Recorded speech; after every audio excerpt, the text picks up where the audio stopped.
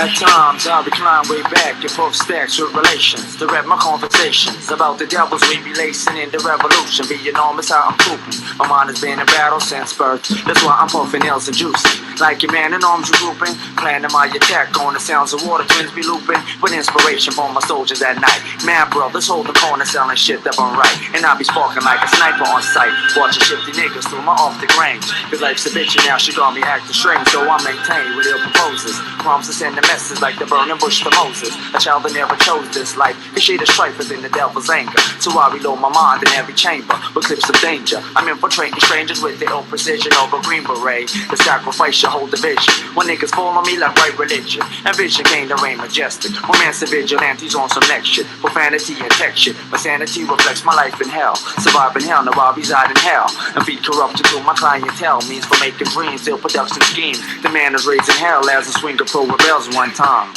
To feel the rain from behind.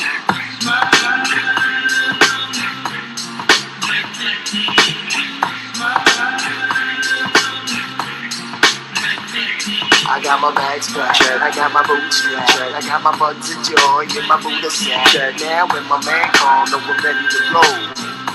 Sounds of war.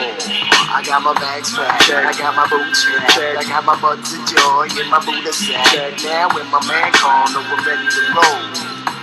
See, at times I might be running like a brother gunning craze with army fatigues, cause every day I'm hunting justice like a cure for AIDS. Swing a spade, rhyme craze. I move strategic lyrics blaze whenever heated on point. Inflaming MCs like joints, a man of actual reactions like I'm packing. State of mind's position like a prison, my soul's attacking. Using the streets as for planes of battle. I'm rounding hostages like cattle and sneak attacking from the shadows to leave you rattled by my militant ways. My murdering phase, assassinating traitors out of habit. My mind is tragic, still in training for this time of raining. I'm talking terrorists, so fuck this waste of time explaining. So I'll attack a red dawn with no time remaining on point. I'm military missionaries, how I vary. My mind is scary, preparation from crime. One time, feel me rain, God, so feel me rain.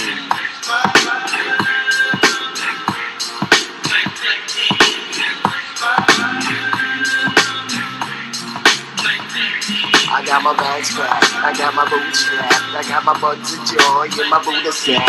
Now when my man called, know we're ready to roll. Sounds of war.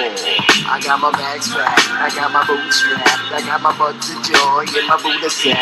Now when my man called, know we're ready to roll. Sounds of war.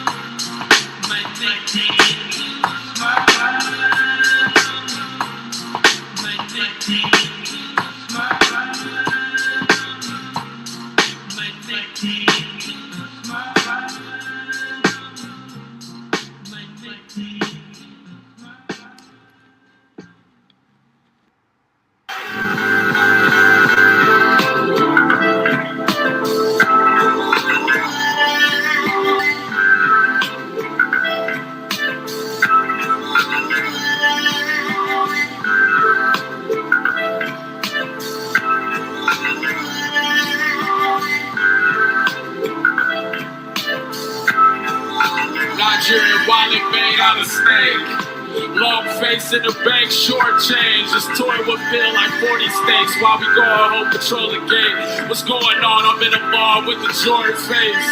High as hell. Keep the Reggie off of 70 and when it came. 10 crazy chain, heavily the blessings came. Might stretch a bit but never came. On the bench, barricades, blood-stained messages I never sent. My brain left, see what's left. On the left, extra sketch when I live, shivering. Erasing what I did, opaque. Be complacent as the wind, my brother like sunrise. We all need you, God's need you. Black Emperor, Dark Legions.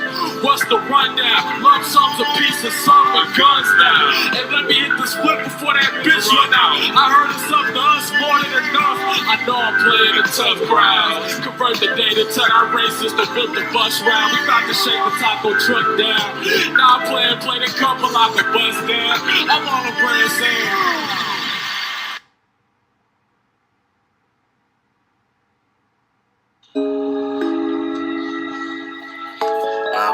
It's gonna be some free nudie type shit. But that nigga out, know what I mean? Welcome home, nigga. Know what I mean? He's one of my, what I know. We like trap music too, nigga.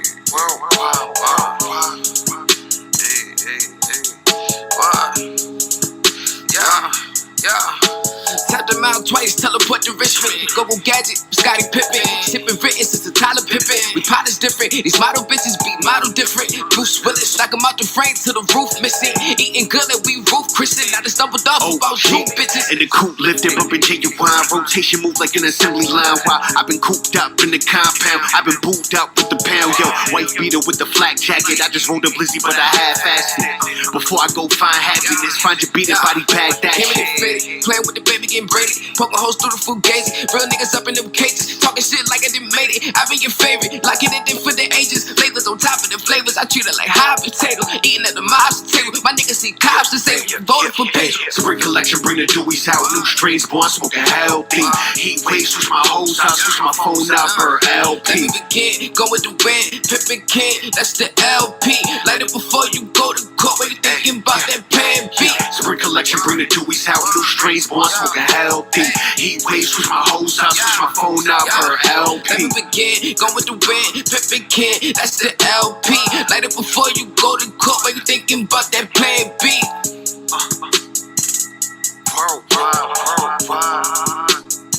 Streets is mine, streets is mine. Cred lock, cred lock.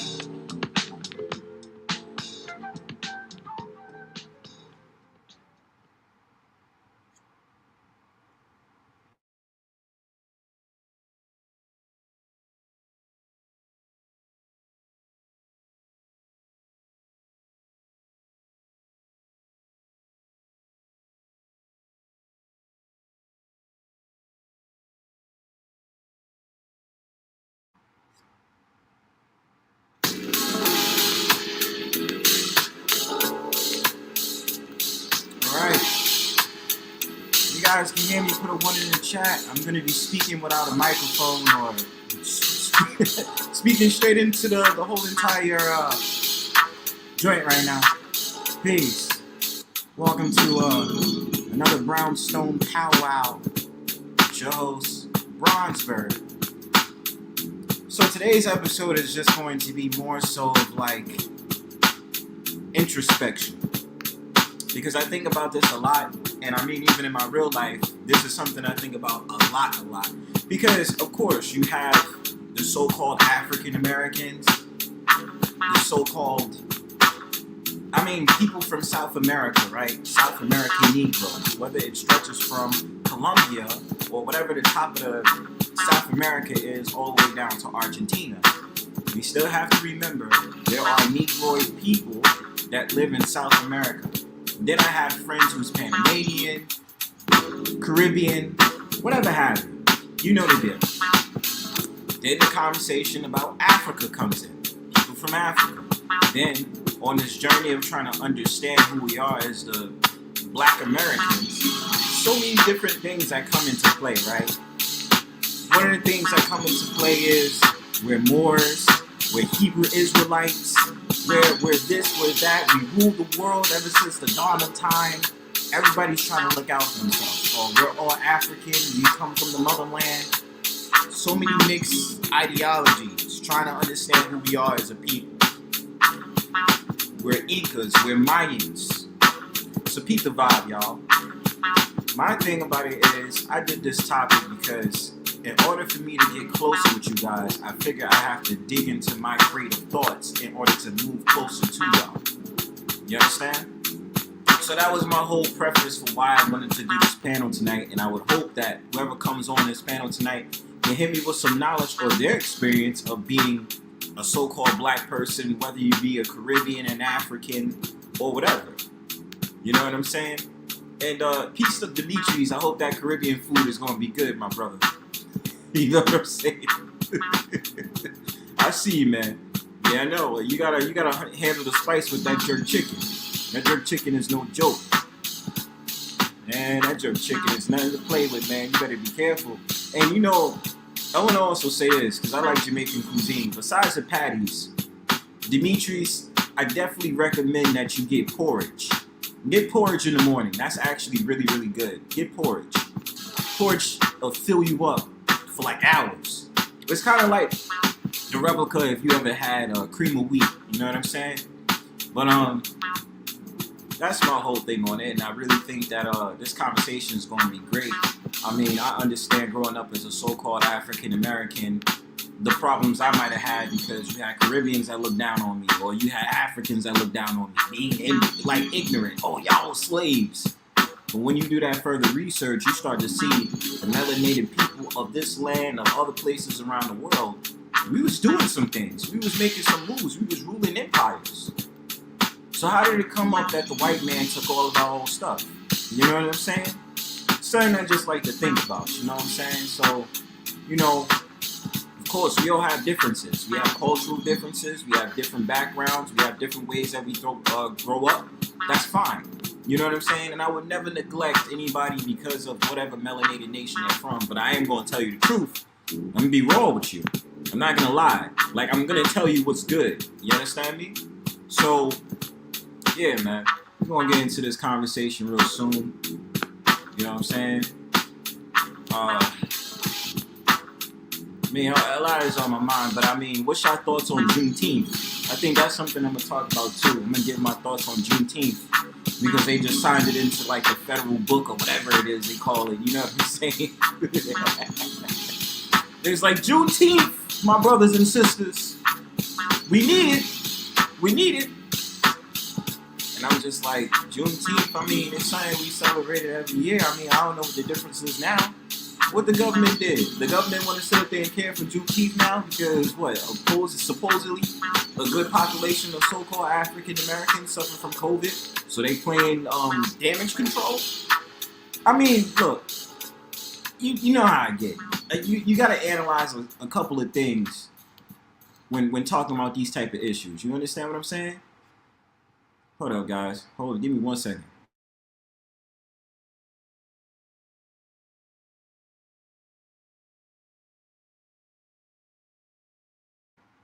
Yeah.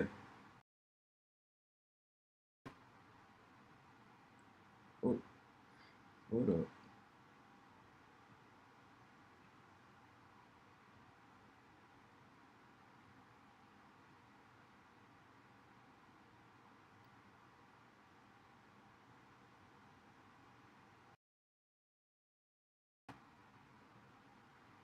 Yeah, still back in the building. Bronzebird, you know what I'm saying? All right, let me read your comment real quick, Demetris. It says, about time. It's not like the day was showing appreciation in mass anyway. And I mean, yeah, because you know, like, peace, Chris G.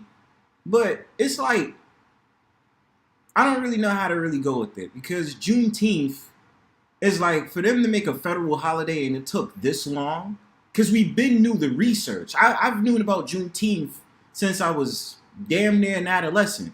You know what I'm saying? So now they want to sign it into the federal bill, be like, yes, Juneteenth. And I don't know if that's a ploy from necessarily Biden, right? I don't know if it's a ploy from him. Because it makes me think, you know what I'm saying? Because I'm just like, Biden and that piece of crap person Kamala Harris have been trying all these different things to appeal to black people. And I sit back and I be like, yeah, we don't want to celebrate y'all holiday. Like, F July 4th, we celebrating Juneteenth. That's when we got free.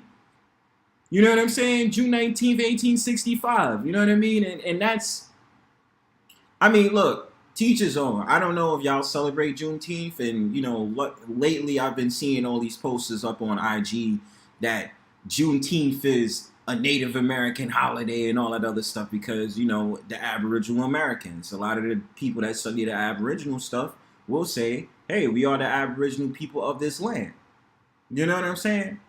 And they feel like Juneteenth is like, yeah, Juneteenth is our holiday. And then, of course, they'll have the research and all these different things to back it up. And I won't deny them or try to make fun of them for having that. You know what I'm saying? I'm just saying in regards to, like, that's what it seems like when I see it. You know what I mean? But I mean, I can't. What's other holidays we could celebrate? I guess as a people, if you really want to celebrate it, you got Juneteenth, and then are they gonna celebrate? Are they gonna put Kwanzaa into the federal bill? Because I don't celebrate Kwanzaa. I don't. Like, you know, my family fake celebrate it, but they don't really celebrate it like they really want to. You know what I'm saying? Because I don't think Kwanzaa is just a concept that comes from Hanukkah, in my honest opinion.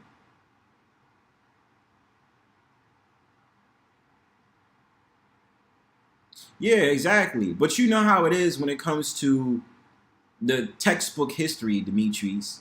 They want to give you that thought process like that's exactly what happened at this time and blah, blah, blah. But then if you really think about the whole entire term of slavery, right? Not even a term, but just slavery for itself, that at the end of the day, like, you were still finding plantations in 2013. Like, they reported that the plantations was, like, found in 2013 and still active, right? Then, besides that, people tend to forget, even though it was set in 1865, does not mean, like, automatically all the slave plantations was let go free that day when it came out. Technology was totally different in the 1800s as compared to now.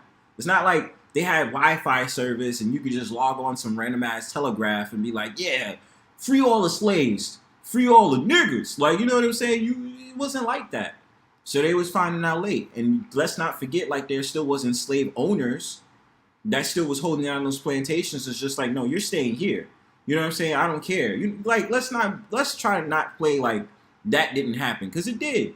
Right? But Juneteenth. My thing about it is, yes, what I'm pretty much gonna see tomorrow is I'm gonna see a lot of Pan-Africanism, a lot of the daishiki wearing and the kufi and the black woman is God. You know what I'm saying? Shit come out. Like, I'm pretty much sure that I'm gonna see that. You know what I'm saying? And I'm just saying that's what I'm gonna see. Then I'm so used to going to places like around the city. And usually they got the vegan food, and, you know, they got that whole Dr. Sebi joint going on, you know what I'm saying? So I'd be seeing that, and I'd just be like, yo, it's crazy. But, you know, that's my thought process on Juneteenth. I just was kind of like, I'm not surprised that they was going to go ahead and make Juneteenth into federal law. Because again, you have to remember, you have our people that's still in that office, right? You still have people that's under the Biden administration, or whether it was Trump, that, you know, that's trying to, you know, be on that woke shit and trying to get, you know, our people to have some more excellence and something and honoring their name and all that other stuff. So they like, yeah, give us a holiday, give it this. Like, same thing that happened with Martin Luther King Day. You know what I'm saying? Martin Luther King Day came up by, like, you know, the 1980s. Took them 20 something years to get that into, like, the federal bill. And just, like, you know, I think they tested it out. Like, it didn't become a holiday until 1986. But they had it, like, around planning in, like, 1982, 1983, I believe. But my point is like, okay, we have these holidays, but what does that say for America as so-called black people? You know, are we moving into a better direction or being held back? You know? Like, the thing that I discuss and that I really try to make clear is that we need a discernible solution. I'm tired of hearing that whole entire feel bad for me because the white man don't like me. We live in a white supremacy world. It is what it is. You do what you have to do and find your freedom and find your throne within the kingdom, even if that means it's a small ass chair or it's an adjustable seat or it's just one of those rock hard benches. You find your ground as a so-called black man. Like, people have to understand we have to compete, as in we have to do what we have to do, and we can do it. We can do it. Us, the so-called black men, can do it. We could definitely put our minds to things and we stop getting involved in all the bullshit and separate from degenerates. We can move somewhere. We can shake and bake. You know what I'm saying? That's what we can do. But my thing is, Juneteenth, I'm just wondering, you have Juneteenth now to appeal to so-called black people, or is this dead ass? Because is it really going to be on some shit like people who's really going to call out of work or say, yes, this is a national holiday, I'm not coming to work Juneteenth, nigga? You know what I'm saying? Celebrating Juneteenth, son. I'm wondering that, you know what I'm saying? But, you know, that's my thought process on Juneteenth. But, you know, going back to what I was saying about, you know, the idea of being a so-called African-American versus being Caribbean or African, I do understand that there are cultural differences. I just think that when you have a term that was popularized by Jesse Jackson in 1988 and then carried through his campaign and then try to convince the Congress to put it, I don't know if it was the Congress, but through Bill Clinton's administration, when they went ahead and put that in the 14th Amendment by 1993, yeah, I feel some type of way about that. I'm not an African. Like, my family lineage, as far as I'm concerned, says nothing about Africans. You understand what I'm saying? Like y'all gotta, you know what I'm saying? Y'all feel what I'm saying? Like, it irks me. Like, I don't have anything against Africans. I don't. Just so we have that understanding, we have that disclaimer. I have nothing against Africans. My problem is we're living in a country where so-called African Americans are confused. Okay? We don't know our lineage. We don't know if we come from Europe, if we come from South America, if we're the Aboriginal people of this land, or if we really did come from Africa. So many debates you'll get in with Pan-Africans, Moors, Nuwapians, and all these different things. We just trying to figure it out. Like, I'm trying to figure it out. I study a bit. You know what I'm saying? I'm gonna study some more because I got some books in planning I gotta read. But yeah, man, like, it's just crazy, man. Let me read your comment real quick, Demetris. I hate the Eurocentric argument, like Caucasians colonized pretty much the whole world, so where would an Afrocentric beauty standard actually be? Good point. I mean, like, I don't know how to really assess that type of talking point. Like, I do, but, like, I'm trying to say it in a way where it makes sense. Like, because I'm going to show y'all something on my screen. I'm going to show y'all something just so I can give y'all an idea about other so-called black people that exist. You know what I'm saying? I'm going to give y'all that, you know what I'm saying, in a minute. But, he says the Afrocentric beauty standard actually be. I can't call it. I'll tell you that, Demetris, I can't call it. Because the thing about it is like, if it's being ruled by a white nation as it stands now, they're going to have their favoritism come first. So European beauty standards, it's like you getting mad at the white man for doing exactly what he has to do. He's a conniving dude. And he's been able to make it seem as if this is how he rolls, and it's just like y'all have to abide by it. But I really feel like it's more so the Western world, the westernization of, it's the Western world. Because I'm pretty sure there's other cultures that stay intact to who they are, or at least try not to become westernized so that they stay there. Even places in Africa still don't abide by, like, Western standards, unless it's like Nigeria or like, very developed countries in Africa. You know what I'm saying? I mean, Europe is pretty much finished. You know what I'm saying? Like, that's why I can't really talk for Europe. Europe is basically finished. But, places in Africa, they don't allow that shit. They're like, nah, we don't do that. Unless it's like South Africa, Nigeria, Ghana, you know what I'm saying? A couple of other places, you know what I mean? But upon learning that, they they still outlaw a lot of things. And then when it comes to Jamaica, I was thinking about Jamaica too while we're on the topic about the beauty standard or just westernization in general. Jamaica has always had this reputation like we don't play, but I start to see how westernized they start to become, because you have those activists out there now that's talking about we have to stand up for trans rights, and why is the government killing gay people and this, that, and the third, and blah, blah, blah. You know what I'm saying? A lot of things in Jamaica, I feel like they're changing up. And then, obviously right now we have to deal with the idea of the Chinese takeover. And I just have a feeling the white man ain't going to be ruling no more. Like, it's probably going to be the Chinaman. And the Chinaman is more high-tech and is smarter than the so-called white man. The so-called white man knows how to destroy, steal ideas from the original people, right? And be able to take over the way that he does. Now, the Chinaman is different. He's thinking 2030, 2100, 2500, the next on years that come on down. You know what I'm saying? He's thinking like that. The 5G technology, facial recognition, and all these different things out there. The Chinaman is sitting up there investing in infrastructures around the world right now. You understand what I'm saying? He's focused on that right now. So it's like America's losing their power, right? America's definitely losing their power. I don't care what nobody says. It's true, okay? And it's like what I see right now, like, for example, in Cuba, they just started sitting up there getting infrastructure and with infrastructure loans from the Chinese. Now they're building railroads out there. Their roads is being built and all these different things. I wouldn't be surprised if China starts to take more seed and to go into South America. It's the same exact thing. I think and then what they'll probably do is, because I think Venezuela had a problem when it came to their economics, the value of their dollar went down in Venezuela, if I'm not mistaken. China's going to figure out a way to be like, hey, look, listen, you're having trouble right now. We can help you. But if we give you this money, pay us back this, that, and the third, and blah, blah, blah. Stay in debt. Just like the over something $1 trillion deficit here in America. You understand? And in Africa, you know how that is. In Africa, I don't know if it's multitude of countries, but it's a good amount of like people I've spoke to from Africa that told me like their tribe like was like, nah, we not dealing with you and blah, blah, blah, and all this other stuff. And, they went ahead and went to the Chinaman because the Chinaman had the money and the resources. And then you see all these African women that start flocking to these Chinese men.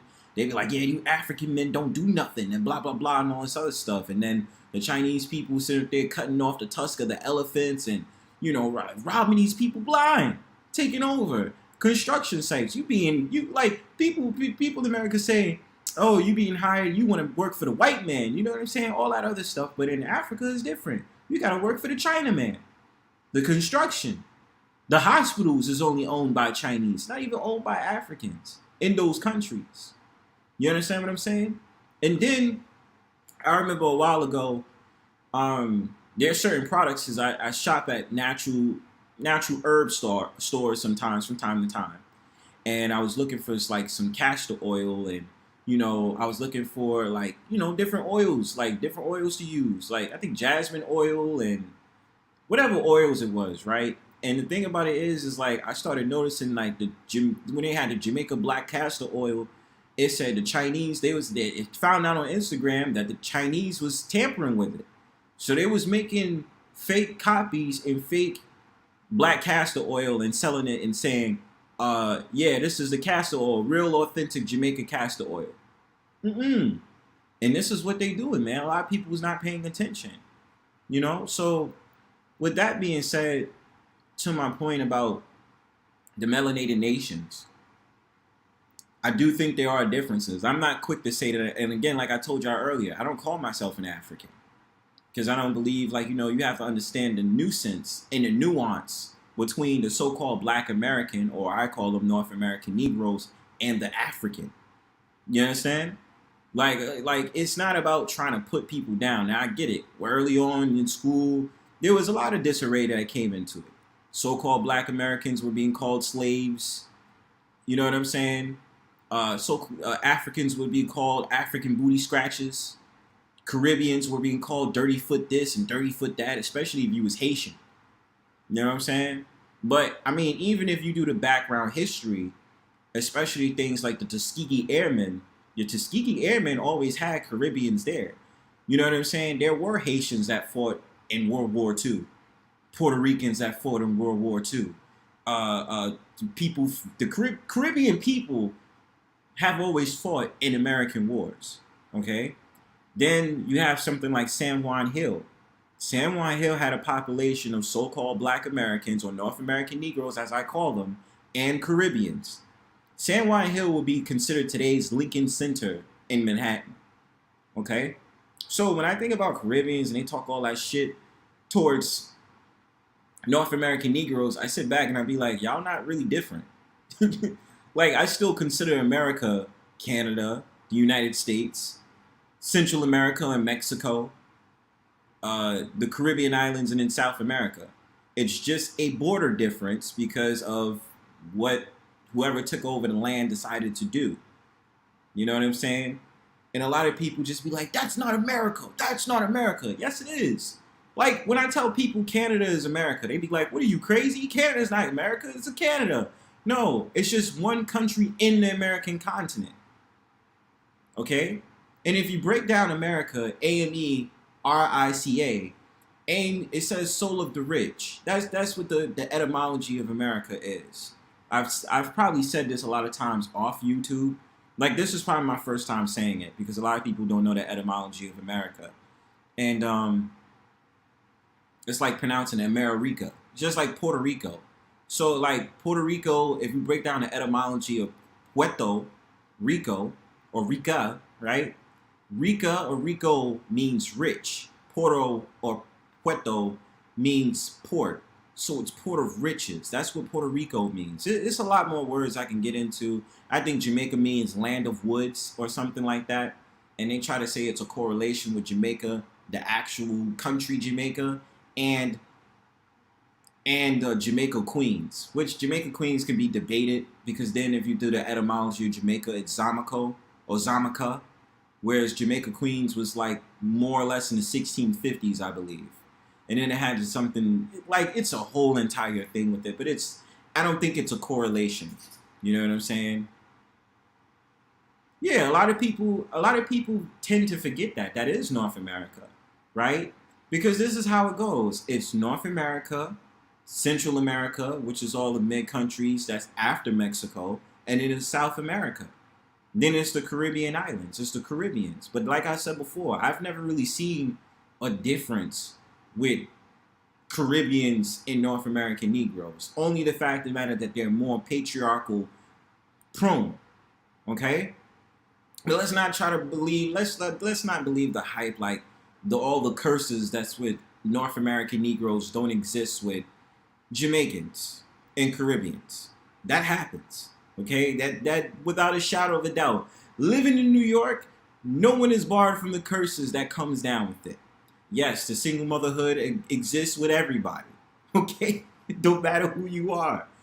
The thug culture and the gang culture exists with everybody. Especially if you're talking about Jamaicans, they had the movie back in 2002 called Shotters. Okay? Joel Santana did a song called Shotters. Okay? That's who comes on the top of the head. But going back to my point, even with the drug culture in the 1980s, when crack was a big thing, Guess who was out there selling drugs with the North American Negroes? Jamaicans. Okay? So everybody has their own thing. And I think I'm going to try to find something a little bit on, because I found this very interesting. Like this whole entire thing with Ghana, they created some type of United States of Ghana. I can't really pinpoint it. I don't know if you guys seen the video. I think it was on Vice. But I found it interesting. I'm like, wow, that's really crazy. Like they created their own little United States of Ghana, some craziness like that. But I just thought about it and I was just like, it's crazy. So let me share my screen with you guys real quick.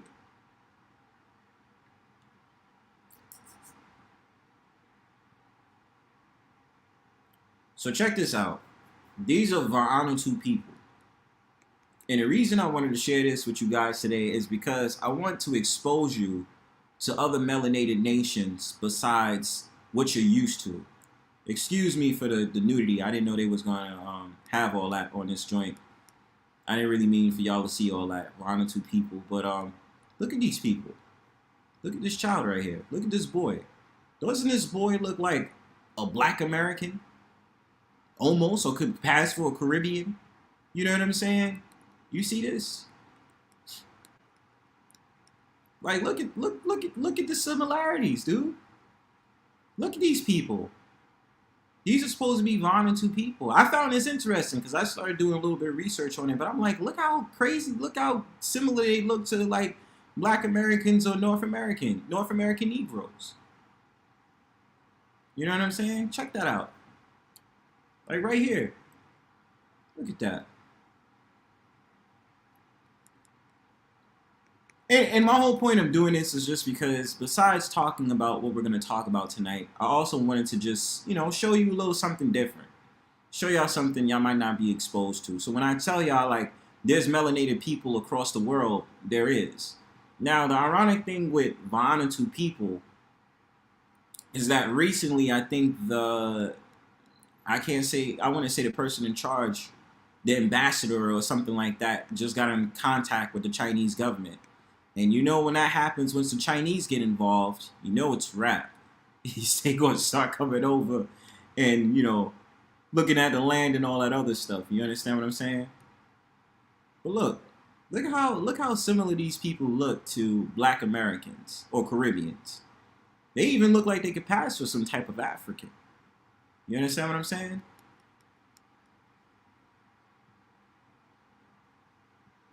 But I just wanted to show you that real quick. And I'm going to show you something else too. I wanted to show you something else, like the Jaguar Indians. Like I had a conversation with somebody about that before too. Check this out.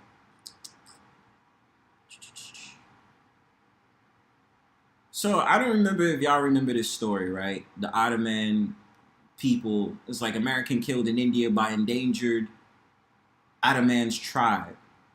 Remember this story came out a long time ago, and I'll tell you why I like this story. I mean, it's messed up that he had to die, but this reminds me of like how you had those people, like the Dutch, the French, you know, the British that came into the foreign lands and, you know, started taking over property and tried to play all nice and sweet and conversions, like, you know what I'm saying? It's history repeating itself. But just to show you, look, you can't get close to these people. Look exactly at what they have. They have a damn arrow they're going to spike at that goddamn plane. They're not playing. So look at this. An American man has been killed by an endangered tribe in India's Andaman and Nicobar Islands. Fishermen who took the man to North Sentinel Island say tribespeople shot him with arrows and left his body on the beach. He has been identified as John Allen Chow, a 27-year-old from Alabama. Contact with the endangered Ottoman tribes living in isolation from the world is illegal because of the risk of them from outside disease. Estimates say the Sentinelese who are totally cut off from civilization number only between 50 and 150. 7 fishermen have been arrested for illegally ferrying the American to the island, police say. And this is ironic point about them. Local media have reported that Chow may have wanted to meet the tribe to preach Christianity to them. That's what I'm saying, that conversion crap. You can't do that with other people. But on social media, the young man presented himself as a keen traveler and adventurer. Police said Chow had previously visited North Sentinel Island for about 4 or 5 times with the help of local fishermen. Journalist Sabir Bahumik, who has been covering the islands for years, told BBC Hindi, the number of people belonging to the Sentinelese tribe is so low they don't even understand how to use money. It's in fact illegal to have any sort of contact with them. In 2017, the Indian government also said taking pictures, photographs, or making videos of the Aboriginal Andaman tribes would be punishable with imprisonment up to 3 years. The AFP news agency quoted a source as saying the child had tried and failed to reach the island on 14th November, but then he tried again 2 days later. He was attacked by arrows and he continued walking. The fishermen saw the tribals tying a rope around his neck and dragging his body. They were scared and fled, the reporter added. Chow's body was spotted on 20th November. According to the Hindustan Times, his remains have yet to be recovered. It is a difficult case for the police, says Bahamic. You can't even arrest the Sentinelese. 2 Indian fishermen fishing illegally off North Sentinel Islands were also killed by the tribe in 2006. Yep, that's what it was about, man. And y'all still rocking with me? Hold up. I got y'all in a second. I can't even see. Oh, okay, I got you, bro. Don't worry about it.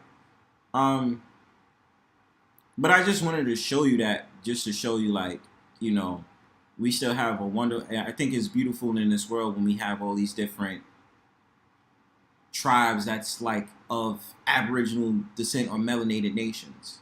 So, you know, that's my whole thing. All right, we're gonna take a intermission real quick, and then I'm gonna show you some videos and then pull up on the panel. You know what I'm saying? So let's do it, man. I'm gonna come right back. I'm gonna be right back.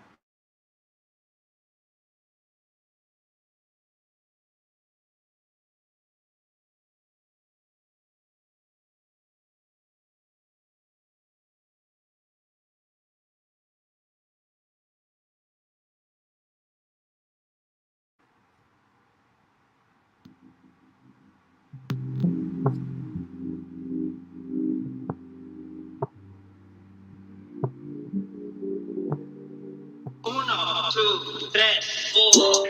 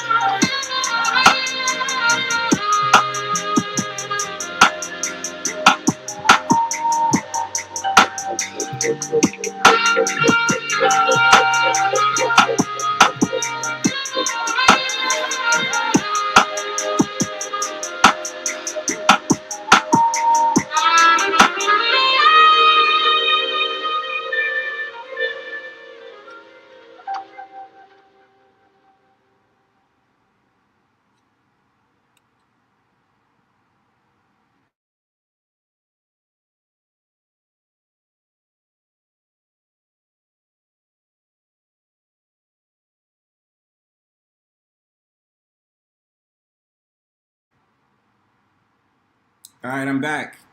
So, all right, I'm glad I got it because I was thinking about it. I was like, I'm not saying what I want to say, but I'm gonna say it.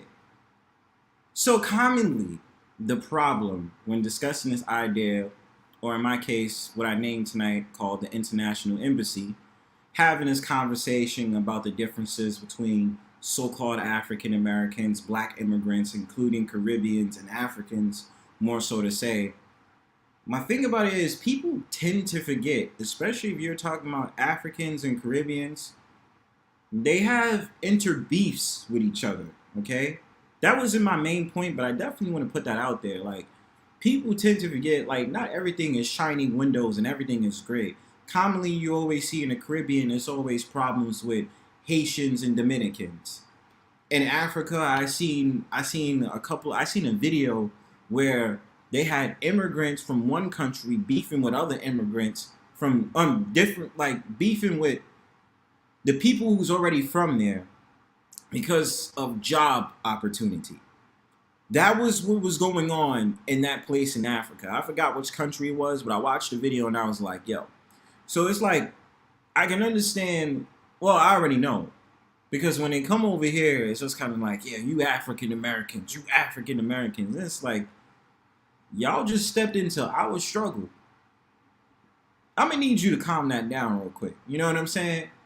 And a lot of people don't have that understanding. And it comes into that whole conversation about, oh, well, y'all sold us into slavery and all these different things. So basically, that was my whole entire point of like just trying to have this conversation.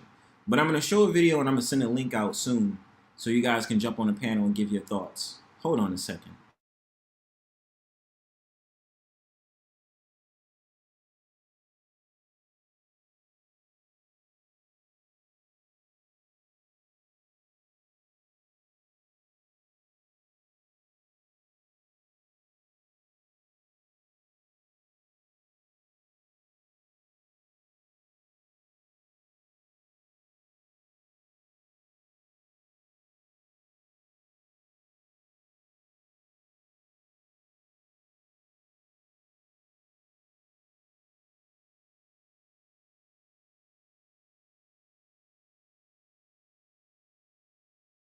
Alright, this is the only problem. I thought that I was going to have the video loaded. Whatever. I'm going to drop the link if anybody wants to come up. Give me 1 second. I'm going to share.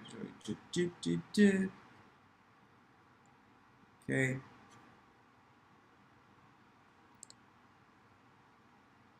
Link is right there if anybody wants to come up and have a subtle conversation about it. You know what I'm saying? I didn't find the video for it. I thought I had it, but I don't have the video for it.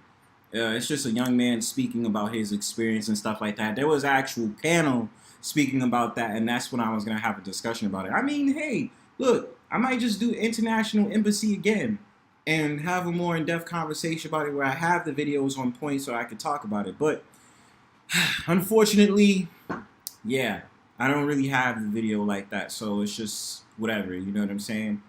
But, yeah. I think I'm done talking. I don't really have a lot of words. I'll probably do a part 2 to the International Embassy to have a conversation about it. But I just think it's interesting having these conversations and things like that. So that's about it. If anybody wants to jump in, the link is right there. I'm gonna play some more songs and then, you know, that'll be that. So give me a second.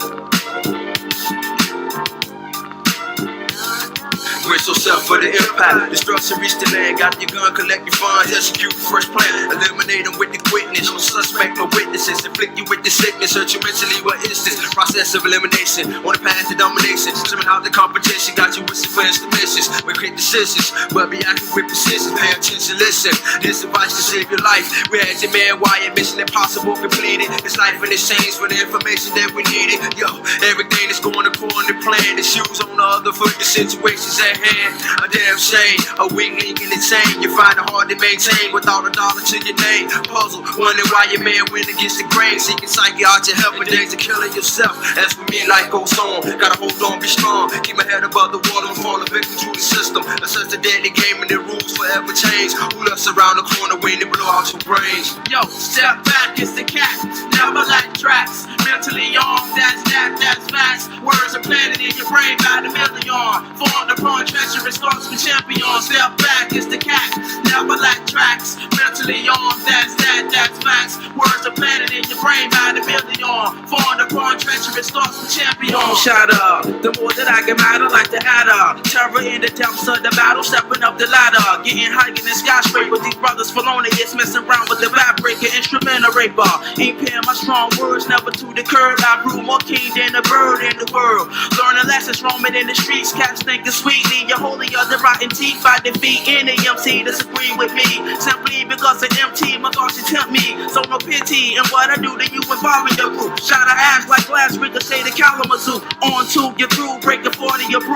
Pumps ahead and cripple who they get involved with you. They get involved with you. Take two or more of your boys. Breaking off a parallel to control the main source of my power. Devour microphones like a virgin. Mental depths, severe amounts of servant of the servant. Lyrical warfare, still a big technician. No competition. Stepping the realm, said I'm assistant. Pass the mic so I can get a taste of the track and take it back like Cadillacs to the updated axis. Kind of fat. Relax and let your actions flow free. Leave it up to me to make you groove totally SME.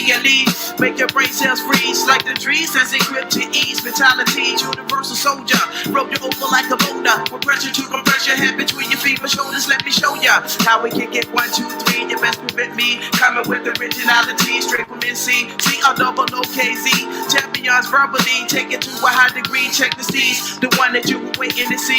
Properly loaded and waiting for World War III. Mentally, I sprouted from a seed like a flower. Formulate bricks and steady building by the hour. Official member of the Crookz champions, and you don't want none of the dark skinned ones, so walk away. Cause one don't scare the devil there. Prepare yourself for physical and mental warfare. Yo, step back, it's the cat. Never like tracks. Mentally armed, that's facts. Words are planted in your brain by the million. Formed upon treacherous thoughts with champions. Step back, it's the cat. Never like tracks. Mentally armed, that's facts. Words are planted in your brain by the million. Formed upon treacherous thoughts with champions.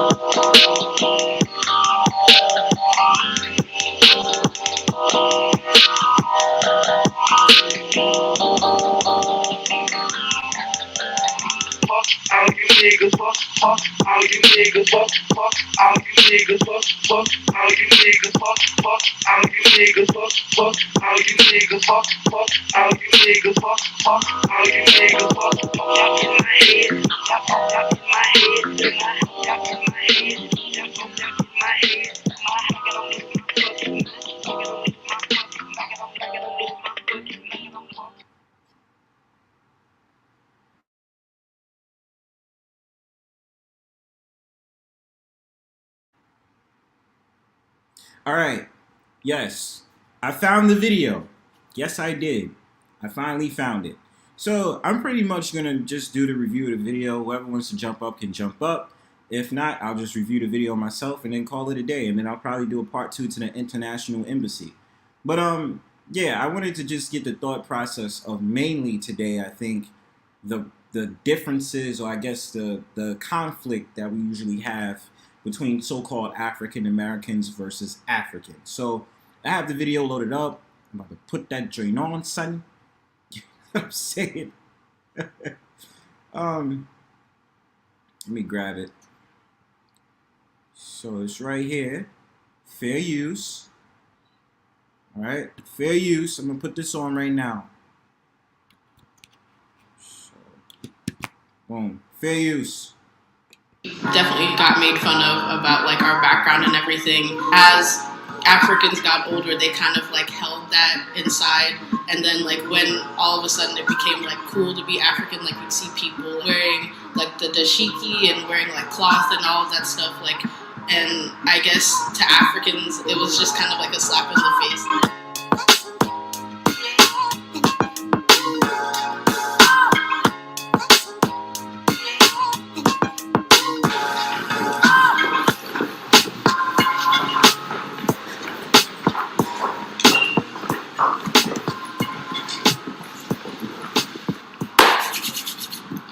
All right, welcome to the episode of the Lemon Squeeze. How are y'all feeling? Y'all feeling good? Shout out to Lemon Squeeze real quick, know what I'm saying? On this beautiful Sunday night or morning or afternoon. But so in this episode we will be discussing the disconnect between African Americans and African culture. But before that, I will go around and introduce yourselves. So just say your name and what you identify racially. So we'll start with Taco. Go ahead. Okay, my name is Taco Shamet and I'm an African American. My name is Marielle. I identify as both African and African American. My name is Ya. I identify as Ghanaian and Black. My name is Rama. I identify as Sierra Leonean. My name is Josh. I identify as Nigerian American. Wait a minute, you said race? Yeah. African American. My name is Armand and I identify as Black American. I'm Kanade and I identify as African American. And I'm Oscar and I identify as African American. And before they continue, this is a thing that is a nuisance, right?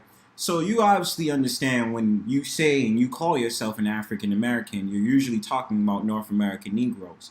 But I always say, even outside this conversation, when it comes to having conversations about you actually being African, then it's like calling yourself an African American would be appropriate, but even Africans themselves don't call themselves African American. What they'll call themselves is whatever country they're from, then American.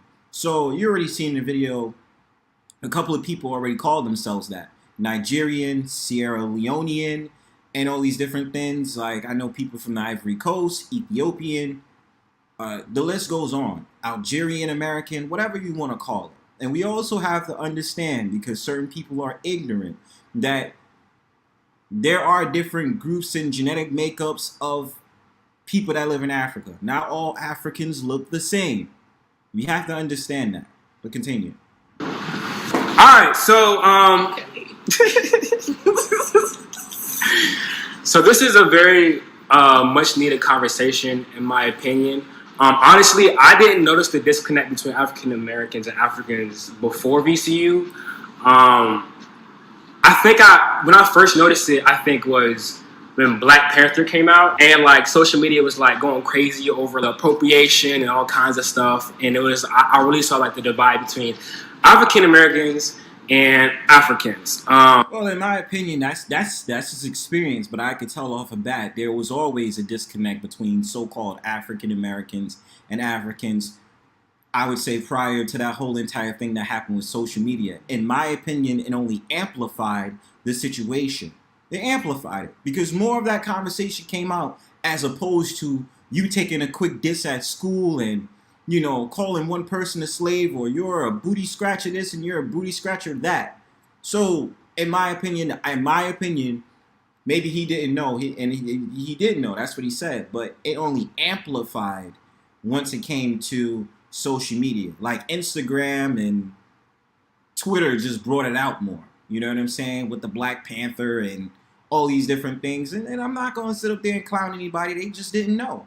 They just didn't know. But I know from experience, understanding it for what it was, it's always been like that. And I guess because I'm from the city where there's all these different cultures, I was able to adapt to understanding exactly what it was way before, you know, all these different things happened. But continue. So I think that's when I noticed it.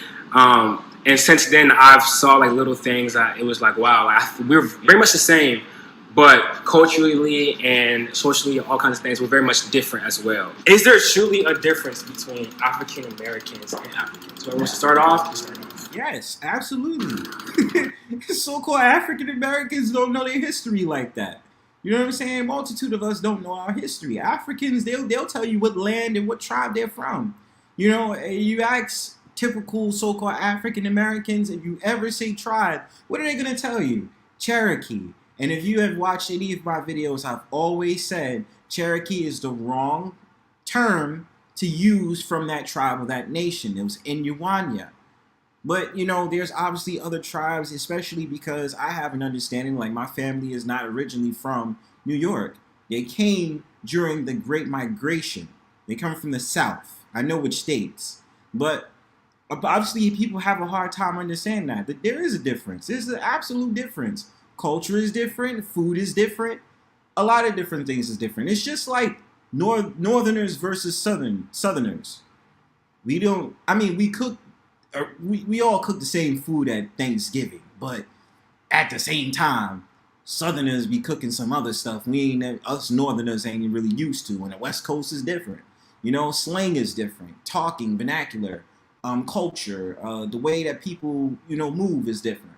So even on that odds, you can still see there's differences within that, and then you have to take into account Caribbean, Central Americans, and South Americans. But yes, I do see a difference. I don't think there's really a difference in terms of like the people. It's just really more like how we carry ourselves. I feel like African people, just because of how we're like brought up, are more like reserved and more kind of like apprehensive with how we do stuff. But African American people are kind of more like go all the way out, and if I see it, I'm going to do it. Or if it's something I think I can do, something I put my mind to, I can do it. Whereas African people are going to kind of more like reserved or holding back a little bit.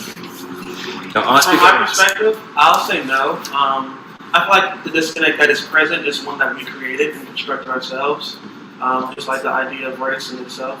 We live uncomfortably when we don't have standards, when we don't have labels.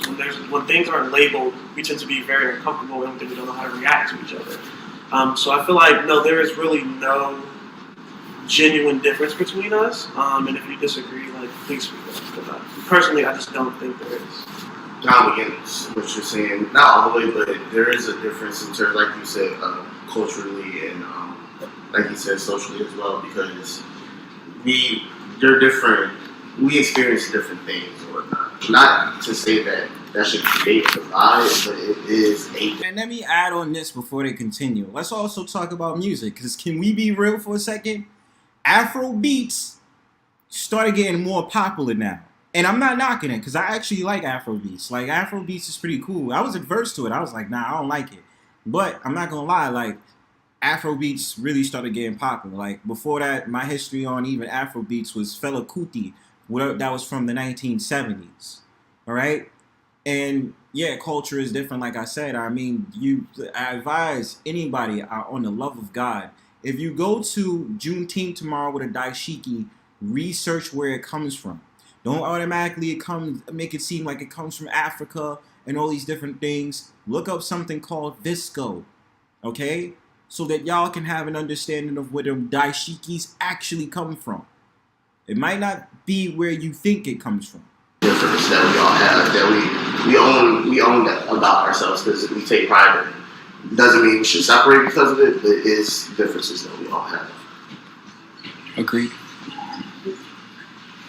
I would say it's more of like, I think there's a difference in how we're all brought up. So like African people, the way, just from like seeing my African American friends whose parents aren't from Africa, the way like my parents raised us and the way their parents raised them, it's like clearly different. So in terms of like personal values and values of like how you should treat like people in authority and like just people your age, there's like clear differences in what's expected. I just think it's like really interesting to like all of us have. Which can go into the idea of what I mentioned, the idea about patriarchy versus matriarchy. We have the understanding that when it comes to primarily so-called African Americans, it is drive to put the woman first. But when it comes to the African culture, as far as I'm concerned, the father comes first. Use the word different instead of not the same. I feel like the word different is kind of one of the factors that has created this divide that we constructed. Is like that word different. But it is different. Why is that? The thing I don't understand, what I guess is dude Oscar is saying, there is a difference. There's nothing wrong with being different. You know what I'm saying? But the thing about it is people have to understand, cultures come with opposition and a divide anyway. Just like the guy that I know that comes on the panel, he's Haitian, right? Shout out to Wacky, he's Haitian, just to use him for example. He speaks in the language that's from Haiti.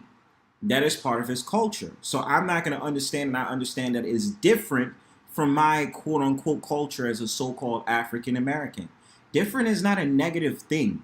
Different can actually be a good thing. It's just understanding the differences between people.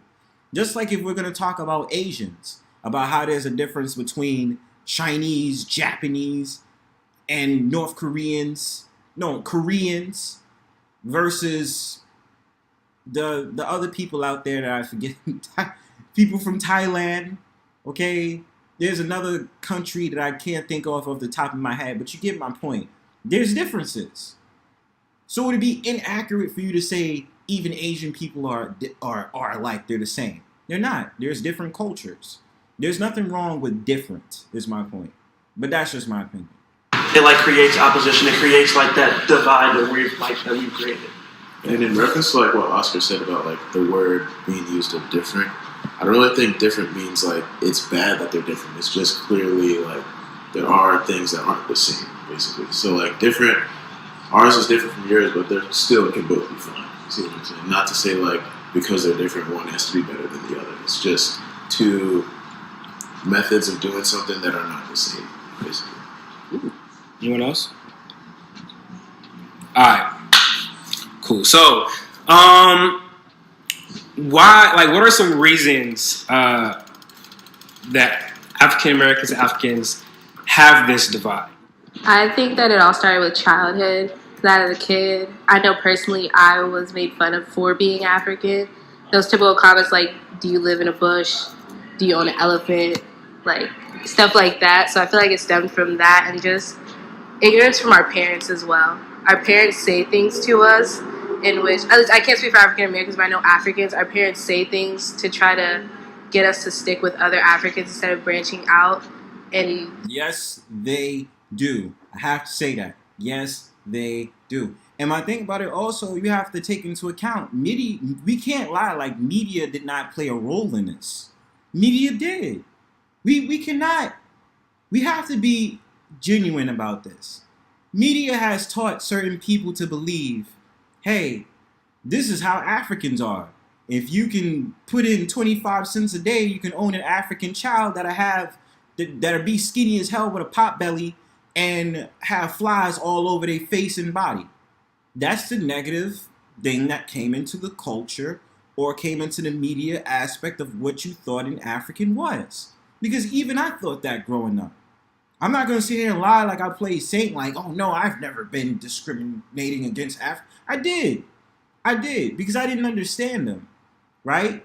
I didn't understand anything about them. But then we have to also talk about cultural appropriation, which is something I'll talk about later.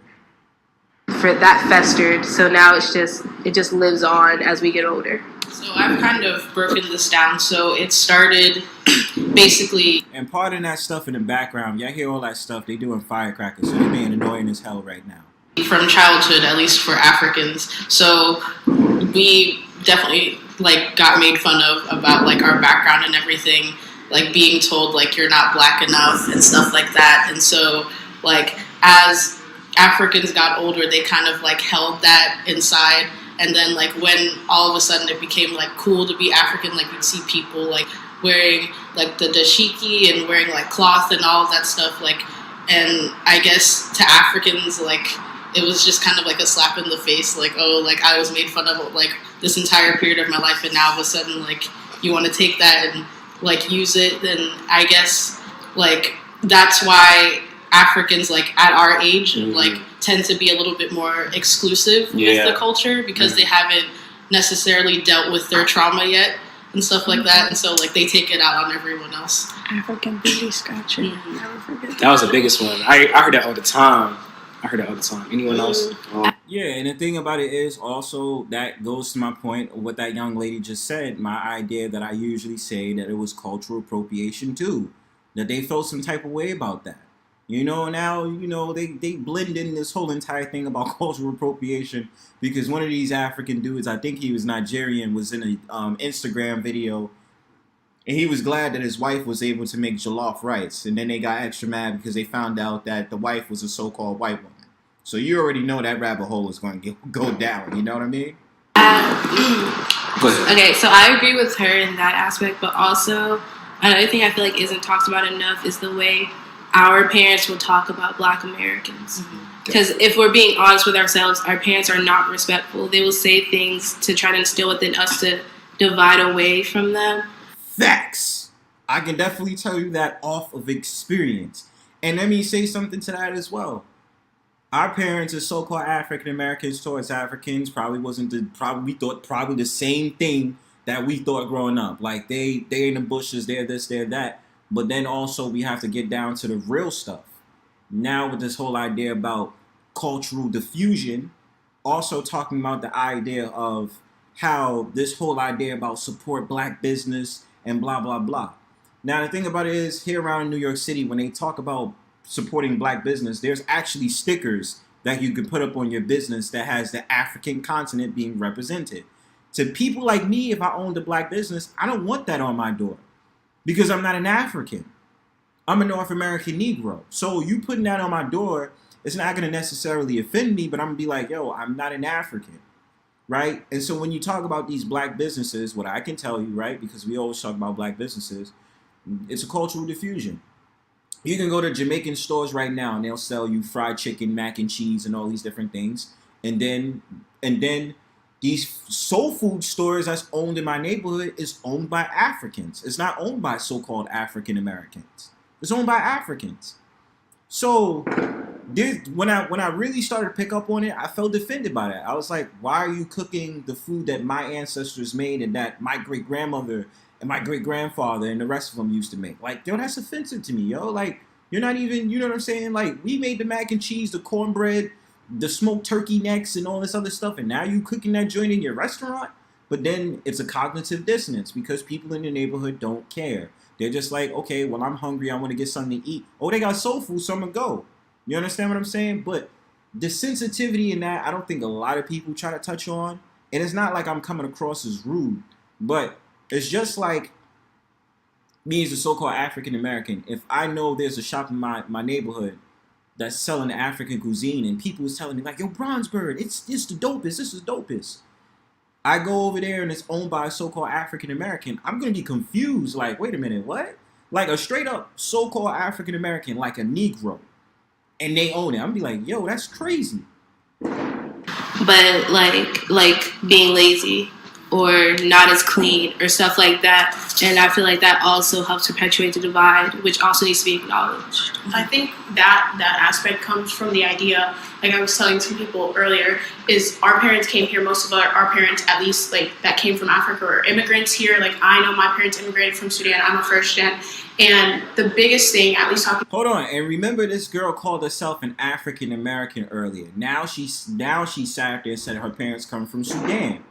Remember what I said earlier? See how confusing it is? Because now when it's an actual African calling themselves an African American, now you're not going to look at them like, oh, you're a purebred North American Negro, no thanks to Jesse Jackson. You're going to be like, okay, you're an African living in America.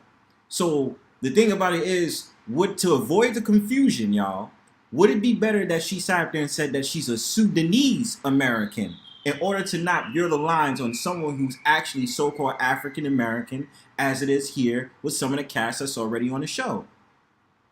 Like that is like that concept of assimilation, which we don't talk about when we talk about Black Americans in general, whether they be African, Caribbean, or just born in the country, is you do have to assimilate into white America's stereotypes, regardless of whether or not you want to. And I think something that a lot of African people, especially our parents, did when they first came here was, you see on the TV that white Americans, you see they're portraying Black people as drug dealers, they're portraying them as criminals, as people that are dangerous, right? And our parents don't want to be portrayed as that, so therefore they're going to continue portraying Black Americans in that same way, because it's easier to say, okay, that's not me, I'm not a part of that little group, that's them, my people, my African people, you have these morals, we care about ourselves. Like she was saying, you know, we're not lazy, we're not dirty, our parents stick around, all that stuff, which I think is a negative stereotype that we're placing onto Black Americans, and all we're doing is just pushing this white narrative through, and that's what the divide does, in my opinion, is it just pushes this white narrative through for white America. I just never understood that concept as a whole.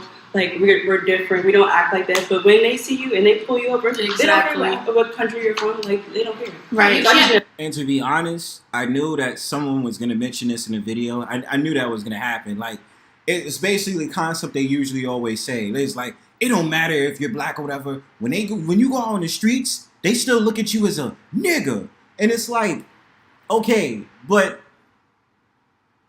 I can't even get mad at that thought. But then it's just like, sometimes it's just like, you cannot erase my experience and what is it that I had to go through as an American-born Negro, a North American Negro. That's why y'all hear me and I don't call myself an African American. I say, yo, I'm a North American Negro. But the point is, when we have those conversations, oh, it don't matter because as soon as you walk out on the streets, they just think you're Black. No, I'm pretty sure sometimes they're able to differentiate what is an African and what is a so-called African American. They would have more problems if you were a so-called African American matched up with someone who's probably Caribbean or from Central America or South America. Because some of my friends that will tell me that they're Panamanian or they're Belizean or they're from Colombia or this, that, and they're Nicaraguan and they're a Negro, I'd be like, whoa, I never even knew that. You got me. I didn't know that, bro. Teach his own, though. Never understood that. You can't see an African, like if me and you were walking on the street, I can't say like, oh, I'm African, she's Black. Nobody knows the difference. Yeah. Me and you might know the difference. No. Certain people do know the difference. You know what I'm saying? Because let's be real. That, I don't know if it's a hijab, but that clothing that she's wearing on her head, it's not typical that you're going to see so-called African Americans wear that unless they're involved in the Muslim culture. And even if they're involved in the Muslim culture, I don't usually see so-called African Americans wearing things like that. Like sometimes you can point out the differences between a so-called African American and an African. Caribbeans is a little bit more loose-ended. I don't think you can really tell a difference with Caribbeans.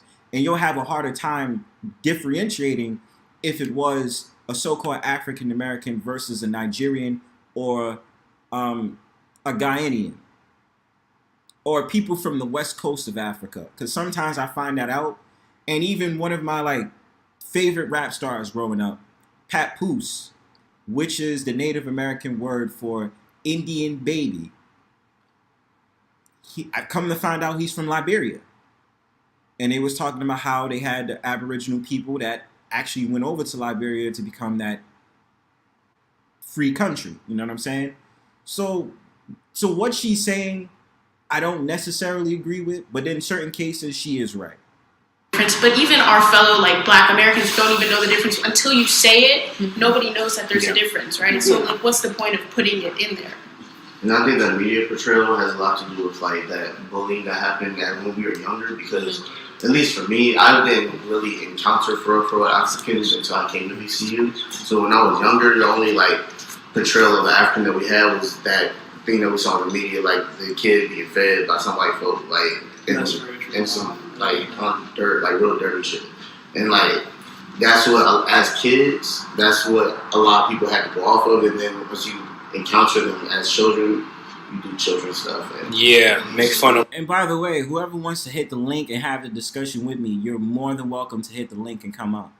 And do all that. And also to touch on the like as we were getting older, like the feeling of, because people are trying to like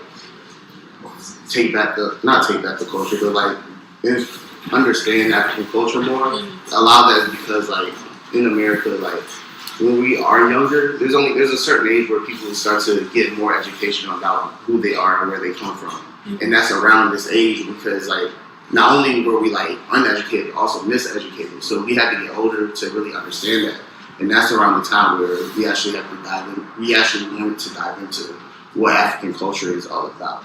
But this is the thing, though. A lot of people make this very big mistake, especially Pan-Africans. A lot of people don't realize that even at the end of the day, your own people is miseducating you too, and they've been doing it for the last 70 to 80 years. Okay, I'm not doing this to get at people and get at people. I'm telling you this because they want you to think that everything is just Africa. And I'm like, okay, you can tell me African history, but also tell me European history. Also tell me American history. And I'm not talking about American history like just all the presidents before Joe Biden type of history. No, tell me about America before these people got here, okay? That's what I mean when it comes to the type of education. You're probably gearing to the fact of the matter that there probably were brown-skinned people before Columbus came, or before the people from the 1620s came, or 1492, 1600s, 1700s, 1800s. You know what I mean. And a lot of that happened for me, at least, especially like once I got to VC, when I actually was around a lot of Africans, was in college. But that's when I felt like it was like. All right, Demetris, what's going on, man? Welcome to the panel. What's up? What's going on? What you think so far, man?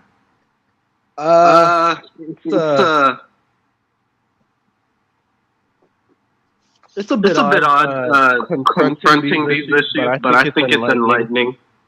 Okay, cool. Good. So I'm gonna play the video some more, and if you need me to stop it, just let me know. All right. Okay, cool. There was a lot of pushback for trying to do that. So me personally, that's why I'm watching. Go ahead. I think it comes from mutual respect. Like, you're not going to respect someone who doesn't respect you. Okay?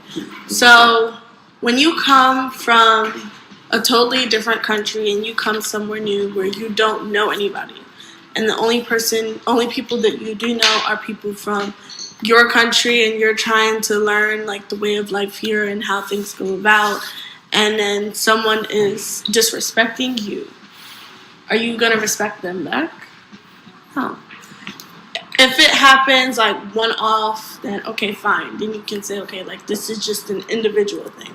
But if it has happened to you multiple times, that it's like, okay, now at this point, I'm just going to assume that they're all like this. So I haven't really gotten the chance to understand and see how these people are. So, but from the few people or a couple people I've interacted, this is my conclusion. So I think that's kind of how it started. Like Tago said, with our parents. So when my parents came to this country, they weren't as young as Tago's parents. And then my parents travel often. So they... Hold up. But, all right, P-Sheet. But I'm gonna say this one thing. Obviously, when it comes to that, it's kind of like when you come into like the new place dynamic. Obviously, you're gonna try to find people who's more relatable to you in order to establish a friendship, and then of course the stereotypes is gonna come in because those people don't know you. So obviously, I get that. I understand that's gonna happen naturally. It's just like if I go to an Afro punk festival and I don't know nobody there, but if there's people out there that's saying, yo, we're the so-called African Americans, I'm gonna lean them chilling with them and then try to figure out everybody else at the party because those are the people who's more associated with me and I know more. You know what I'm saying? P, what's going on? What's on your mind, man? Not much, man. Alright, cool. Echo. What you think so far? But I think so far, mainly, you know, the back and forth. I mean, it's real. Do you hear the echo? No. Is that me echoing? Hold on. Yes, Let me go on mute. Okay. Yeah, it's cool now. I don't hear it. But yeah, you know, when it come down to it, man, it's crazy because even if you're not from another country, you're being defined by how dark your skin is, you know, and even with the people who are foreign, you know, I know chicks that was Jamaican, the way she talked, you know, dudes that were Haiti, you know, came from Haiti, the way they talk, you know, it played a part, you know, and kids are cruel and adults never forget that stuff. So as they grow up, you know, sometimes, you know, when you get to be in high school, going into adult, going to college, the disses, the joning and all that, it gets very few, but you still get those little what is it called? Snobby remarks and underhand, you know, slick jokes about certain things, you know. Because I think it was I don't know if I just heard it on your channel or somebody else was talking. I think it was on your. I just heard earlier when they was talking about the people who are Indian, and you get the thing where an Indian person is a scammer, you know, all this stuff that does telemarketing. So you get that kind of reference to, you know, all people who are from here do this. All people from here do this. You know, that's like the hood terms. You know, people from the hood drink Kool-Aid. Because I think it was a reference when I was listening to another channel. There was a lady and a gentleman. They were getting into an argument, and the guy was, you know, referencing that she drinks tea and eat crumpets, and the lady was like, "Well, you go ahead." No, I was saying I agree with you. Yeah, I know what you're talking about. Yeah, and so the lady, she was like, "Yeah, you drink Kool-Aid." She's like, "Yeah, you drink Kool-Aid. You from the hood. You drink Kool-Aid." And I was like, "Wow, like, you know, you drink orange or what, grape soda? That's the thing for black people.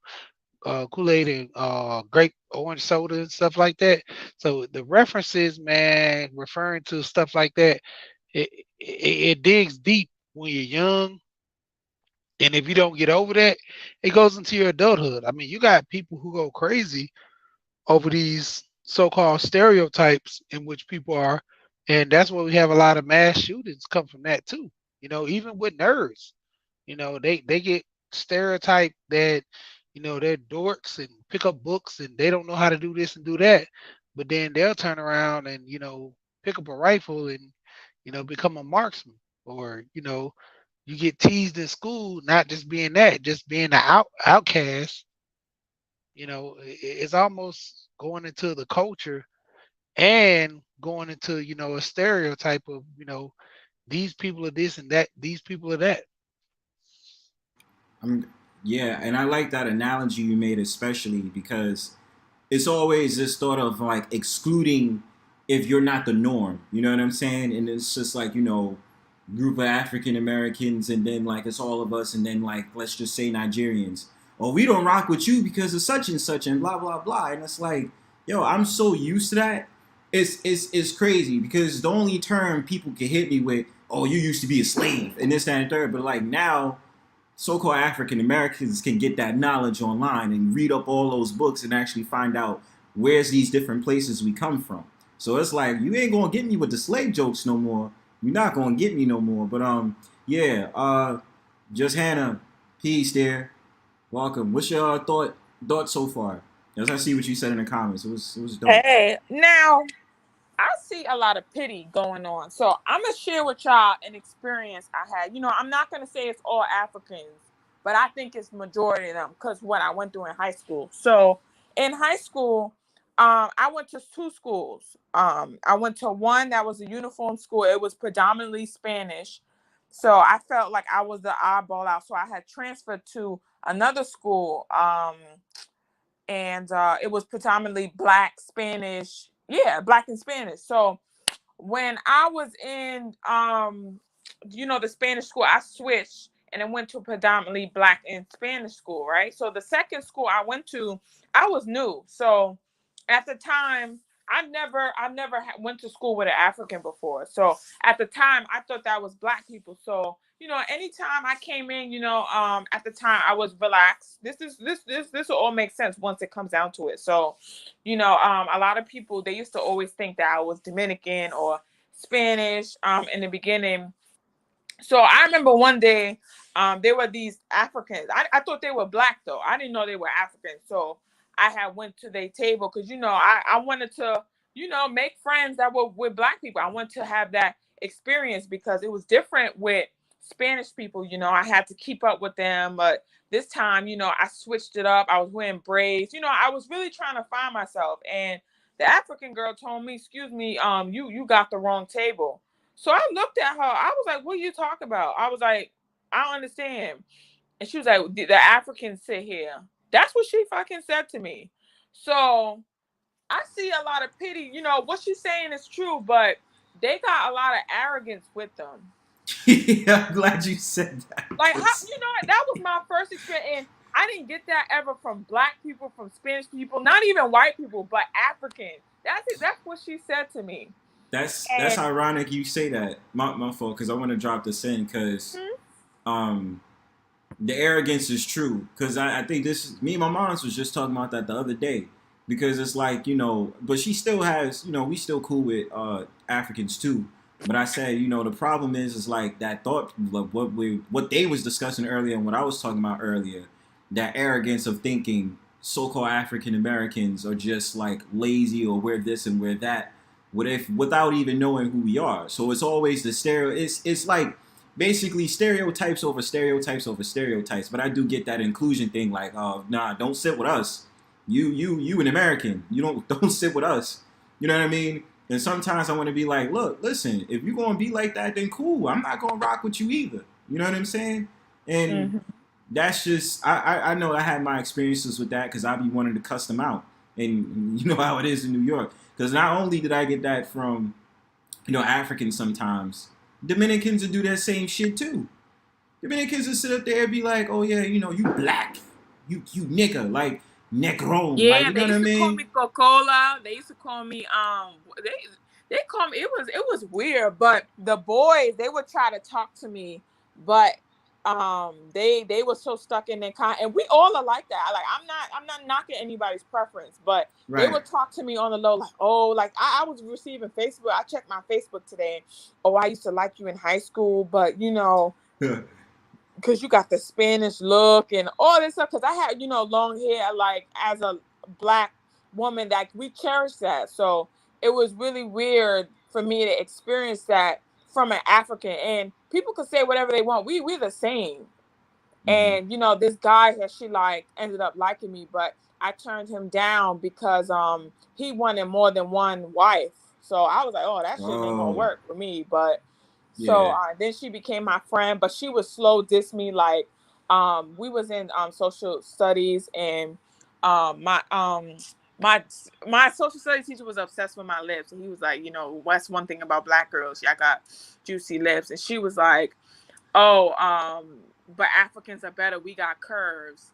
I was just like, that was just jealous. That was jealousy. That was jealousy. Crazy. That's why I was just like, oh, okay. Like, I was just regular, but I see where she coming from. Everybody experienced that. Even Mexicans experience that. Look at the rep that they get. But they don't be walking. They hardworking people. They don't go around saying, "Oh, you Mexican, you can't sit here." No, it's not like that. Even look at the rap industry. Cat G, he's a Mexican rap artist, and he's welcomed by everybody.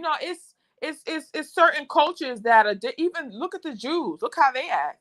You can't even walk on the same street as them. So it's different with everyone. But I'm not knocking nobody's preference. All I'm saying is, pity. You got to be careful with that because it's you could pity somebody, but facts is facts. When they come here, even I had went to try to get my hair braided, and one of the girls, she was like, "Oh, you're a very pretty girl. Braids look good on you. Are you like?" They thought I was from Ghana, and I was like, "Oh no, I'm not from Ghana." She was like, "How can you tell?" What she said to me, she was like, she too light to be from Ghana." I'm like, and I looked at her. I said, "There's light skinned Ghana girls, ain't there? Like these light skinned African girls, right?" I'm not bugging, right? There are light skinned African girls. Yes, there are like not all of them are dark. Some of them are like brown skin or like caramel. Yeah, exactly. There's different shades. Yeah, so and it doesn't bother me because I know it's ignorance. At the end of the day, whatever culture you are, especially if you of color, Spanish, Black, you're gonna suffer from. You're gonna experience ignorance. Because we're not treated right. That's just how it is for us. That's true. You're right. And I just want to say, like, an example, like, Ethiopian to be like brown skin to like light skin, or like, I think Cape Verdeans, Amber Rose. Cape Verdeans. Yeah, Amber Rose is a Cape Verdean. You know what I'm saying? She is. She's Cape Verdean. It's off because it's like a little island off of Africa, and there was the talk about how they brought people over from, I believe, North America over there and had them captive, and they stayed over there and stuff like that. But then South Africans, for example, Doja Cat is South African. Well, she's biracial. She's interesting. Half South African, and then her mom's is a so-called white woman, even though she says her mom's is Jewish. But Jewish, we all know Jewish is not a nationality. It's a religion. Or a lifestyle. Like, I hate when people say, "Yo, he's a Jew." Like, no, like that's a religion. Yeah, that's ridiculous. You know what I mean? But Sheet, I just hold you talk, so go ahead, man. Now I was gonna say, let's like Cape Verdeans. It's funny because the more I'm in this space and I start learning different things, like the Cape Verdeans, they were very intellectual people. They moved around a lot because they got pushed out of certain areas and forced to go their own way. But there was this dude, and when he found out he was Cape Verdean, it was crazy how he tried to portray. Let's see. He tried to portray himself as being, somewhat of an intellect, but came off just completely dumb. He's American. He was born here, but his heritage and I was talking to his son and I was telling him, and I was like, "Dude, your dad's Cape Verdean." I was like, and he's like act like this. I was like, he ought to be ashamed of himself. Like the intellect like came onto you and left him, and he was laughing and stuff, and I was like, don't don't be the. I'm just saying, basically, don't be like your dad.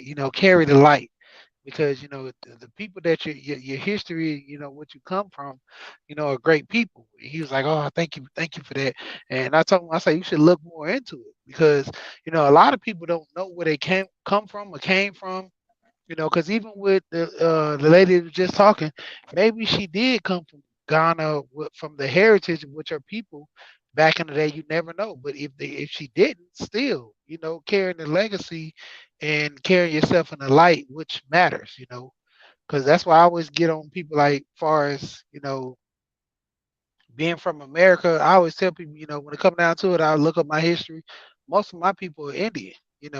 And they say, "Oh, there's no black Indians, this and that." Yes, there is. It was a mixed culture. When the pilgrims and all came over here, and everybody else, throughout Africa was coming over here, they came through with the currents. That's how they were easily, that's if you look at a current map, it shows you the route from like South Africa went to the Caribbeans first, and then came up to America. But the currents always push between South Africa, like almost going to Mexico. That's why Cuba, Jamaica, all the little islands got hit first, because those were the first landmass they started seeing before they started going to the bigger islands, the bigger, which would be the continents of the United States and South America. Right.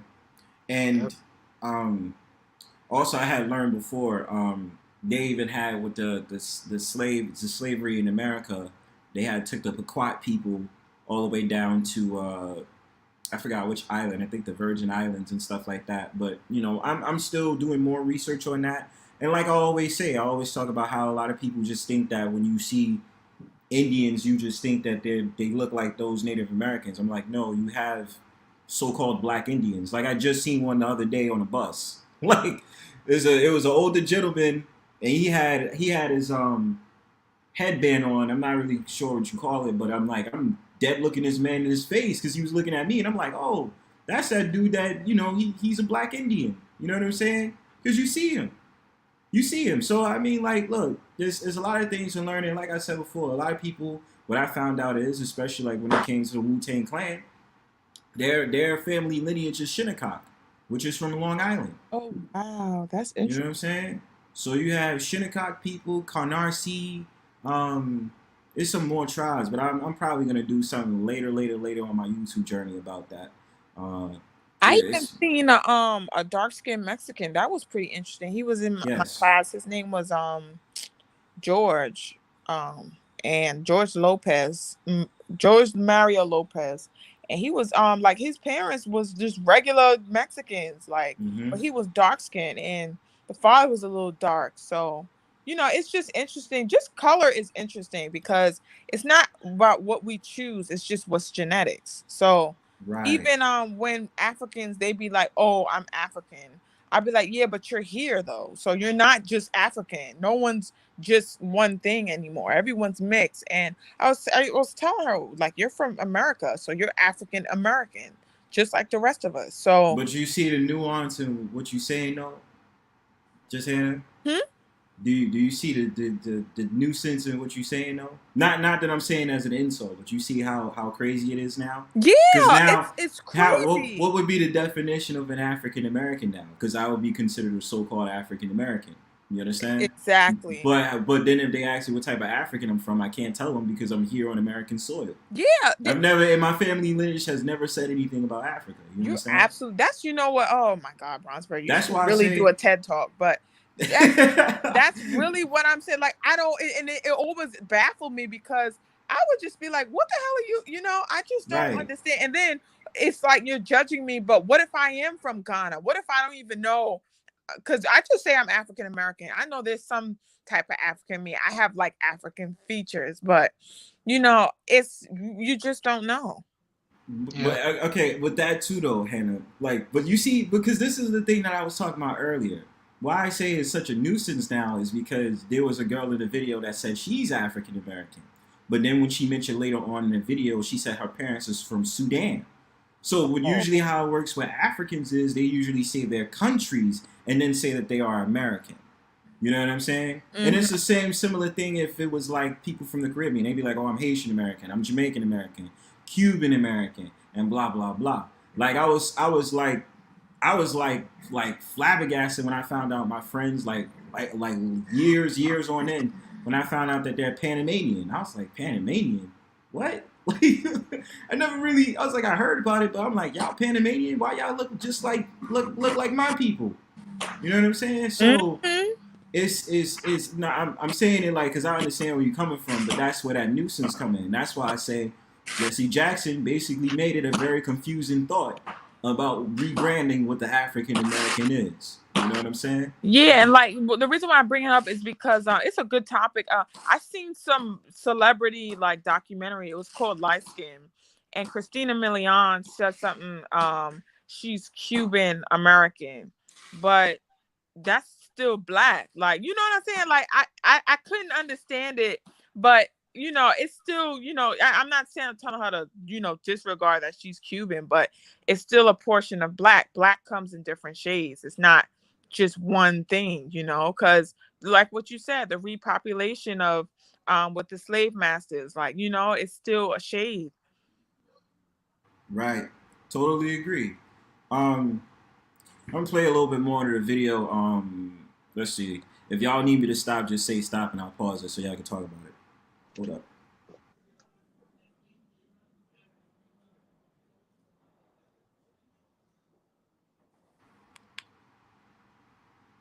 They know how to learn and adapt to different places. So like their assimilation is like quick. They know how to deal with it. But the other thing is I never really separated myself to say I'm Sierra Leonean, so I'm different than you are, or I'm better than you are. But growing up in school, I started to feel lower. Like who I was not worth anything.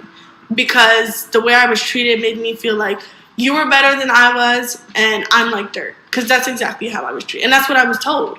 Like I said earlier, African booty scratcher, do you understand? Like, it was just so many levels of disrespect. And I understand what you mean. Like, as we grow up. You know what I wonder real quick? I wonder where they got that click sound from. Was that from a movie? Because I remember, like, they used to do that. Like, do the clicking sounds and all that. That was from a movie. That was from the first time I'm actually hearing someone actually saying that. Like, I've never, in my high school, we didn't experience that. It was always about Africans being ashy or I don't know. Maybe the African booty scratcher thing, but yeah. I've never heard that clicking thing. Yeah, I heard about that a couple of times because I had an African in my school. And yeah, she got hit with those insults, and then there was the clicking sounds, and then other places I would go, you know, they would say the clicking sounds too. So I'd just be like, you know, where does that come from? Like, I know they was mocking their language, but it's like, nah. Like, it was crazy to me. Then we become more mature and educated. But it comes to a certain point where it's like certain things that you know you shouldn't say or do to people. And it doesn't really have anything to do with education, but rather like who you are, like your morals, and you just don't say certain things to people. And I would say, like, even up until high school, this one girl told me, "Oh, you smell like an African." Okay, so how should I take that? And these like black kids who do it? Yes. Oh. So now I'm sitting here like, okay, so there is a divide, and I don't think there should be a divide, but there is one. Because we go from being disrespected to now everybody wants to be African, or everybody wants to know where they're from and claim it. There's nothing wrong with you finding out who you are or where you're from. But after you've disrespected me and now you want to come back and akikiki in my face and be like, we're one person, I'm not going to take it too kindly. And I'm not going to accept it just as easily. It's going to be a lot harder for me because I do harbor those feelings. I definitely feel that. And to even add on to that, like, a lot of that's from like the African perspective, but for a lot of African Americans per se, especially that they grew up in areas where a lot of Africans were prevalent, that occurrence happened when a lot of us got to college. I've talked to a few friends, and it was like, so we didn't really have encounters with Africans, and then we got encounters, and then we started going out really trying to learn, and then that's when I started hearing and seeing people move really different, especially specifically for me, since like a lot of people don't know my ethnicity off the bat. Like people believe I've heard people say I'm Mexican, Samoan, yeah, even East African. So I've literally been in rooms with Africans who believe I am African as well, who really talk shit about African Americans. Yo, oh my God. Yeah, because that reminded me of like something. I remember like, I think it was a girl, and there was somebody else, it was like, there's like, what type of black person are you? And they didn't believe me when I said like, I'm an African American. There's like, no, you're not an African American, you something else. Are you Jamaican? Are you Caribbean? And I was sitting there like, what does that mean? Like, I'm a so-called African American man. Like, where is that coming from? And I think that's going to get into a conversation a little bit later I want to talk about, because I think they fetishize different groups of so-called black people to make it seem like they're more attractive than the other, type of black people. You know what I'm saying? Like, that's something I really peep out, and I just be like, well, there are attractive so-called black people all around. It doesn't matter what nation you're from. So that perplexes me, Anybody else got any words on it? No? Okay. Go ahead, you got the floor. Are you? Mute. You got a point. Like after they get it, kind of hard. But I feel like, how can I say it? Like, I don't know. They're not very welcoming. Like, even when you go to school, like, Africans only sit with African people. Don't you notice that? Even they got their own clubs, their own movies, and I'm not hating it. I'm not knocking it, but it's not very welcoming. And I understand you because you click where you reside, but I'm telling you, I'm scarred by that experience. Like, it was one of those things where it's like, and not even a Spanish person said that to me. Like, they weren't, they were like, oh, hey, you should sit over here, but for her to do that, like, I don't know, like, she really made my life really different. The same thing happened to me my freshman year on campus at Prairie View.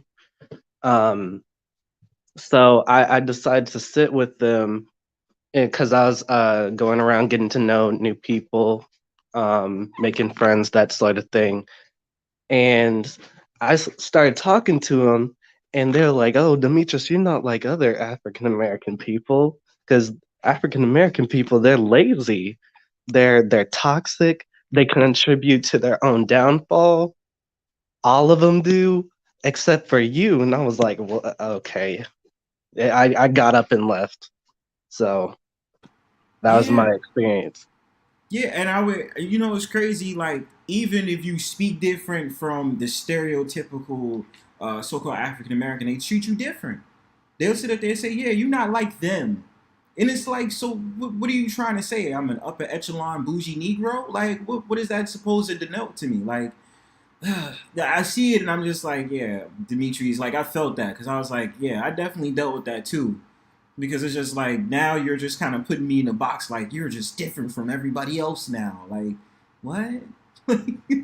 Exactly. And the kicker was we were going to an HBCU, and I was like, you do know we were at an African American college, right? It's designed primarily for African Americans, right? Exactly. Like, oh, I thought you was gonna say something. She can go. I was done, really. Oh, okay, but yeah, I don't even have the words on it. Let me finish the video up. Hold on.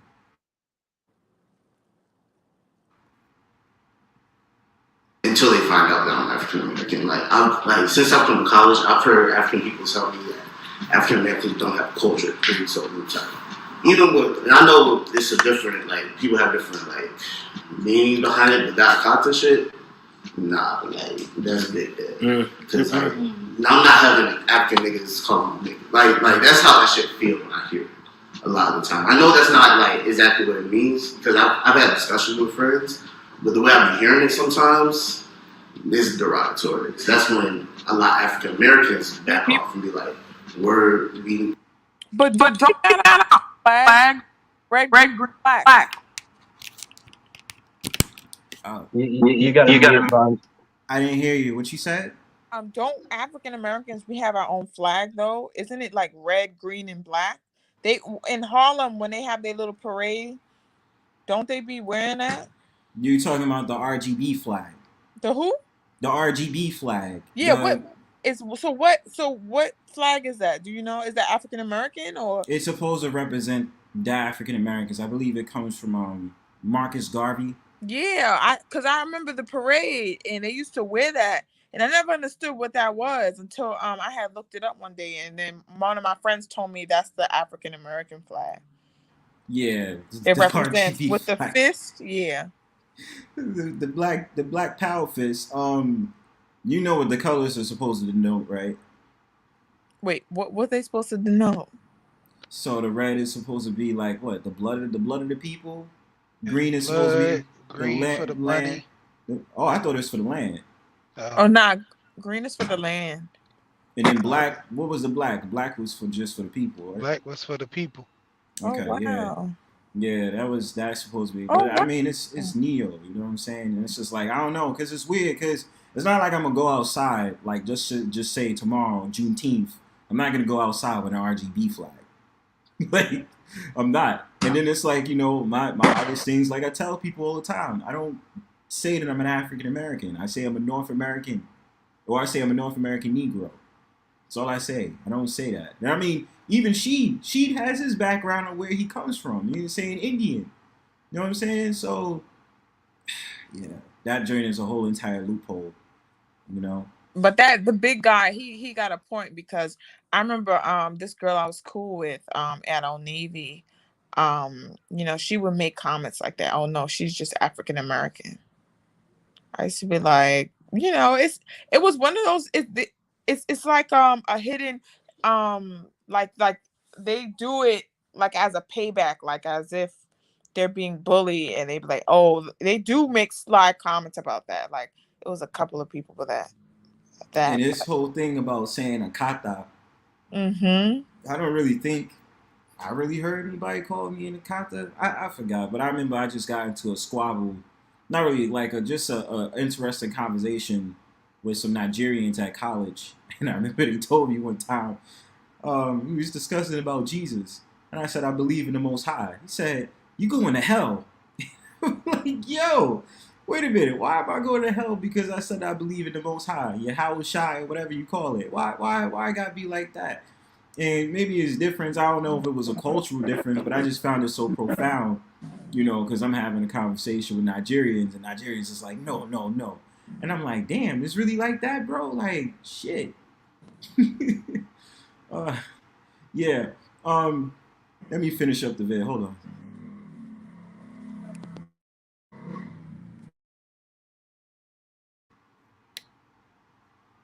Like, then it's that disrespect shit, and then it's like, y'all can hold that. Like, to the point where, like, I stopped trying to look into African culture. Like, I just took a lot of pride in being African American. It caused, like, especially freshman year, it caused, like, an identity crisis, and that was a big day. I wasn't trying to have that. So I just took a lot of pride in being African American. That's interesting. See, I feel like I had that identity crisis too, because so I was born in the States, but I moved back to Sudan, spent a few years in Sudan, and then I came here, went to predominantly.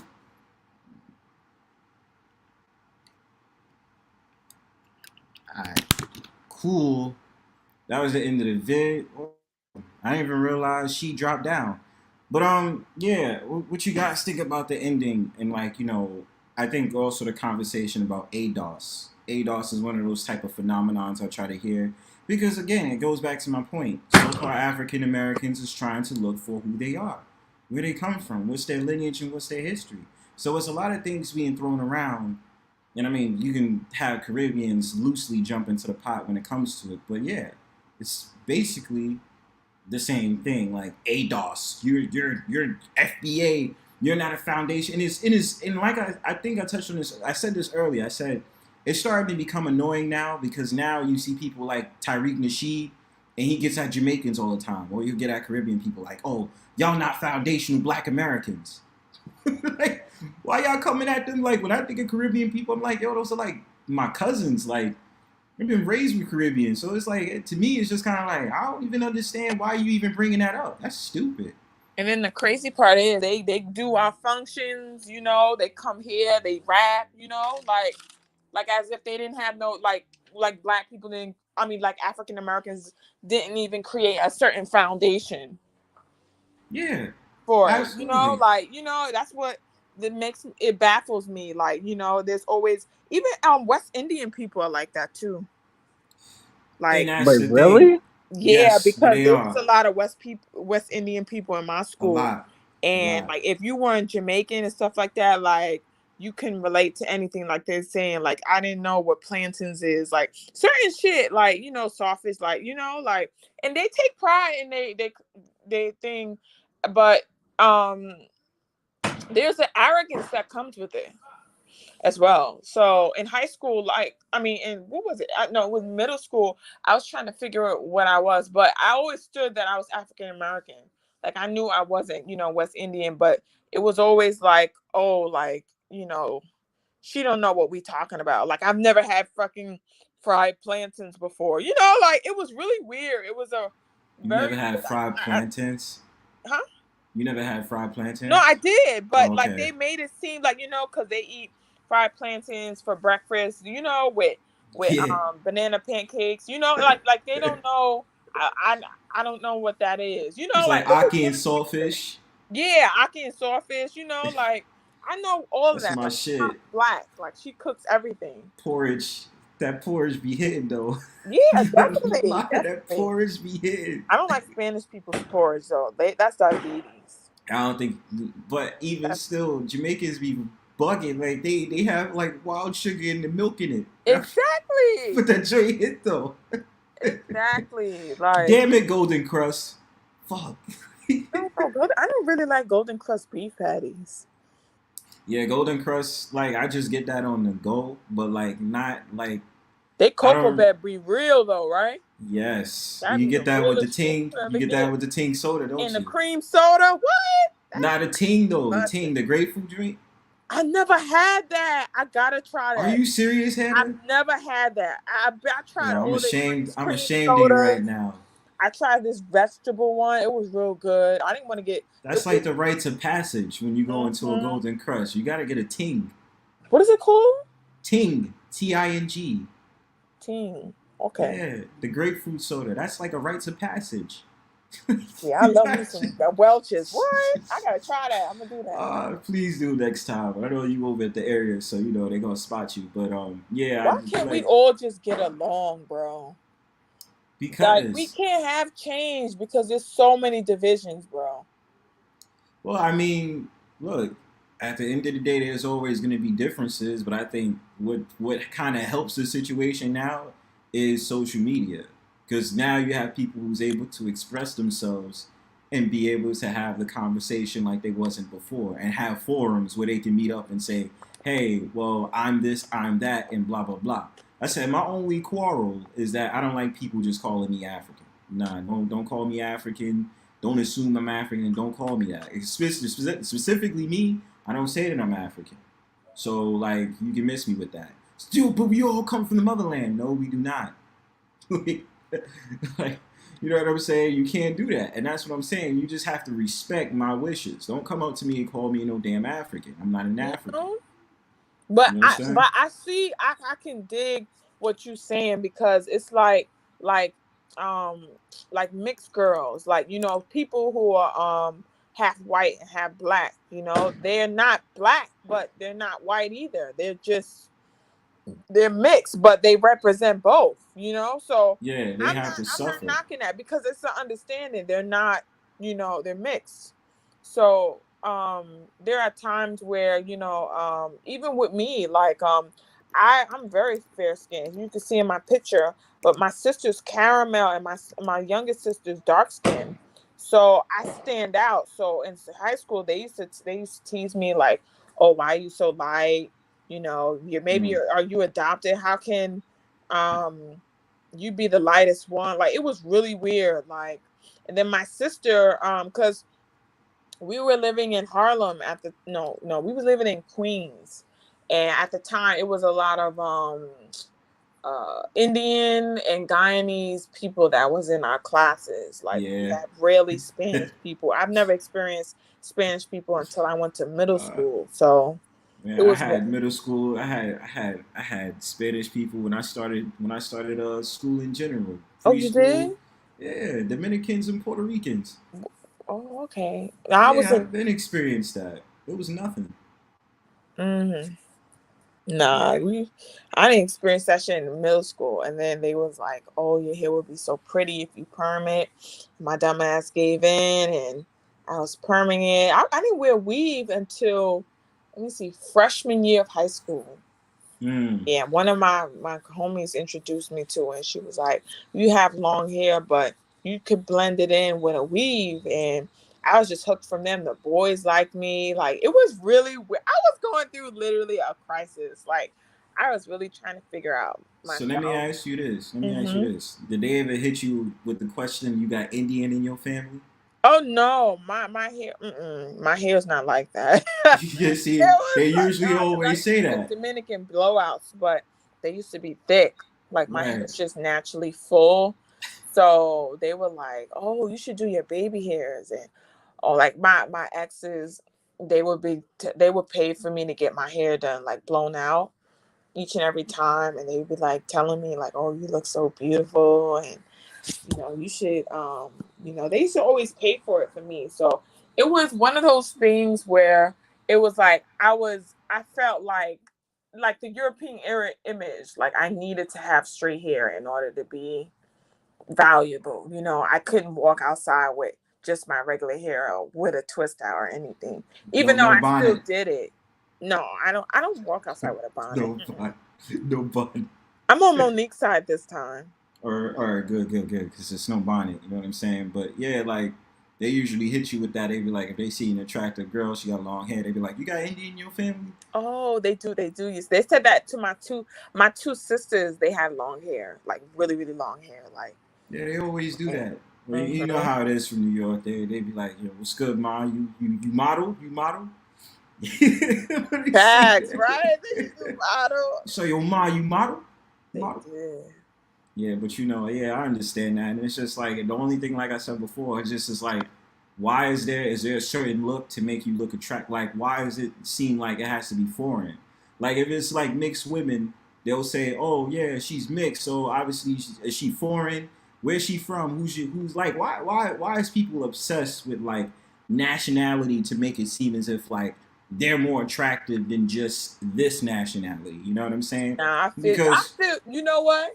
Yeah. And it's crazy how you say that. And it's all. I think it digs down to all about preferences, because I'm gonna keep it 100 with you. Some of these mixed girls, I'd be like, "Oh my God, God really made you," and it's not because of their hair. Like, they're very, attractive. So, I feel like being that certain features, like I'm obsessed with girls with big noses. I that's just my obsession. Like, with full lips, because that's what I look like. So when I always see a girl like that, I always compliment that. I'd be like, "You're so beautiful. Like, you're just gorgeous." And I feel like if people, because it's all about, I watched a documentary. I forgot what it's called, Brownsbird. You should look it up. It was about advertisement. And this guy, he had a question. He was like, "Why is everything white hair, blue eyes? Why is it?" He said it's on commercials, it's on laundromats, it's everywhere. Like, why is that? Why we can't, because Spanish people, they run laundromats, right? So why can't Spanish people be on the detergents? So he did a sort of experiment, and he was going on the street.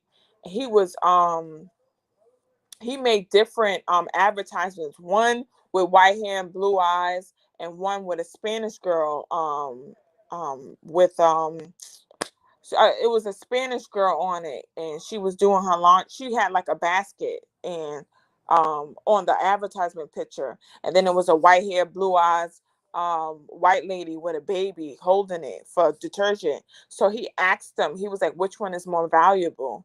And everybody picked the downy one with the white hair, blue eyes. And she was like, she was asking them, she was asking them, "Why is it you picked that?" And it was like, "I don't know. They was like, see it on the commercial."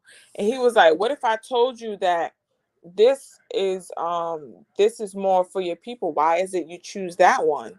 And she was like, "I don't know. I just seen it on commercial." So it was a really good documentary. It was all about advertisement. If we would stop with the neurocentric, Eurocentric, visuals, like what happens if we stop that? Would most people be accepted? Even in China, like, people want not the Asian American look, with the flat face and chinky eyes, but they want the American Asian look, which is the big eyes, you know, like American girls, big full eyes, full lips, you know. So they was asking questions. What happens if we would change that?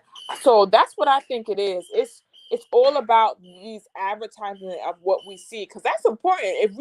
If you're going and you're in an urban neighborhood and you're always seeing a white hair, blue eyes, pointy nose, little lips, you're gonna want to change something about yourself. You know, look at the Right. Instagram models, big ass, this tiny ass waist, and sometimes it could be breast implants, sometimes it's not, but it's mainly big ass. Sometimes, Hannah. Well, okay, you're right. Yeah, I don't think it's sometimes. I think it's a little bit more than sometimes. It's just mainly now a big ass, and like everyone, even one of my people I watched, she thrifts. She went and got BBL done, and she's still not satisfied. She's going for a second round, you know. So it's all about what you see, and you know, and if we had control of media, I feel like everything wouldn't be so extreme as how it is now. Like, you know, because there's some beautiful dark skinned girls, gorgeous, that will sit and this is why Kevin Samuels, like, I admire him, because he says some of the realest shit. Like Kelly Rowland, I'm sorry for any Beyonce fans, but Kelly Rowland would sit Beyonce down any day in my book. Like, Yes. she's beautiful. Like, Mhm. and it's not because of her.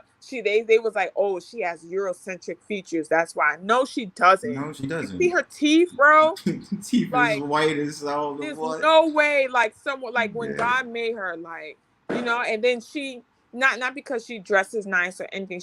I think she's so gorgeous. Like, she's very pretty, and like, she looks like one of those pageant girls, you know, like that run pageants, you know. And Beyonce, she's average. Like, I don't think she's all that, you know. Like, she's not one of those people, when you look at her, like, that's what beautiful is. Like, they're breathtaking. Like Kelly Rowland, when she smiles, like, she lights up a room. Like, I think she's gorgeous. You know, there's a lot of even Latinas. Zoe Saldana, I think she's gorgeous too. Like, but Kelly Rowland would sit everyone. But I feel like because she's dark skinned, she doesn't get as much recognition as before, you know. Or like Lupita Nyong'o. Yeah, she's cute. Yeah. Or the girl from, I think her name is I forgot her name. The girl from Black Panther, the other girl from Black Panther, Star Skin, and I think she's attractive too. But I think a lot of headways is being made now because it's the idea of being a rebel. Like, you know, F your beauty standards, this is mine. You know what I'm saying? Like, a lot of people just going against the grain, which is a good thing. I would not say that it's not a good thing. It's a good thing. But it's just like, I mean, even growing up, like, there's certain expectations. Like, I like dark-skinned girls, you know what I'm saying?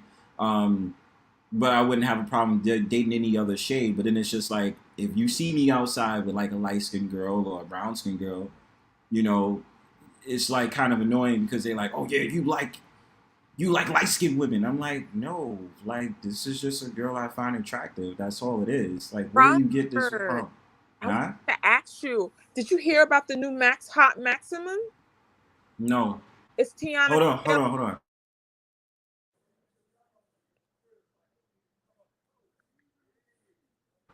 My fault. I was just yelling at somebody. Go ahead. Tiana Taylor won Maximum's hottest girl in the world. Tiana Taylor? Yeah. I mean, like, it's kind of like okay, but I don't think Tiana Taylor is like the baddest chick walking. To be honest, you know what I'm saying? Like, I just don't like Why Tiana. do you feel that way? Because I don't know how to really describe it, but Tiana Taylor is not like the baddest chick to me. Like, I'm just like, yeah, she got the curves and all that other stuff, but she's not like the baddest chick to me. I feel to win like around the world, like, no, like I know for sure I've seen others. But here's a question I have for you. Is it because you're not used to it? Is it because we're so used to seeing, you know, curly hair, or just, you know, because she has interesting features that makes her iconic, but I don't think she's the baddest. No, I'm just saying, like, she No, I'm asking you, but what features? Oh, Hannah? she has an interesting face. But I don't think but I this is why we relate, because someone got on me today and About what? they were like, oh, it's because you're so used to seeing a light-skinned girl or something, some shit she said to me.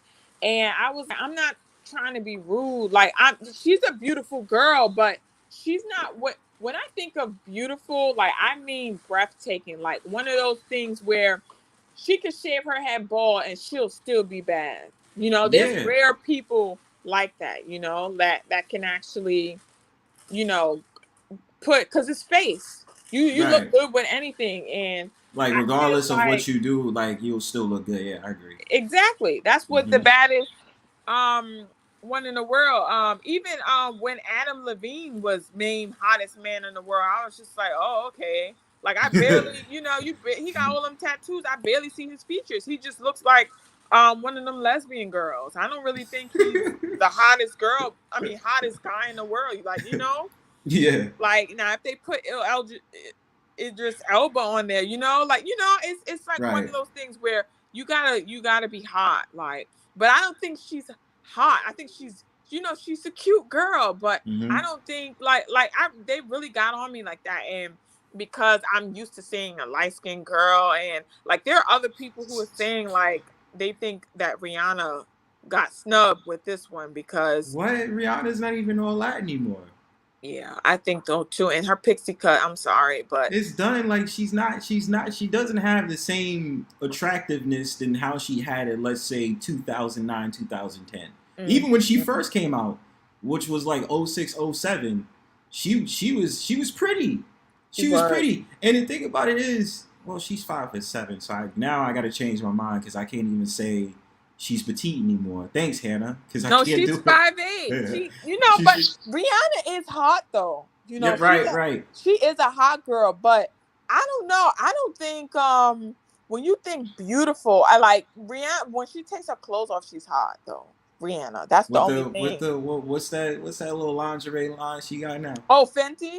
Fenty.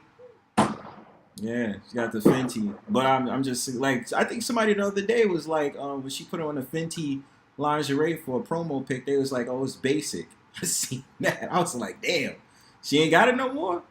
You know what I'm saying? Yeah, like, it's just but that's the thing why they were when you're a celebrity, like you gotta really be careful of your image. Like, and once we see all of you, that's it, bro. Like, there's no mystery in it. Even like they was talking about Kimura, in order for her to vamp her image, she gotta stop doing reality shows because wait, who? Kimura Simmons. Kimura Simmons, that's the one that looks Asian, right? And Kim Kardashian, she's even smart about it, rebranding herself. Nah, Kardashian is trash. No, I know, but the money, when you're smart, you got a money maker. She made it. She made a hoe of herself. She was smart for being a hoe. She made money. Yeah. She was smart for being a hoe. Being a hoe. And now mom's hope though. She can't decided to cancel it because she wanted to she's raising her kids, so she wants privacy, which is perfectly fine. It's the smartest decision any mother would make. But when you think about it, you know, it's important about your image. And Rihanna, all she does is takes off her clothes. Well, she's can't a cute go wrong girl. with a Fenty lingerie though. Huh? Can't go wrong with a Fenty lingerie. You know what I'm saying?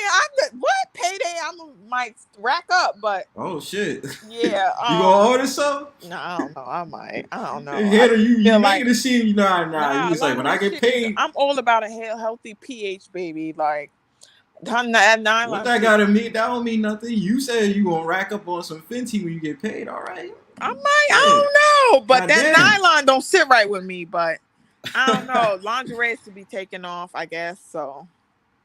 I mean, hey, flex if you got it, right? You know what I mean? But I see what you're saying. You trying to work on your gluteus maximus, so I mean, do you? This is why.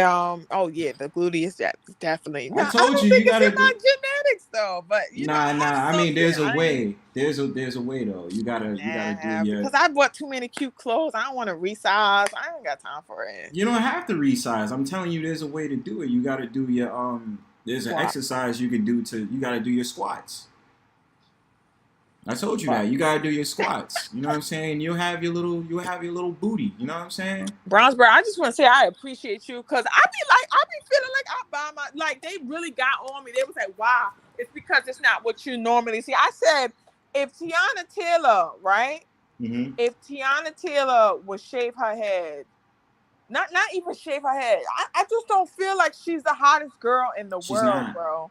Like, She I got a mean, nice like, body, but she be looking funny sometimes. There's but no that's what I'm shade. saying. She's not. No, it's not shade at all. And I get where you're coming from because I never really thought like she was really like, damn, like you know what I Yeah, like, mean? oh, let me Like, look up. there's a wow factor. Like, I want to talk to you if I see you. Like, if she was just another chick on the street, it's not like I'm turning my head to really say Yeah, anything. and not even Now, to body me, wise, like, I probably would. Like, body wise, I'd be like, damn, she got a body. But in the face though, like no. And I don't then see it, sis. I'm gonna say this see last thing too because my thing about it is when they started making comments about her and the chick from J. Cole's label, who? What's her name? The chick from J. Cole's, when they were sitting up there talking about that they have a dog face. Ooh. Yeah, the chick that's from some guy on Twitter.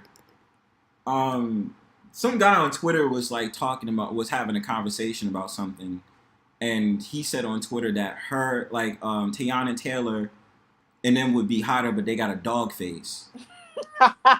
And one of the girls cried and all that. I'm trying to find her right now so I could show you right now. People are mean. Yeah, people are cruel, and that's cool, just how they it's roll. Real life. Like Tiana Taylor, when I look at her, I'm be like, damn, I'ma turn gay. It's not. I don't feel that. Like right. This is not to be neurocentric or Eurocentric, but you look at Megan Fox. That bitch is bad. I like whoever made. I don't like her thumbs, but no one's perfect. But all right, Hannah, it's Ari Lennox. You know Ari Lennox? Oh, really? Yeah, they said Ari Lennox is. Oh, that's. Oh shit! Don't do me like that. No, but you said it. No, you said. That's what I'm saying. You said. I didn't say nothing. You was like, she do though. I was like, oh shit. Dude, they look a little, but. What is it? The nose? Is that the reason why? Yeah. They look a little. I think Ari Lennox is. I actually defended her. I was like, I think she's attractive, but she got to stop with that whole entire, stand up for me, cry shit. Like that's when I stopped, like really, you know what I mean? It's like stick to the music. Though, but we all get it. They was calling me dick sucking lips when I was in high school. Yes, yeah. I used to hate the one other bitch. She tried to play me, talk about I look like Jay-Z, and I looked at her. Chill. I went home and cried. I was like, that's OD. Why they try to say you look like Jay-Z?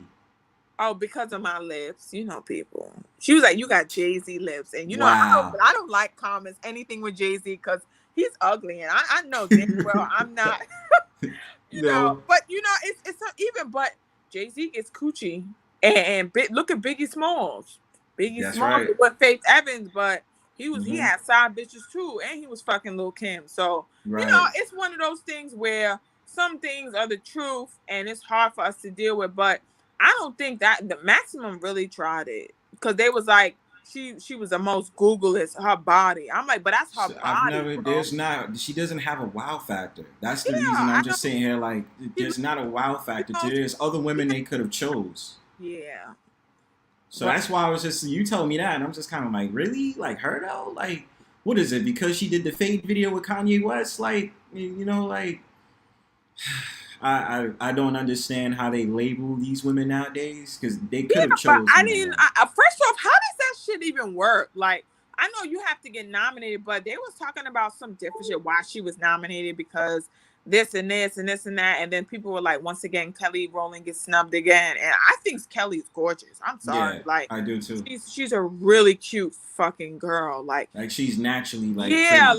like like when how people like. They got those smiles, like not only when they light up the room, but it's just perfect. Like smiles and like everything. Like you just look at her, like she's just fucking goddess to me. And it's not because she's chocolate. No, like she stands on her own. Shortcut, long hair, like she does it all. It looks good.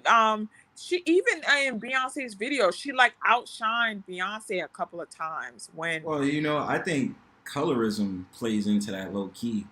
Because when they had the group or whatever, we all knew when I was thinking as a child growing up, I was like, I see Destiny's Child and I would think, okay, you got Beyonce, you got Kelly Rowland, and then you got the others. You know what I mean? So Yeah. it's just kind of like, why? Like when that stopped happening, it's like, well, where's Kelly Rowland? You know, Exactly. Beyonce's getting all these movie roles and still doing his music solo career. Where's Kelly Rowland though? You know what I mean? Like that's what I was thinking as a kid. You know, and I just was surprised, like.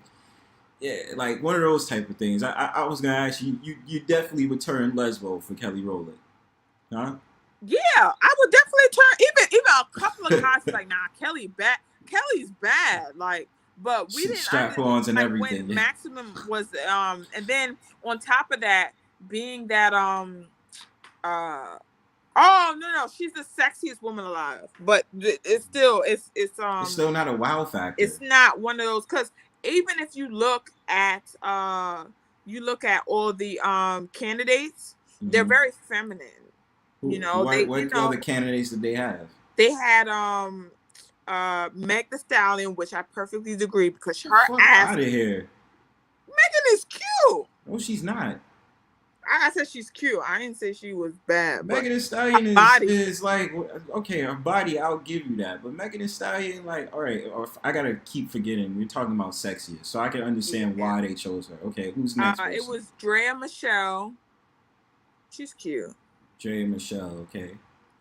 Jennifer Lopez. Jennifer Lopez is old news. Tia Blanco. Get up out of here. I don't know who that is. I don't know who that is. Jasmine Sanders, you know, Golden Barbie. No, I don't know who that is either. She's one of those models with hazel eyes. And Cindy Kimberly. I don't know who none of these chicks is. Yeah, I don't know who they are. I only J-Lo and Tiana Taylor Warren. And her voice. This no shade. I know.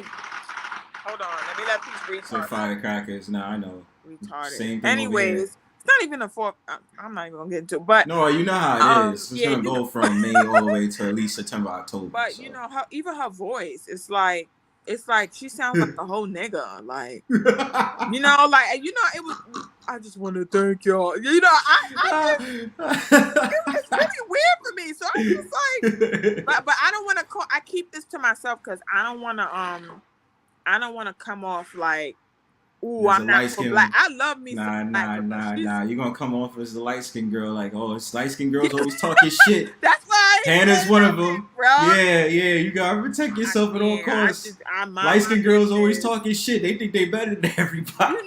I just keep it quiet. But you ain't got no words. Yeah, it was child. Oh man, that's that funny. happened. That's what I thought you was going. You should. I thought you was going. You muted out a bit. I didn't hear you. She did?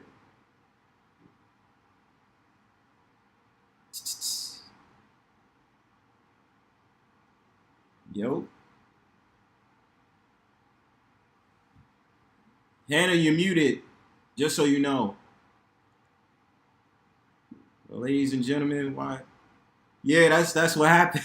Demetris. Yeah, the squad came for Hannah just now. They muted her mic. They was like, "Yeah, man, like, cuz it's the Confederation against light skinned women. They don't like light skinned women to talk what they talking, so they have to say that to Hannah." All right, I don't know what's going on with Hannah right now. She's on mute, so whenever you come back in, the link is there if you want to come back up. But yeah, man, like good conversation. I definitely do think that probably the colorism aspect could come up on it too. Damn, I don't think I got any more words. Oh, okay, she's back. Talking about Kelly Rowland. Wait, slow down. You gotta start from the beginning because you just came up and jumped in. Okay, so okay. What I was gonna? Oh, okay, so what I was gonna wait. What was I talking about? Say it again. Brownsburg. What I was? Oh no, because I was like, dang, like, because they named her the sexiest woman alive. I thought you was gonna make a video on it. Video about Maxim? Yeah. No, I don't really. She made history because she's the first black woman. Nah, I'm not. I mean, look, I'm all for that. I understand that, but I get to like more like keen issues. Oh, no, I understand. Yeah, it's more of entertainment. Yeah, but you know what I mean? But it's kind of like, I ain't really, you know what I'm saying? Because there's a lot of things right now, they're starting to have more black women involved in. And I don't knock it at all. I think it's pretty cool. I appreciate you talking about Juneteenth. I don't even know how to say it. Let's pronounce it together. Okay. Juneteenth. Juneteenth. Okay? Right, Yeah. so let's say it together. Juneteenth. Juneteenth. There you go. Yeah, we gotta say it. It's a national. It's a federal, right? It's a federal holiday. Yeah, now? they signed it into the bill. It's a federal holiday now. Yeah. That's interesting. We made it. Yeah. All of I heard in the background, she was like, Like, we made it because it's we've been through. Ooh, now everybody want to jump on and Black Lives Matter. Nah, I don't. You know my stance on Black Lives Matter. It's a wrap.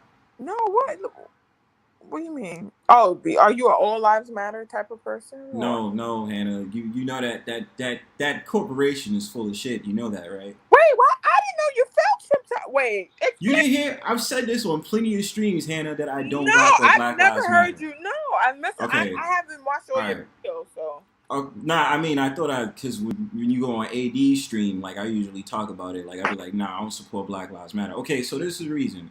So when you look at the website, you gotta look at the mission statement. Wait, they're anti-family, right? They're anti-family, and a lot of their talking points involve feminism, right? So I knew you was gonna say something like that. Yeah, because it does. They uplift single mothers. They don't even mention. They say something about destroying the patriarchy and having destroying male centeredness. So that doesn't. So how is it the fact of the matter y'all talk about the black community and black people, but you leave the black man out of it? That's a problem. You know what I'm saying? So what is that? So in my mind, what I'm thinking is everything is about basically kill off the black. The only time you celebrate the black man is when he's dead. I've said that, and I'm like, I don't like that shit. Yeah, and you have every right, but. What I didn't understand is how did the homosexuals come into this? Because that's their whole plot. Their whole plot is to have, because the one thing about the LGBTQ community, they're trying to dominate anything that's liberal. So their whole liberalism thing, they're gonna come into that, and then you gotta remember the 3 founders of Black Lives Matter are lesbians themselves. So like that's gonna jump into it. And that's going to be their whole entire spiel, you know what I mean? So that's how it's going to go. So that's why I say if it's anything liberalism, they try to intertwine everything. So then they have these conversations about black people. Then it's black and trans, black and gay, black and queer. That's what I wanted to ask you. Do you think it's like a hidden feminism plot of the black man? Well, it's not hidden. Yeah, you're right. You absolutely right. Well, Hannah, think about it this way. Where, as terms as the battleground, when it comes to the so-called black man, any crutch or any way that they can find a way to down the so-called black man, they will.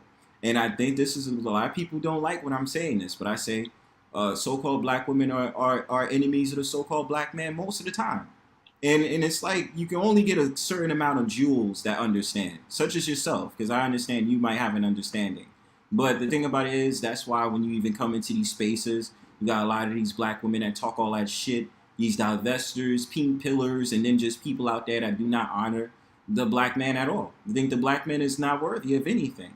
So that's what you're starting to get now. This is like a weapons of war. The black man has been quote unquote defeated, so white supremacy has ruled over, and basically now it's just on some shit like, yeah, you're not anything. We're gonna put the black woman before you. You know what I'm saying? So that's what it's like. It's interesting how you said that, because before my dad passed, he said that feminism is actually an abomination in God's eyes. He said every woman that was on their journey with God, they were always humble. They were never like when Ruth and Boaz, when she left her people to follow Naomi's to follow her through her journey, going back to the place where she lived at, and Ruth left her people, and she said, wherever you go, I go.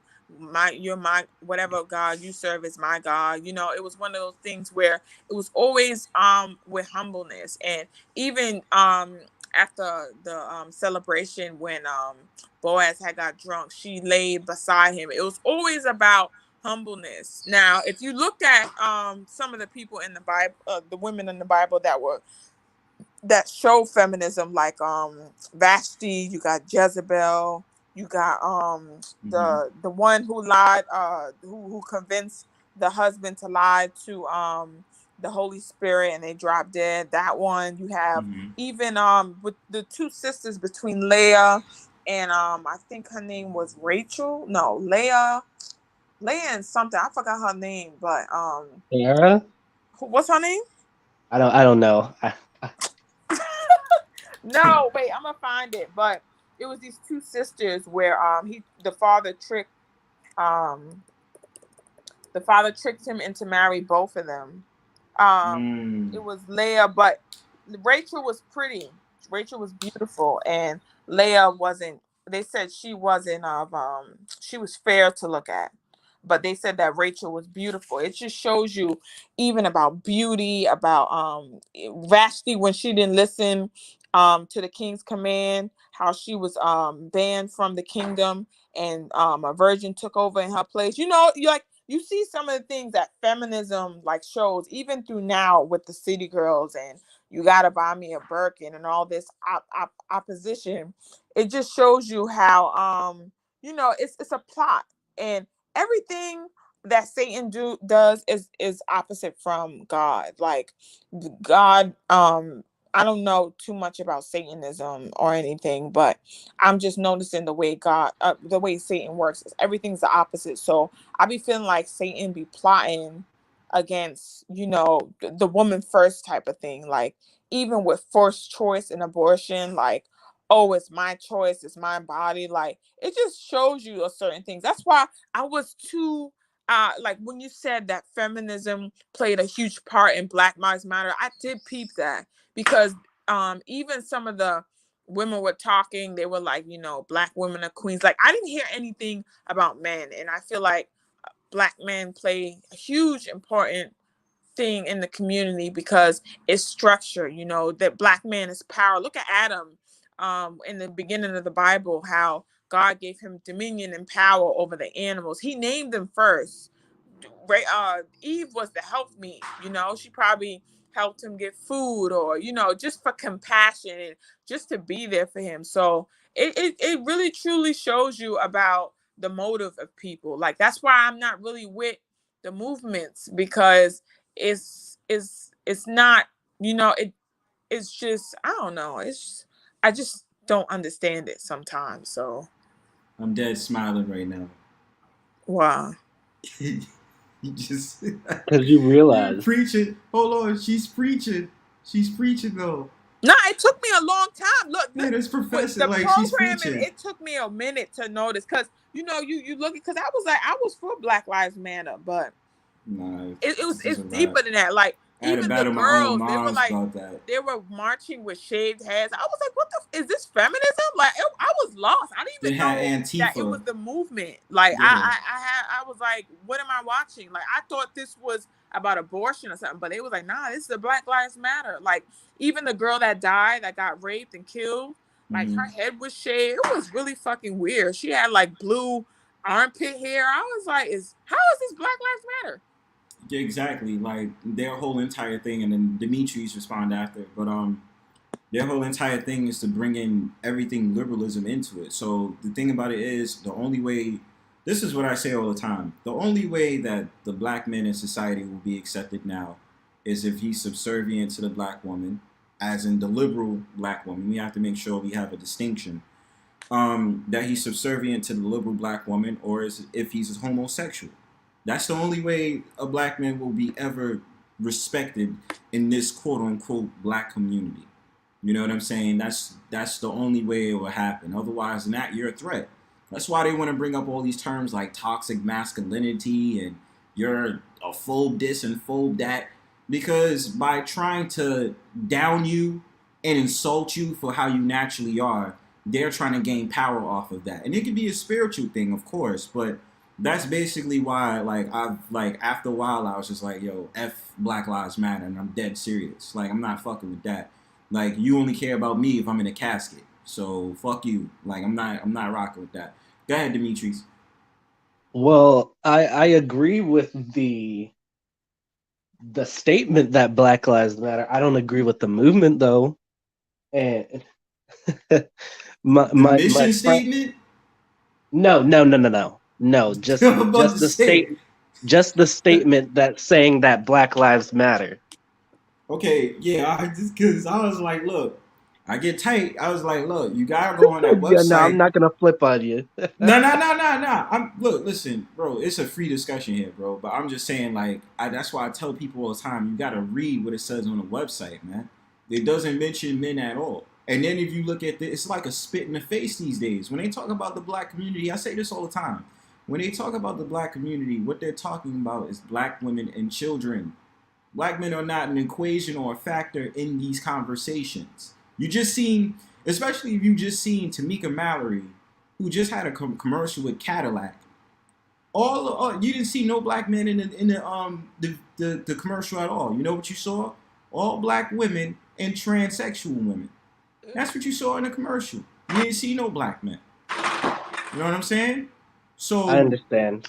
That's why when I go off about that shit, you said that. Yeah, they do that, and that's why I'm saying there was a lot of trans. Yeah, you right. Exactly, and that's why I say, like, when I go off about that, like, you're gonna have to become an enemy. You know what I'm saying? So that's why, like, people try to have these dumbass conversations and try to say, oh, well, you're this and you're that, or you blah blah blah. Like, yo, you not helping shit, yo. And Demetris, you and I both know this, homeboy. People like, you got people like Themis, The Honest Truth, and a couple of other these cats that come around here. That's what I mean. Those are the type of dudes that want to be subservient to the liberal so-called black woman. I don't understand how you cool with being called a dusty, and you cool with just being downed and just being like having these women talk shit about you as a black man. And you sitting there taking that shit. I need a little help with the terminology. I know what Pookie and Ray Ray is, but I never heard this. Huh? You never heard of Dusty? No. Dusty? What's a Dusty? God damn, Hannah. I got you. No, Hannah, you know, anytime you ask me about something, I got you. So Dusty is more of a pejorative to say towards black men. It does come from black women, but it's supposed to, usually when you hear the word Dusty, usually they're going to say things like, oh, he's broke, he ain't got no money, or who hurt him, where's his father, or, you know, he's a mama's boy. Like, usually those insults is going to follow after a dusty. But a clear-cut definition of what a dusty is, they don't have one. It's just kind of just a bullying, shaming word. It's not really, you know what I'm saying? Like, you just call, oh, he a dusty. Like, okay. You know what I mean? Like, that's all they say. And you'll find it from these quote-unquote divester channels and this, that, and the third, and blah, blah, blah. Because their whole entire thing is saying, oh, you black men is not worthy. But then it's like you asking us for protection. No, not even asking, say how you're supposed to protect us. I ain't protecting shit if you disrespected me. That's word too. But yeah, just that's what the dusty basically means. You know. So, yeah, the divester channels, they use it as they say that when they don't want to say black men, basically. Because but if you think about Demetris, they don't really try to call the white men dusties. No, they don't. Yeah, and the thing about it is like, I started telling dudes in this space, like, I'm gonna start getting more raw with these women, yo. Like, and I'm really not gonna give a damn. Like, yo, Demetris, I wish you would have been there. I was on Melody's panel. Melody, yeah, one of these divestors that came from the Honest Truth channel was having a conversation about KS. Yeah, Lorraine's dumbass. Lorraine gonna come on there, gonna sit up there and talk about why y'all care so much about Kevin's homosexuality. Why can't he admit that he's just gay? I said, but why are y'all coming on this stream caring about another man's sexuality if you don't care about him? You sound stupid right now. And I said, yeah, yo, like, stupid, yo. Like, look, listen, I'm not, like, people was making fun of the looks. I was like, I'm not going to go there. You know what I'm saying? Like, I'm not going to do that. But I was just like, if y'all have such a volatile view towards black men, why don't y'all pick up a gun and shoot every black man you see and put it 6 feet deep? What's the problem with that? And people was wild. They was like, yo, Bronzebird, you wildin', yo, that's extreme. I said, no, this is about testing the mindset of a lot of these women that talk all that shit. That's why I bring that up. It's not about you literally, you know what I'm saying? I know it's extreme, but there's a reason to my madness. You understand? Go ahead, Demetris. Yeah. I was just So remember that troll account that I told you about, Soft and Wet, that I'd be on other channels with? Mm-hmm. So on that channel, I mentioned it in Auntie's stream and through the comment section, but I actually extremist fish on that account too. So so I'll put on like real extreme statements. Ooh, what was the last one I did? I did it under Cynthia G's video. I was like, these black men deserve to die. I got like 54 likes. And I bet you they agree with it. Like they just put all those likes like, yeah, black men should die, abort black babies. Like, yo, this is crazy ass shit. Like you know what's crazy, what I'm noticing is people get upset at people's preferences. Now, don't get me wrong, you know, there's, you know, different races and, you know, that it's also you know, sort of formulated by, you know, Eurocentric features, but it shows you how, you know, people get upset at opinions. Like even like when you hear sometimes with black women, they be like, because I used to do it. I'm gonna keep it 100. Oh, I want a man with a big dick. You said you don't or you do? No, I used to say, oh, I want a man 8 inches and he has to be black, you know? So I remember God, you know how he has a way with doing things. I had met a guy, he was black, he was perfect. But he had, you know, a small one. So it was one time where, you know, that overlooked everything, you know, like if I was going to be with him, I was just going to be with him. But it just shows you, you know, we shouldn't get mad at people's preferences. If, like, for example, it was like shrimp. No. No, it was. But, you know, people got mad. Like, even Vivica, like, with 50 Cent, he was like, I like him fresh off the boat. That's his preference. If 50 Cent has been shot 9 times. No, how many 9 times. No, you're right. 9 times. 9 times, right? Let him live, bro. Let him. If he wants someone off the boat or from a different country, that's perfectly fine. But like Vivica was hating, she was like, "Oh, you just want somebody. You don't want a hardworking black woman who goes out and get it. You want someone who could sit pretty." And I'm just like, the person he's choosing to be with, she's like a lawyer, ain't she? She's like one of those high class lawyers or like some type of real estate agent. Like she's, you know, a high class woman. So I don't think it was because he doesn't like, he's been with you. You're black. That doesn't make any sense. But he wants someone with an education, you know, a high caliber woman. She's a lawyer, I think. I think she's a lawyer. So, and she passed her bar exam and she graduated college. Like, what's wrong with that? So, you know, it just goes where I think it's a lot of bitterness with black women out here, you know, like, because you can always say, like, they may say, oh, they want someone with nicer hair and blah, blah, blah. But a lot of black women are disrespectful. Like, you're calling someone, it's crazy how you said dusty, because I've heard that before when I was younger. Like, by like older 30 women, oh no, I don't want a dusty. I never knew, like, even with scrubs, like, you know, in that video they were black, you know. Let me tell you this before you continue. I mean, if you want more of a lesson on it to have an understanding on women who actually got it, you know, the reference is usually talking about Shahrazad Ali. Now I know they probably didn't use the word dusty in the 90s, but as I'm reading the book right now, you can see the similarities in what she's talking about to today's women. So it hasn't changed, but I would definitely recommend that book to you. If like, it's a really good book, because it denotes, like, you know, the modern day black woman towards a black man. You know what I'm saying? And it just came to my mind. So yeah, I think you should pick up that book and just read it for what it is, because it gets really deep into like the mindset of the liberal black woman. You know what I'm saying? So yeah, but continue, my fault. Yeah, like everyone, whether you're you know, especially Black women, like we come from humble beginnings. They had a picture of Meg the Stallion when she was younger, and she had big boobs, but she didn't have a nice, you know, she was growing into her shape. She wasn't there yet, and she had short hair, and you know, but it doesn't. It's like with Black women today is, you know, they succeed, but they stomp on everyone. That's not like, you know, that's not what it should be like. Like you shouldn't belittle someone because you didn't make six figures. You got there. You know, you just got here to making six figures. So it's one of those things where it's like it's a lot of pride. So with that being said, because you're the only woman on the panel, I think it would be appropriate to ask this. So let's just say it's a scenario with a man who might not earn six figures, might be jobless or have a little bit of jobs or this, that, and the third. Would you want to be with a man who has a vision in place and is really active on going there? Yeah.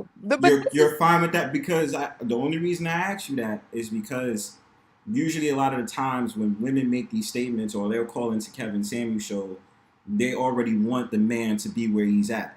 I don't think there's a lot of women that say that I will work with you. But there's no one on this planet that's like that. I mean, unless you're lucky, there's like what 5%. I'm gonna say 5% because a lot of people are getting this shit together in like finances and just bettering themselves. But everyone has a plan. It's work on nothing. Rome wasn't built in a day. It's not one of those things where it'll be like, oh well, he like for an example, I was watching this show, I forgot what it was called. It was on Revolt, and it featured the City Girls, and they was like, if a man's not making six figures, would you still date him? And they were like, someone in the audience, they was like, they all was saying no, but someone in the audience, she was a Black female, she said, tell him come get me later. I was like, what? Yeah. And you know, they say stupid shit like, ain't no broke nigga gonna get this pussy, and it's just like, but there's broke dudes that fuck chicks every day. So that's definitely a fucking lie. Yo. That's definitely a lie. It's a lot. It's so many contradictions in that. Like, so what happened to you then? What happened to me? No. I'm just saying, like, them as a person, like, yeah. Wake up and make six figures. You know, like it's just not everybody's gonna make six figures. Yeah, it's like we're only talking what they usually say it's 10% of the population. Yeah, that like six figures. Then like less than 1% that makes over 7. Am I right, Demetris? Is that statistic right? It's like 10% in America. 10%, yeah, 10% in America, but for over 7 figures is like less than 1%, right? Yeah. Cool. I witnessed this with my own eyes. Cool story here. So when I was on Bomb's channel, there was this woman with the account name of Kimmy. And the day before, I was in the chat, and she was on that kitten heels stuff. Like calling a dude kitten heels, and then when he retaliated, she called him feminine. And so then the next day, I was in there. And Rude was in there. You know how Rude is. He can be a troll. No, he's a total troll. So I was listening, and Rude said, Kimmy is not the ideal woman because she's loud and she talks a lot and she's very degrading. Funny enough, Kimmy herself, she said that she dates like millionaires and stuff, and I was thinking in my head, don't too many women say that for that to be true. Yes, they always say that. You know, it's really weird. I don't know. I wanted to ask a guy's point of view because you notice, and I'm not trying to, you know, shoot anyone down, but you notice when I talk about weave how sensitive it is, right? With women. I don't know if y'all seen it, but you know, like But these are high caliber bitches supposedly, and they're high value women. But you have someone else's scalp. You're having neurocentric makeup on. Of course you're gonna bounce from a fucking 6 or a 5 to like a 10 or a high 9 or a high 8. Of course you're gonna value that. So it doesn't make any sense. It's too many contradictions. Like this is a I didn't get to finish necessarily. Oh, my fault. My Oh, fault. sorry. Demetris finish, and then I'm gonna respond to her. All right. Then what happened was Kimmy got. I guess she felt offended because Rue said that this woman named Kazmira was the ideal chick that most men would go for. And I agreed. Josiah agreed. This other dude in the chat agreed. And when she saw that, she went off.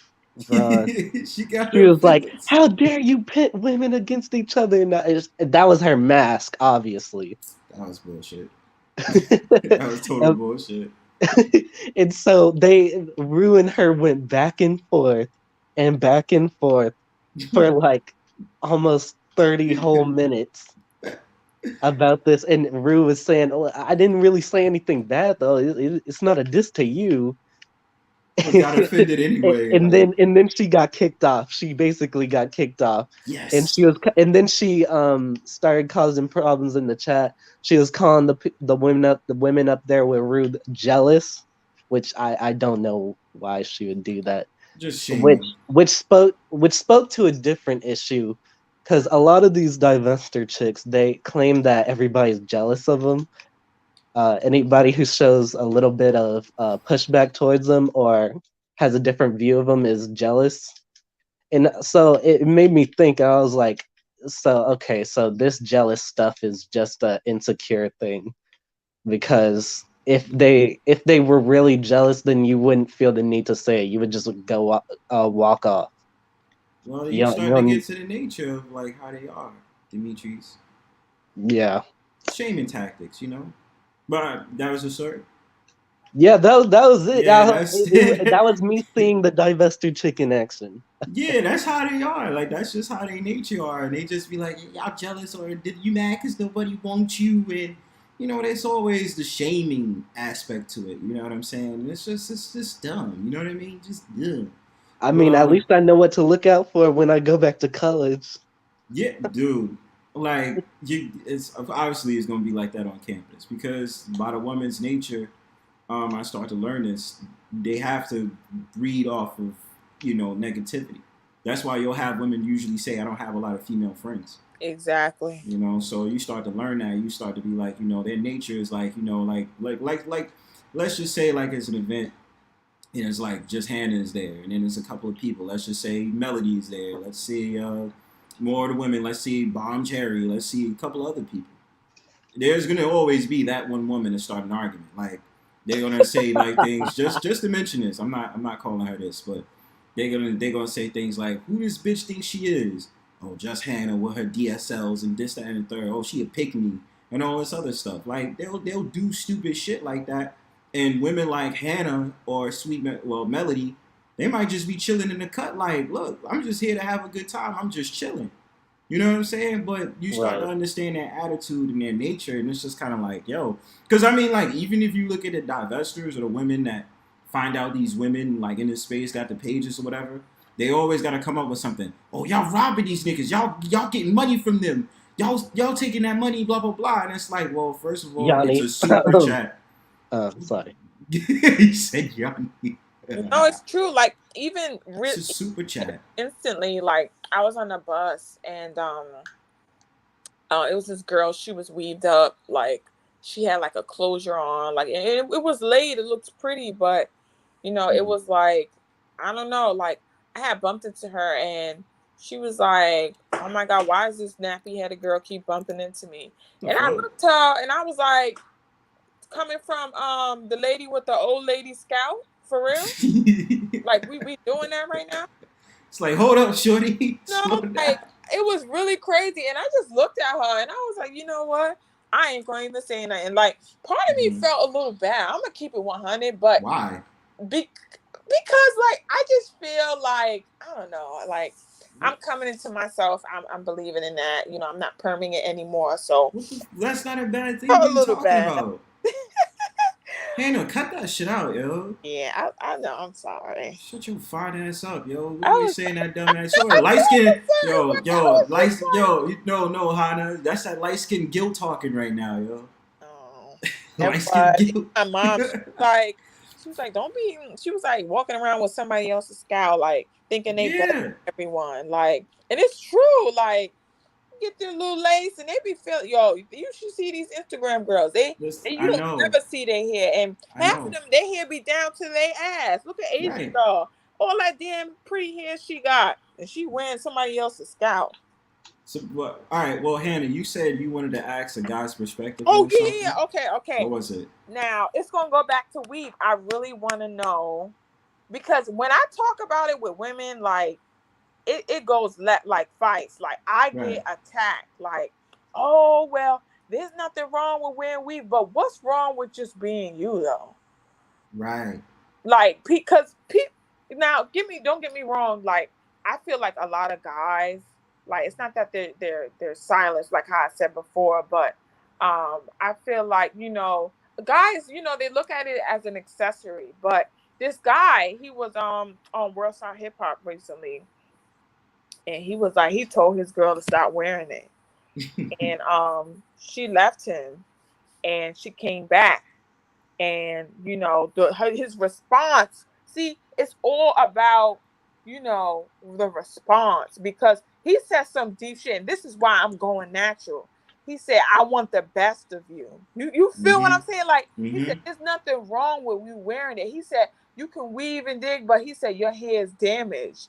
And it's true. She was, at the time, it was like a conversation they had, and she was like, but babe, like, you know, my hair can never grow. And he was like, if you put all that energy and time into these fucking closures and let your hair breathe and maybe do box braids or braid it, get a nice style for that and just let it breathe. Even if you just want it short, it's your own. He said, it's nothing like your own. And that shit hit me some type of way. I was like, yo, that's some real shit. There's nothing, and it's true. There's nothing like your own. He was like, hair should be an accessory, not a everyday daily thing. He was like, you always get your hair done. You never let it breathe. So wait, what was your question? So my question is, like, do men, you know, cause I don't know, like, I feel like a lot of guys, you know, they gravitate to certain women with certain hair types. Now, I don't think it's because of their hair type. I think it's because it's their own. Like, people put time. A lot of people put time in their hair. You know, not with hairstyles. So, do you guys? My question to you guys is should hair be an accessory? Okay, I'm gonna read Prime Time's comment real quick, and then Dimitri, you go, and then I'm gonna go after you because I already know how I'm gonna get on this topic. I always talk about it, so I already know I'm gonna answer. But so Prime Time says we prefer women not to wear weave, but it's not a deal breaker. Can't wear it all the time. That's his answer. Demetris, you go ahead, man. So I it's not a too big an issue if you wear it, but it's an issue when you let that define you. Yeah, that's my take on it, because too many people let this stuff define them and it's not even actually them. So it's kind of like a weird thing. Like this fake stuff is an extension of themselves. And that's how they see it when that's not how it should be seen. That's just my take. Right. Yeah, I get what you mean. Like I always say, I've always preferred natural hair. I've always preferred a woman to have her natural hair. It's just something about it that's just so damn sexy. Especially when you see a so-called black woman. Imagine there was a room of women, you included, and there's about 4 or 5 so-called black women. 3 of y'all got weaves. You and another girl got natural hair. Now let's spin a mix on this. Then you have mixed women in the room. Then you have other nations of women. Now naturally, you already know I usually gun for so-called black women first. I'm gonna be more inclined to want to talk to you than I'm gonna want to talk to the so-called black women that wear weave. My thing about the weave, at the end of the day, I've never liked it because it proves some type of laziness. You cannot wear a weave 365 days a year. You can't. You have to take it out. And the thing about it is that what irks me even more is that if I'm preaching that we need to have our own money intact, we have to stay confined to having our own money in the communities, you're literally giving money to Asians and foreigners just because you want to have something on top of your head. I don't understand.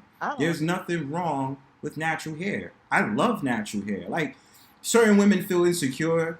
There's a girl I dated too. She always wear hair wraps and shit like that. And I'm like, I actually like when girls wear hair wraps. I don't know what it is. It gives them just the refined look. It actually looks very cute on them. But you know how certain girls have those like really short fros and stuff like that. They have those short afros. And, you know, dudes, I ain't gonna lie, like sometimes, you know, dudes are diss on them. They'll be like, yo, like, but I say, like, I guess I'm an anomaly because I like the short fros. I want you to embrace that short fro. Now, when y'all get the braids, I think that's the only thing that brothers don't got a problem with that complain about weaves. If you're talking about buying someone else's hair, usually if it's braids, we don't really have a problem with that. I think it's only when you start to have them colorful ass braids that's like neon pink and neon blue and all that other stuff because it's off. You know what I mean? But as terms as natural hair, nah, I've always been an advocate for natural hair. I used to bug my own family about that shit. My mom used to be like, but what's the problem with weaves? My mom wear her natural hair, actually. She does.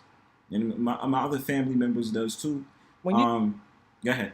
So aggressive, and it's like, I think it's a real deep insecurity because, you know, women, that's our covering. So when you have, I know what it's like to have short hair, like, but my hair is sexy though. Like, I'm trying to say it's sexy. Like, I love that shit.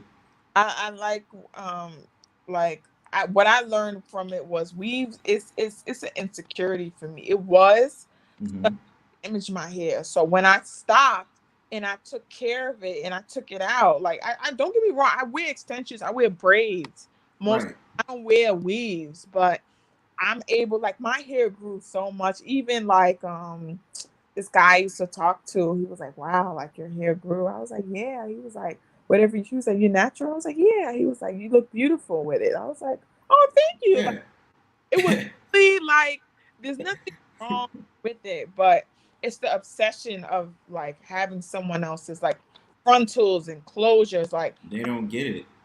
Helmet on my hair, maybe as a protective style, but I don't want to do it either way because it's just like my hair, you know. I just feel like I'll be contradicting myself in a way. Well, Hannah, you was already on a plan to go ahead with the natural hair, so stick to the plan. That's all it is. Look, the thing, well, I think I'm a different type of dude because I'm the type of dude that wants to go on a mission and say every shorty that got a natural hair, just compliment them. Even if I'm not really trying to get their number, just say like I like the way your hair look. I just don't like weaves. I've never been a fan of weaves. I swear to God, if any woman that approaches me with that goddamn frontal wig, I'm running away. Nice. I don't want frontal wigs. I don't, because it's like, again, like, it just proves it has to be some type of laziness. They say, well, it's my hair. How? You paid for it. It didn't grow out your scalp. So, no, like the thing about it is black women do not understand how many different styles you guys can rock with that hair. Now, I think this is something I want to talk about maybe later because a lot of dudes complain about the weaves, but like, you still want to fuck a shorty with the weave. You understand? And the thing about it is, I think about that, I'd be like, okay, so when you meet a shorty with a weave, are you only getting with that shorty with weave to smash? Now, would you pay the same type of way if it was a woman that had a natural hair? Because if you're as extreme as I am, with a chick that have a weave, I'm kind of like, nah. Like, I don't really want to say that to you. At most, I'd probably smash if you're attractive. But then again, it's just like, you know, I don't know. It's something I think about because it's like dudes just deal with a woman that's a weave if she's attractive and if she got a body. And I usually feel like they want to go ahead and sleep with them as opposed to engage in a relationship with them because they have to remind their girl like, yo, like I don't really like the weave. I don't really I don't really like it. And so that conversation comes into play, and I just want to think about that. And I give a perspective. Like I like to like just learn about that because I mean, as a man, I know how I am, but it's just like that type of stuff I think about. Like some dudes that I'm around or dudes that talk to me, and you know, they'll say something about weed because brothers gotta be really honest. You know what I'm saying? So yeah. I just wish, you know, and you could tell it's an insecurity because a lot of women, oh my God, they be ready to fight. Well, what what you got in your head? Like, it was just really crazy. Even with a friend of mine's, like, it just went south. Like, she was like, gang up on men too. I'm gonna wear weave to the day I die. So I was go ahead. I think they get at when they talk about men, they usually always go for the same old arguments. They be like, yeah, we don't say nothing about you dudes that's bald and gotta wear a cap all day. Or we don't say nothing about you dudes that wear a do-rag and all this other stuff. And I said, that's not a legitimate argument. That's not. Like it's not. That's not actually true. On my campus, the do-rags were not allowed to be worn around. Oh, interesting. Right. Even though it's a HBCU, you are not allowed to do that because we're trying to protect our image. Right, but Demetris, we gotta learn too. We're like those. I'm not denying that don't happen, but I'm just talking about for like the everyday situations. You know what I'm saying? Like I get it. Like they're not gonna allow do-rags in certain places, but I'm just saying like in regards to how women will argue, they'll usually bring up those talking points. You know. So I usually hear that, but it's just like I mean, with men, like, we don't have no choice. Either you have hair or you don't. You know, like, now they have these man weaves and these, like, you know, fake beards that you can wear and shit. I don't agree with it, but I mean, to each his own. You know what I'm saying? Fake beard? What the hell? Yeah, they have fake beards that you can put on your face. Fake beards? Stay on, though. Huh? Yeah, they stay on. Oh. Yeah, you could go to the barber. You can attach it. They'll glue it up They'll glue up like this on your sideburns and stuff like that. You could dead ass have a beard. Like they have that, and then they have I think I touched on this in one of my videos. Like I was talking about the man weave conversation. Yeah, the man weave conversation, and I think I touched on the little beards on the side. But yeah, you could put the beards on your the beard on your face. Oh. Listen, I've been blessed with having a nice big old beard that can grow. It grows down to nearly my chest, I think, last time I did it. But, you know, I just had to shave it because, you know, people was getting at me. They'd be like, yeah, that shit is nappy. I'd be like, God damn, yo, can I live, please?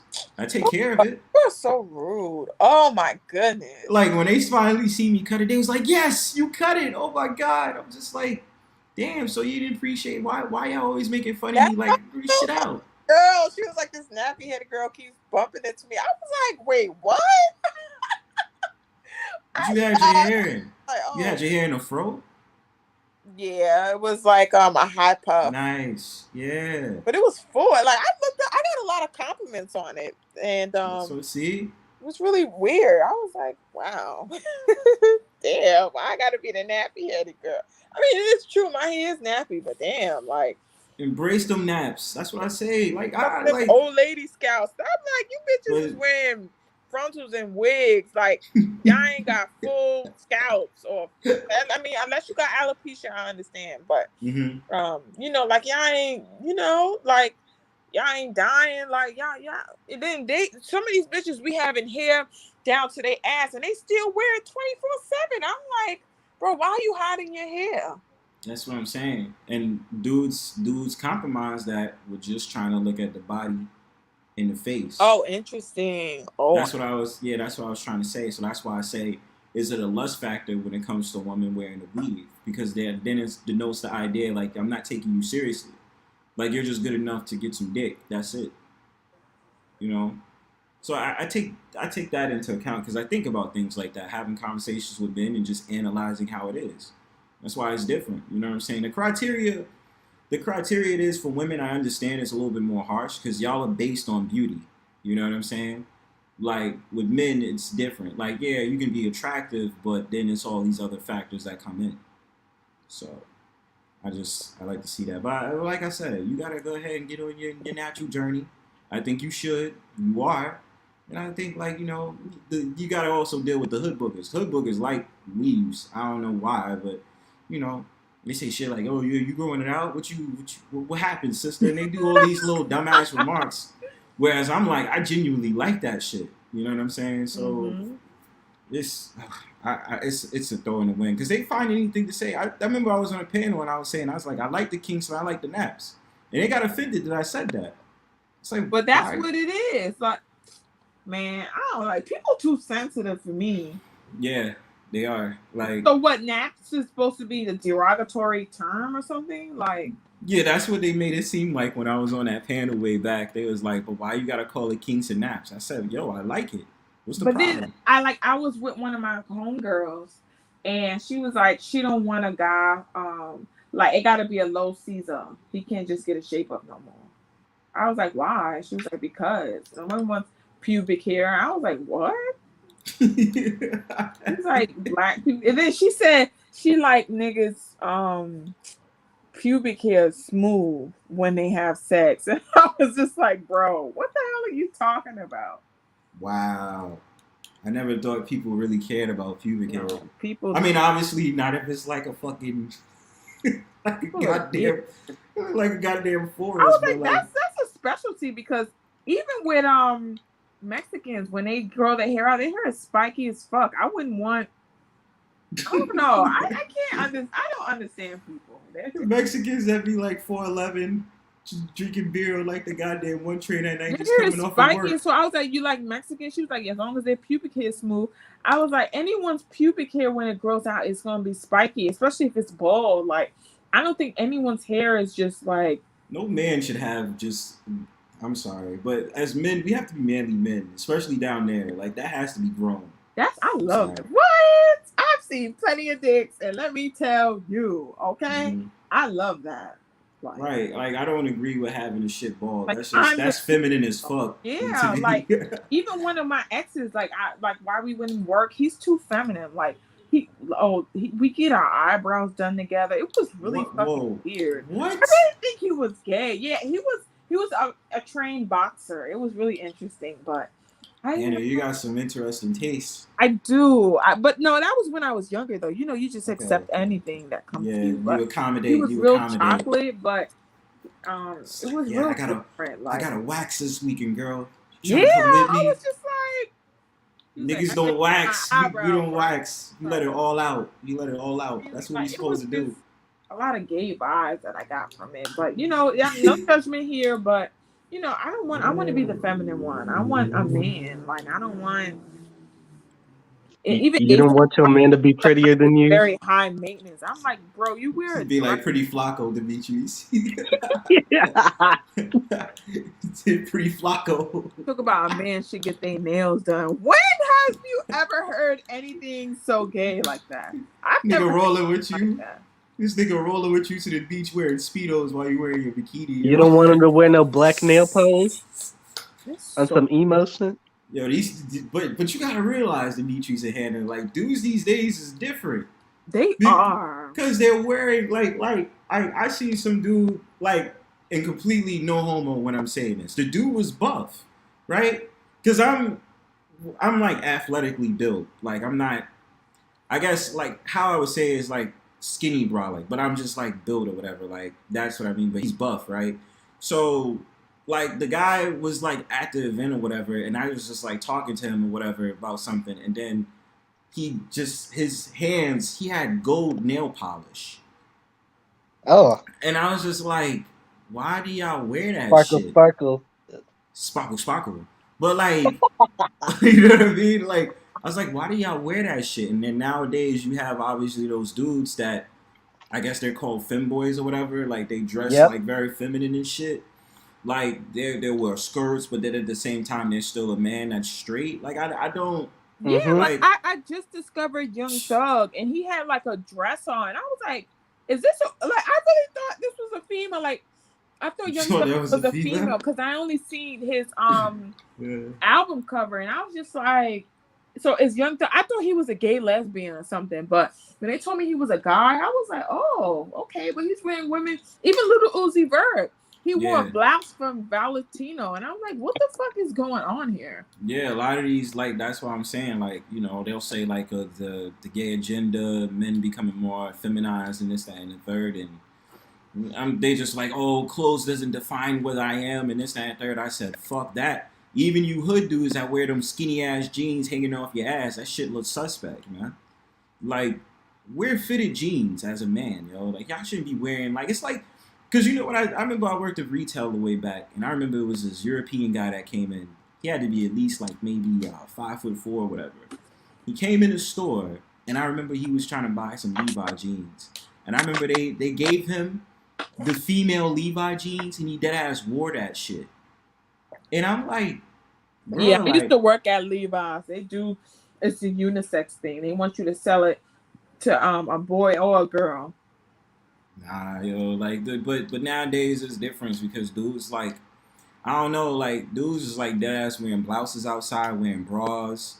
You know what I'm saying? And I'm just like, what? Like, I'm not understanding y'all. Like, you know what I'm saying? And then like, even if they're just like a regular guy like me, like, they're still wearing nail polish. You know what I'm saying? And I'm just like, I don't wear nail polish. I'm gonna wear rings to accelerate to accentuate my hand. You know what I'm saying? Like, I don't wear no damn nail That's polish. what started with jewelry. That's where like the big diamonds and stuff like that actually came from. Was guys, but it's really like everything's switching. Like men are looking like Not with it. females, and women are looking like niggas. Like That's the sign of the end times. But you like know what all else? of Like, this go ahead. if you notice like sleek hairstyles and like men's clothing for women, like just now all the girls, don't get me wrong, I want some Jordan 1s, but now all the girls like they're starting to look weird. Like it's What, just the a Jordan distinct 1s? look. No. It's the distinct look of everyone styling the Jordan 1s. Like it's like Like a really how? big baggy shirt with, the shorts or Yeezys. It's Mm-hmm. they're looking distinct now, like this distinct look, like a more of a tomboy look everyone wants to do. Yeah, that's not cute. You know, Like, you're getting that, and you're getting the what's the style? Oh, I forgot to mention this. Like, usually I don't like girls that have Caesars. I don't like that look. yeah, that's weird too. I don't like that look because it's I don't like that shit. You know what I'm saying? And then yeah, I see women that have those styles that fuck, what was I gonna say? Like, a lot of women try to be like over sexual these days or whatever, but it's just like, it's just too much. What's good, 1Gs? Peace, Chief. Hey, what's up? What's going on with y'all? Chilling, my man's macking out. How you, man? I can't call it. I'm chilling. Yeah, man, I hear the conversation you was having, man. And, I see this every day, man. Tight, ripped jeans and all that other stuff. I can't rock with all that stuff, man. And I work in the pharmacy, and I must say, the tight jeans, there's a lot of, I'm going to keep it 100. There's at least 89% of women there with yeast infections. So that's not doing too well. So they isn't getting into them dress. You know what I'm saying? All types, like I'm talking about. And they're like, and I don't think, because, you can have a UTI and stuff like that, but for you to just be getting yeast infections out of nowhere, your jeans are too tight. Yeah. Boy. And it be the same ladies, and I be looking at their jeans, and they be tight as hell. They be having them Fashion Nova jeans on. Them jeans is tight. They stretch, but they tight as hell. Okay, so would they get a yeast infection from wearing those leggings though? It could be that too. Them yoga pants, tight ass yoga pants, and your ass is from here to Mexico, and you gonna squeeze. And then some of them be getting a size smaller It's really weird. That's why I don't like when they say like, oh, why y'all looking like, like it's wild tight, yo. Like I can see the fucking panty lining. You like can see why? the imprint of the coochie, like of The camel toe. like it's really crazy. And then like I used to work in Old Navy as well, and they used to come in, and a lot of the Spanish girls, they would get like 2 sizes under. Like she would squeeze into an 8, knowing that she's a 12. And I used to look at her, and she'd have the nerve to tell me it's stretched, and I was like, there's no room. Like you need room when you bend down, or like when you're walking, like your lips can rub together. Like it's certain things, especially if it's 365 days a year and you're not wearing any dresses. Like you're not giving I give myself options. If it's summertime, like I like loose clothing, or like I'll wear like a fitted bodycon dress, or like a maxi skirt type of thing. Like give yourself options. Your coochie needs to breathe, especially in the winter time when it be cold and she's not getting any air down there. Like that can cause a lot of UTIs. With the facts, yes. I mean, I get it as a woman. It's just that because I think it is important to have those conversations, because I try to understand, like, because I was like, wait a minute, if a woman wears like very tight clothes, they can catch a what from what?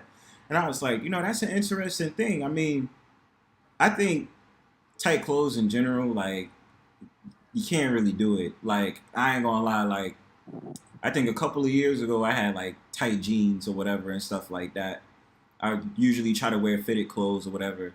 Them jeans ripped within a week. And I was like, I can't do skinny jeans. I can't do that. Like I wear fitted clothes, just for my body type, but dudes be wearing these skinny ass jeans and then just be like, yo, bro, like, you look crazy. You look crazy right now. And then you try to like, put it under your, like, not that I want to see that shit, because it's disgusting. You're showing your ass. And I'm like, dude, like, what the fuck, yo?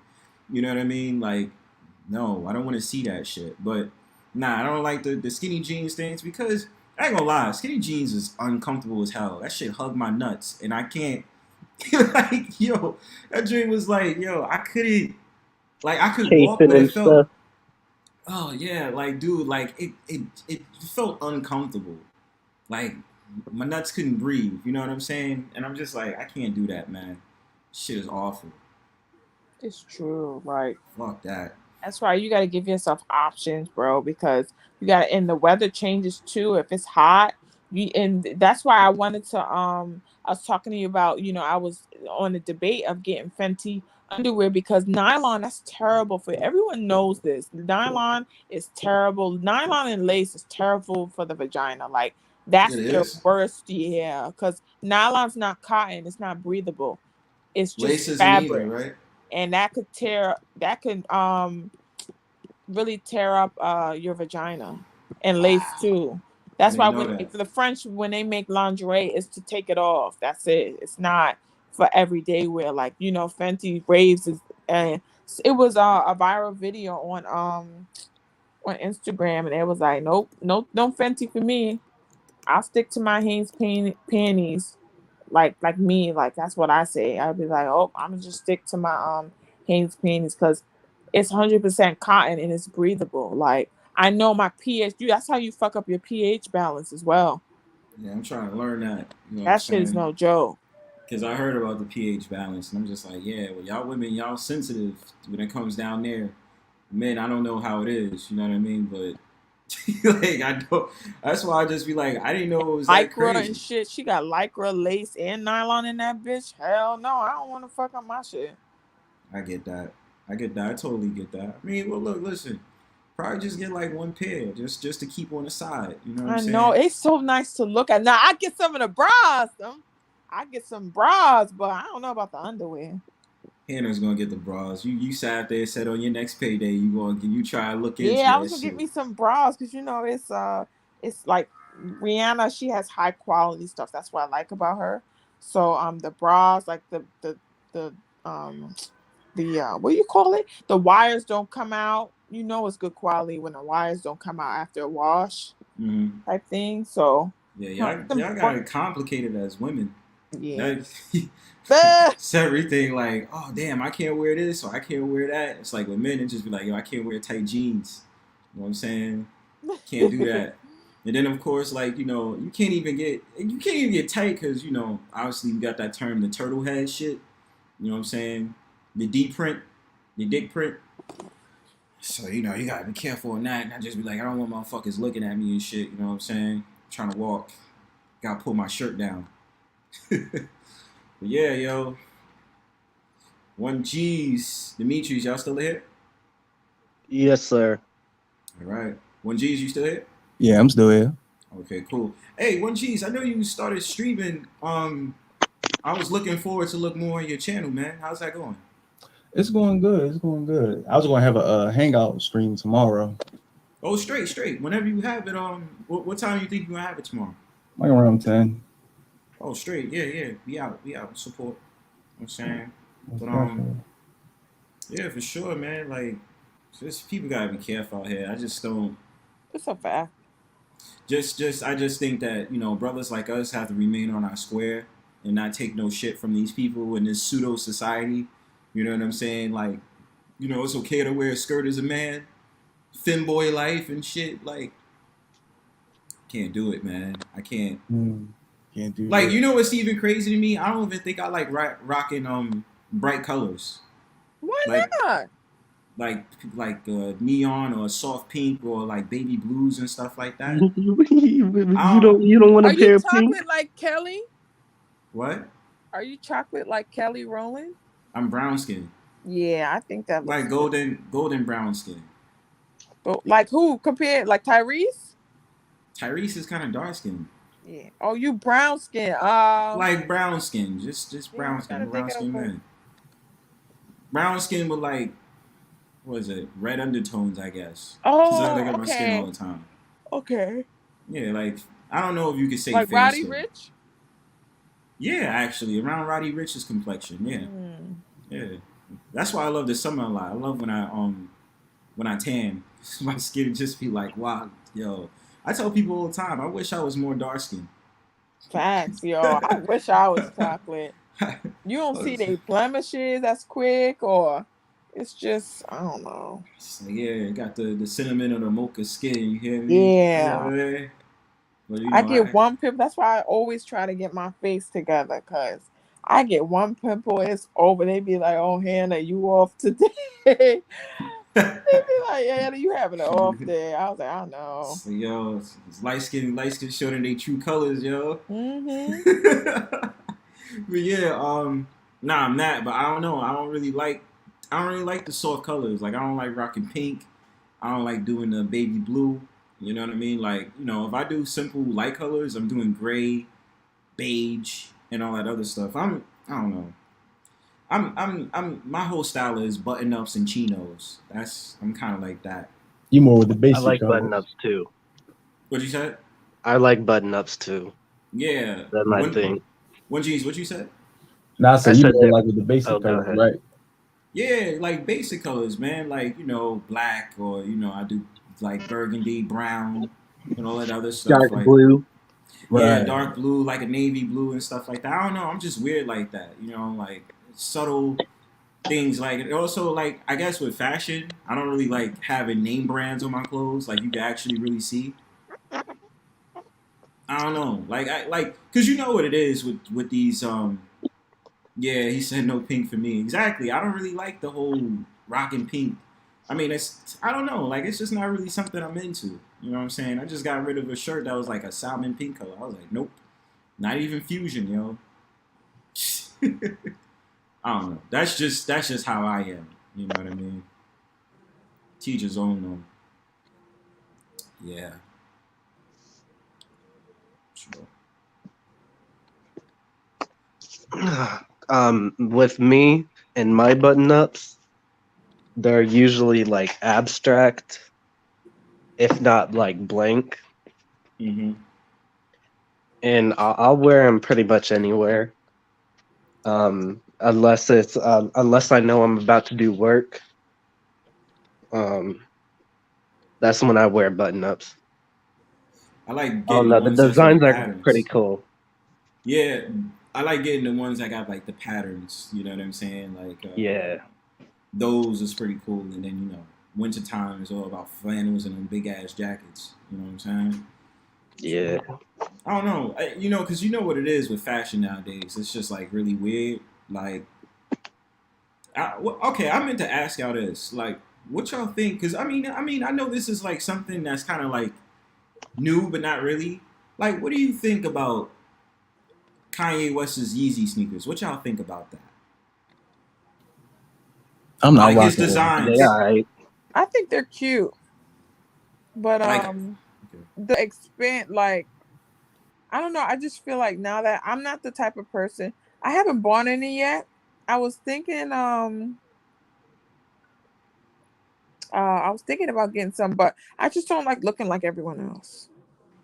Yeah, same. I don't like that. Like, I'm always like love to look different. And style is not always about, oh, let's just wear this, like the new colors and the sneakers. Like it's style's supposed to be fun. You're not supposed to look the same every day. Yeah, I agree.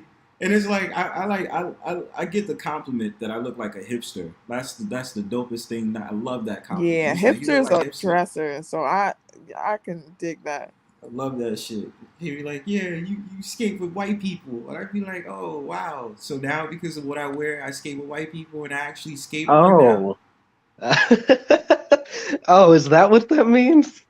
What?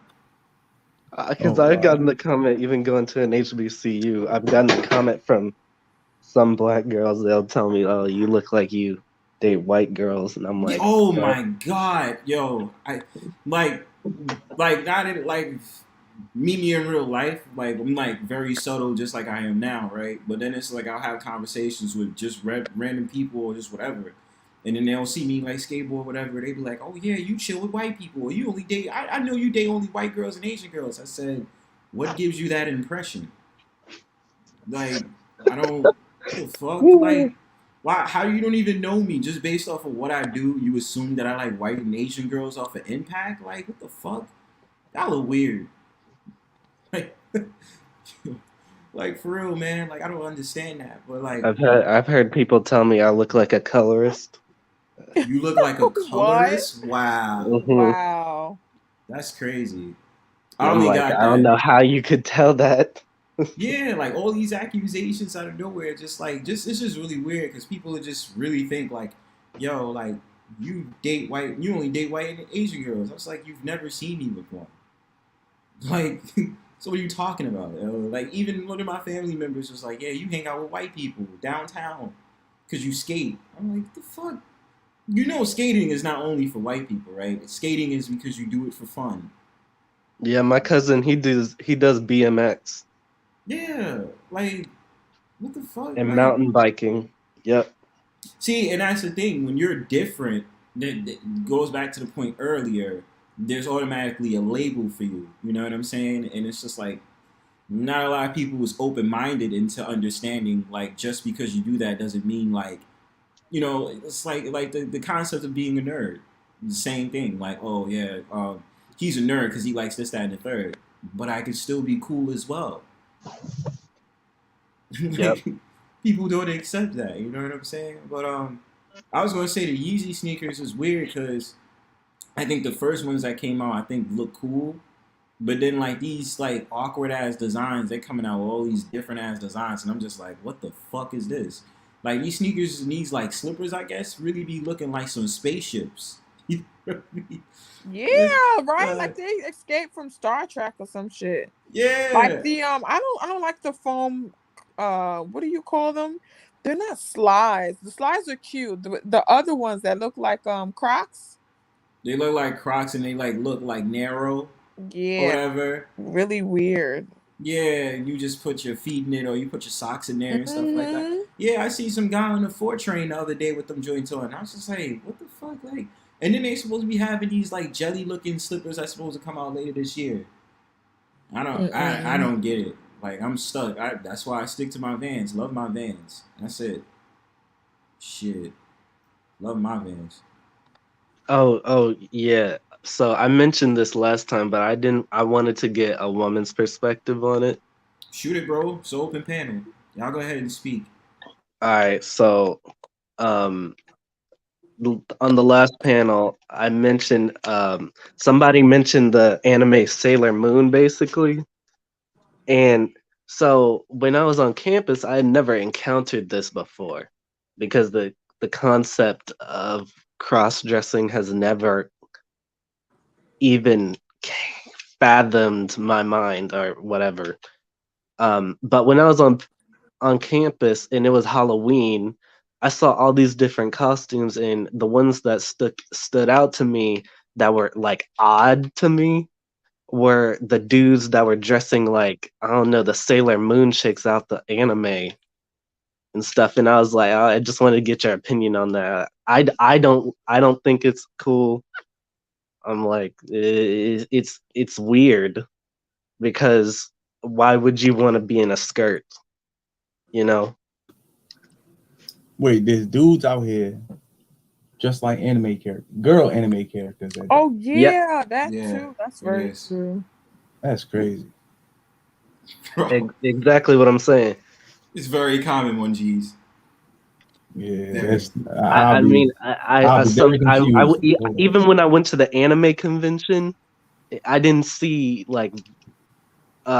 many black people, period. But I also didn't see like dudes dressed like anime chicks. Yeah, that's creepy too. There's this one dude. He had I don't know. He had on like a a schoolgirl's outfit, and I was like, what? Why? Just why?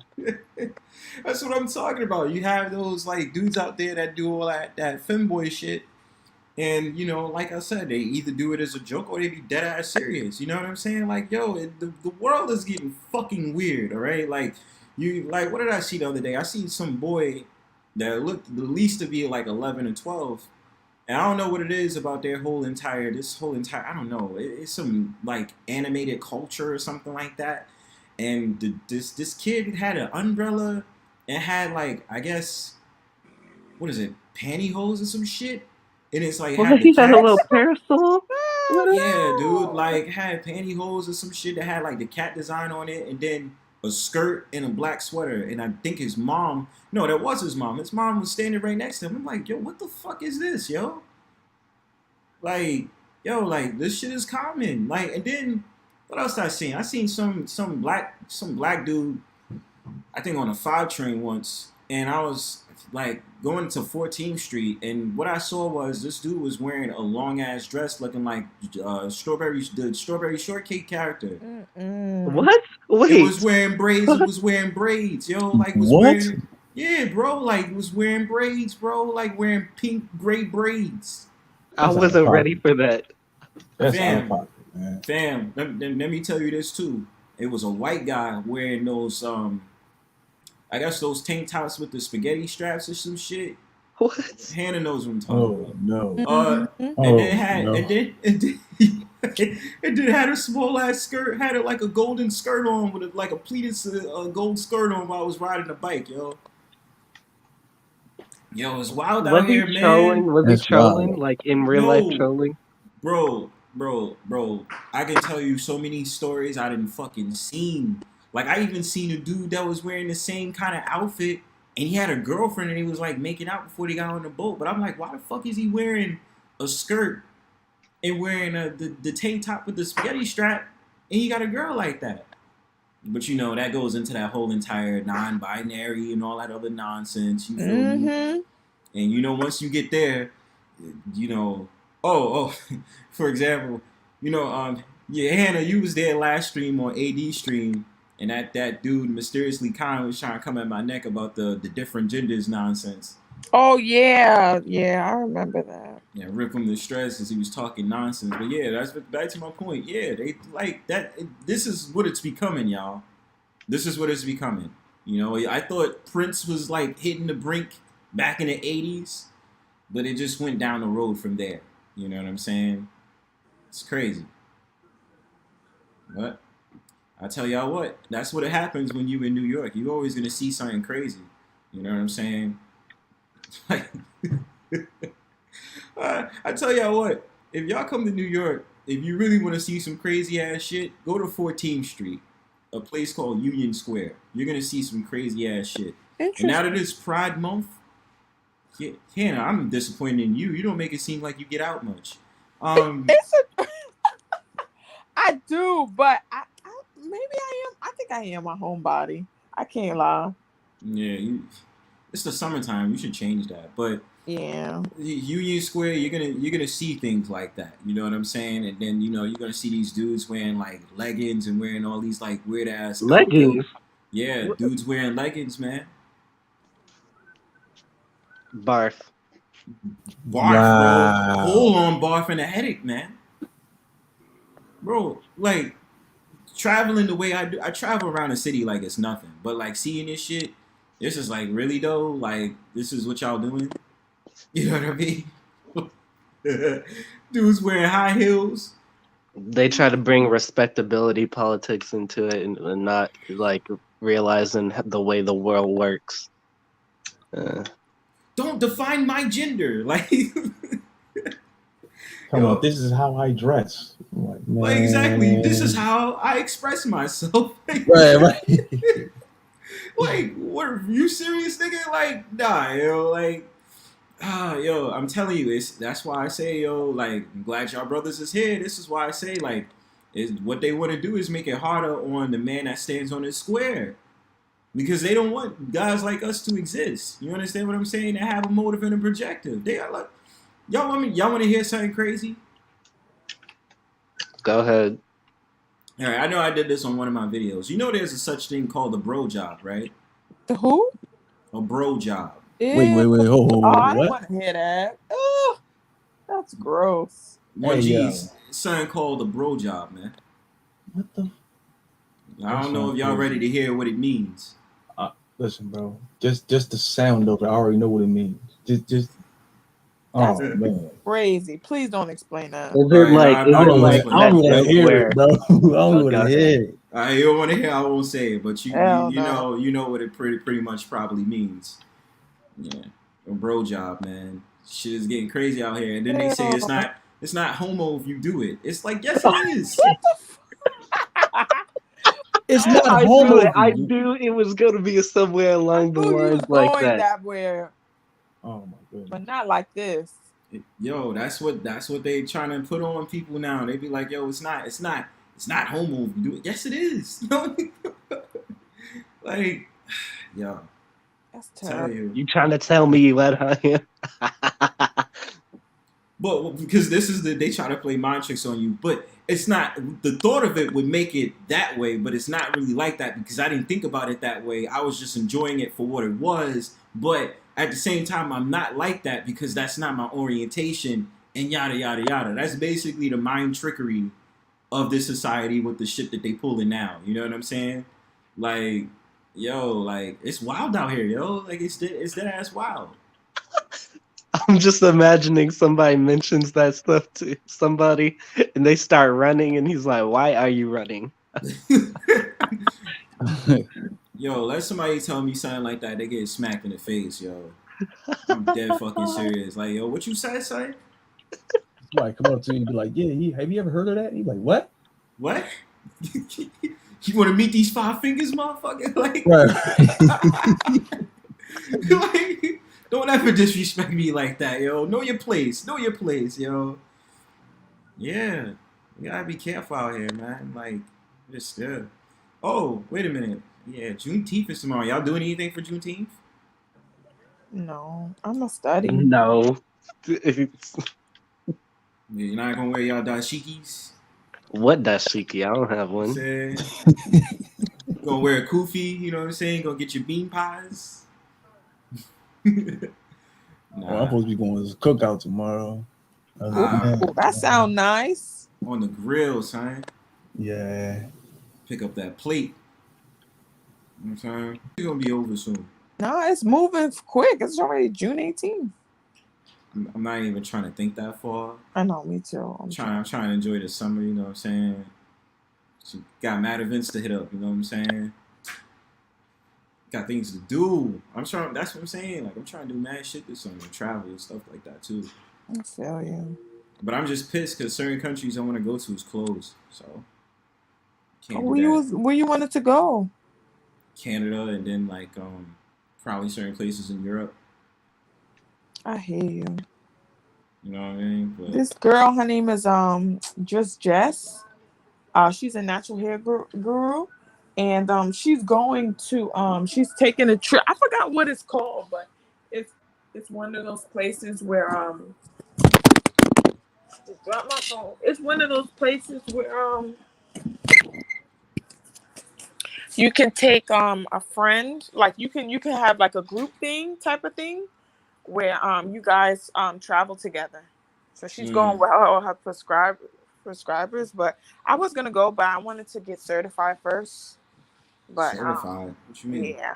Oh, for pharmacy technician, I'm studying for the test. Sookie now. All right. Yeah. Do the damn thing. Yeah, I'm trying to get this money. What? I'm gonna leave you with good aspirations. You will do well on that test. I leave you with that. You're gonna do good. You always brag. You always say you gotta study. You usually put the head in the books. You're gonna do good. So yeah, you know what I'm saying.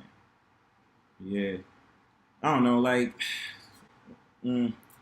it's like you gotta get the passport. Bronzebird, you ever been on a plane? That's the only reason. That's my biggest fear. Like, Yeah, I've been on a plane. oh, I've never been on a plane. Yeah, me too. I don't like it. Y'all don't like planes?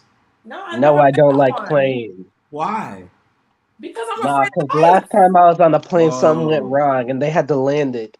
And I was you like, ride the we train wouldn't- though, elevated, right? Shit like that. But Hannah, you ride the train elevated, right? No. I don't like elevators either. And get stuck? You crazy? I don't ride that shit. I thought you, but you know when a train goes outside, that's elevated. You up from somewhere. You have control over trains though. Like I'm on the floor type of. Well, not. You know, if it's You get what I mean, though, right? Because you know, it's have still control. You have ways to exit. You know, they could roll that shit back, but for planes, it's just one destination. And if you drop, that's it. Like I ain't got time for that shit. Yeah, I've been on a plane. I've been on a boat. Yeah, I've been on a plane. Damn, I need to get out, boy. You do. You do. I know there's some beautiful places out there, but even with the Bermuda Triangle, like if you cross that shit the wrong way, your ass may not come back. Yeah, you may not come back. I ain't got time for that shit. I ain't got time. It ain't that beautiful. Yeah, but I've been on a plane before. A plane is good. Look like the window. And then the only thing that happens is turbulence. That's the annoying thing. Oh, no. We're not doing that. No, turbulence makes me nervous.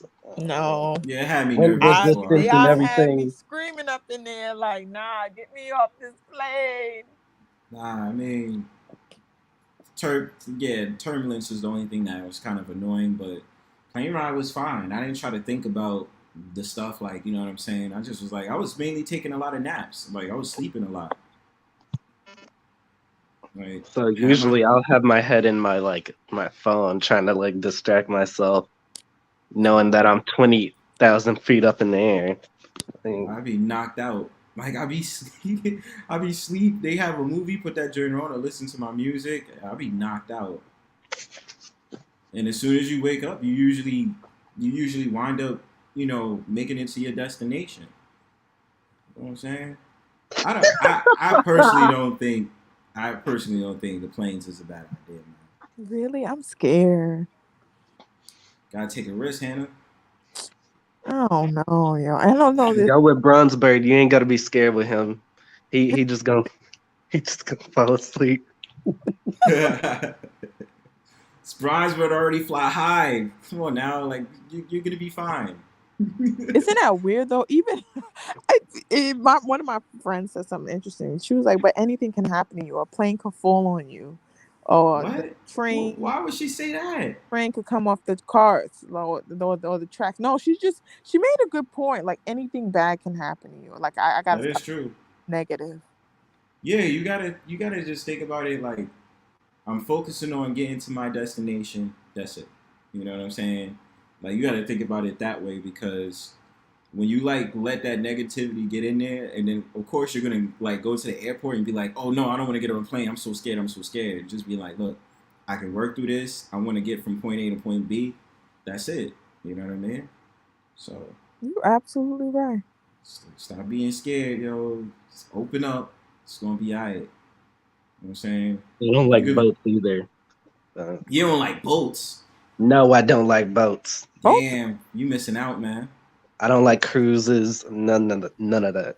I always wanted to do a cruise. I always wanted to try it out. You know, so Bro, 1G's, you never been on a cruise before? No, I ain't never been on a cruise yet. Bro, Not it's yet. like a floating hotel on water, and then when you look out your window, it's nothing but water unless y'all go to near an island or a landmass, man. It's like looking straight out of a movie, 1G's. Damn. Bro, and But then, I'm at a weird place because I want to go to Japan next year not as weird. well. Oh, bro. That's not weird. No, because I have to ride a plane to get there. Yeah. Well, what you want to do, man? You want to take the trip or you not? You gotta take that, man. Take that chance right there. There's no other way to go unless you're gonna go on a boat. That's gonna take you months, probably. That's the only way you're gonna travel. I'm a go. I'm a go. I just ain't gonna like the trip there or the trip back. Yeah, just make sure you have some distractions. Long ass Or flight. do what I do. Japan. Sleep. That's usually what I do. I sleep. I don't try to wake up. Or I get my little snacks or whatever. You don't try to wake up. Yeah, dude. Like I just go to sleep. I have mad fun. I just be trying to go to sleep, and then I wind up getting there. Well, it's different because Japan from America is probably like 16 hours. Well, the flight from here in Texas to Hawaii itself was 18 hours. Whoa. Damn. Damn. It's 18 hours. So you go to sleep, you wake right up. It's like morning. They're serving breakfast on the plane. Damn. And then you got to get a connecting flight from Hawaii to finally Japan. Yeah.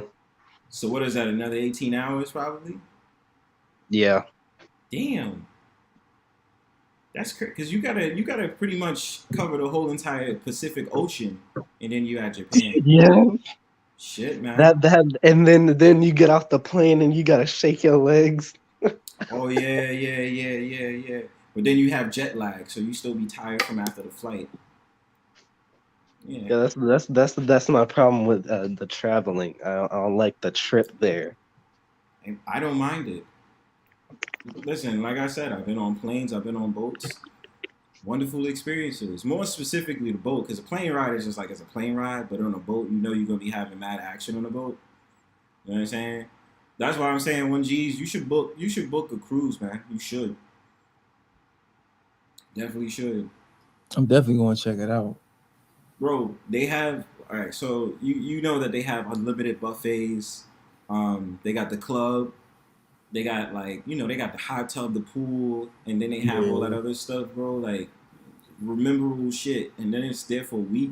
And of course you meet people and all that other stuff. And then like look, listen, it's like you're being pampered on a floating hotel. Okay? Like that's what it's like, man.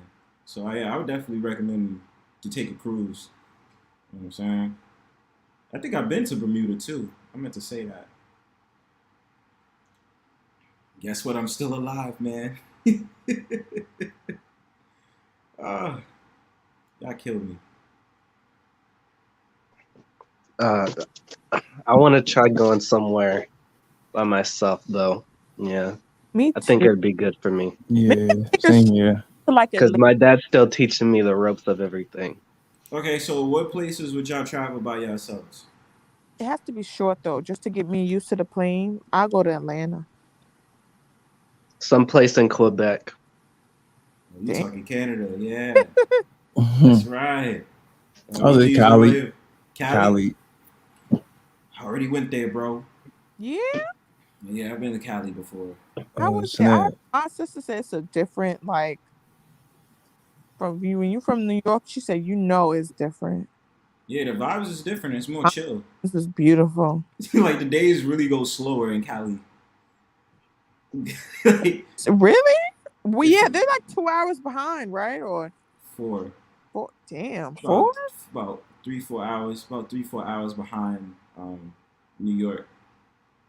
Oh, so that's what jet lag is, just because you're in different time zones? Is it? Nah, jet lag is usually just like that feeling of tiredness after a long ass flight. Yeah, I feel like that's with anything. It You could could be get. broad day, but you're super tired. I feel like because jet lag could that Go just ahead. be like any transportation you take.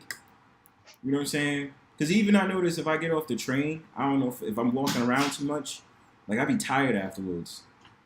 I'm like, I felt like that before after riding a train and the buses. yeah, man. Yeah. Like imagine riding a train. Let's say like if you're in Manhattan, let's just say like you're from like the top of Manhattan and you're going to like Brooklyn, or like how certain people ride from like this like Far Rockaway Beach in Queens all the way to like Uptown and shit. Like you tired like afterwards, like you'd be like, yo, it's a long ass trip. So I feel like jet lag exists like if you travel just a good amount of miles. You know what I mean? Like I don't feel. Yeah, I've been to Cali. Cali is fun. Cali, what's not really weird, but weird about Cali is that their winters is not really like, it's definitely not our winters. Because they're like 50 to 60 degrees. You can come outside with like a light jacket, a sweater, or a flannel on. Like you see these people outside with big ass coats and they be like, I'm cold. Like, how are you cold? That's not cold to me, you know what I'm saying? But, you know. Their cold is different than our cold. Mm-hmm. Yeah, it's different over here in the East Coast. Where you at, 1Gs? Philly. Oh, you in Philly? Ooh, yeah, I went out to Philly. Fine, man. Whew. Yeah, I was actually trying to go back. I was around Center City. Oh, for real? Yeah, man. Yeah, I don't know, like I didn't get a really chance to really explore like I really wanted to, but like I think I was in the hood when I went to Philly. Got weird. You said you think he was in the hood? Yeah, it was like because I took the the Broad Street line. Yeah, the orange BSL. line. Yeah, the orange line. I took that I think like 2 stops, and I was staying at an Airbnb out there. Oh wow. You know what I'm saying? And later that day I just went out to the Whole Foods or whatever. Just I was out there and shit, and just checking it out. Yeah, I like Philly though. Philly. Well, I guess the area I was in, Philly is actually pretty cool. Like if you just roll around, like the whole like infrastructures and all that other shit, and then the museum that's out there, like on I forgot Market Street, I think. Yeah. Yeah. So you know the vibes. Like you in West Philly? No, I'm in Northeast. Northeast. Yeah. But usually I be down like North Philly most of the time. Nice. Yeah. I like how in LA there's different cultures. Like I'm more interested in like the Mexican side. So like there's like Mexican markets and stuff. I think that's so cool. It's got the cholos. Mm-hmm. Cholas and chola. Too, like there's different ways. Like there's Valley girls, there's regular Cali girls. It's interesting. The cholas or chulas, and then you got it's like, what's up, cuz? Like all the people out there. Mm-hmm. Yeah. Yo, they was showing liquor stores in Compton how locked up they be. I'd be like, yo, that's crazy. That is crazy. We got it locked up because I guess it really be that serious I out was there. like, what the fuck? Did I walk into a bank? Like they did like a walkthrough. It was ridiculous. Damn, I didn't know because that gang culture is loud out there. So it's like, Mm-hmm. you know what I mean? It's crazy. But nah, I want to go out to Cali again. Cali was fun. Trying to figure it out. What's the I mean, because you have Bay Area, you have Los Angeles and San Diego, basically, and then a lot of people go to Las Vegas. That's some place that I wanted to go to. Las Vegas. I heard Las Vegas is crazy. Crazy as in what? Their minimum wage sucks. Minimum wage? What are you talking, like $10, $11 an hour? Less than that, $9. I think it was $9.50 to $10. Yeah, certain places around in America have low ass wages when it comes to work, and then we have the most. Nah, I don't think we have the highest, but I was just $15 an hour. Shit. Andrew Cuomo needs to increase that shit. Las Vegas. I'm trying to figure out what other places. I already been to Florida. Florida is nothing. Let's see. I went to Atlanta before. I would go to Atlanta. I'm just cautious about going out there. DC, Maryland. Been in mad places, yo. Yeah. Check out on it. I'm sorry, what'd you say? No, I was just mentioning states that I've already been to. I'm still trying to go. Oh, as a matter of fact, I gotta go to Texas. That's where I gotta go to. I gotta go to Texas. I'm sorry. You don't want to go right now. It's getting up there. What you mean? It's started. The temperature's starting to rise. Oh, I remember because you told me it'd be like 120. Yeah, midsummer it gets like 112, 120. Nah. And these people be walking around the mall with no hat on. I'm like, how? y'all like feeling your skin sizzle. I mean, like, I wonder if it's that rough out there. If you crack an egg and you put it on the concrete, will it fry? Yes. Yeah, can't do that.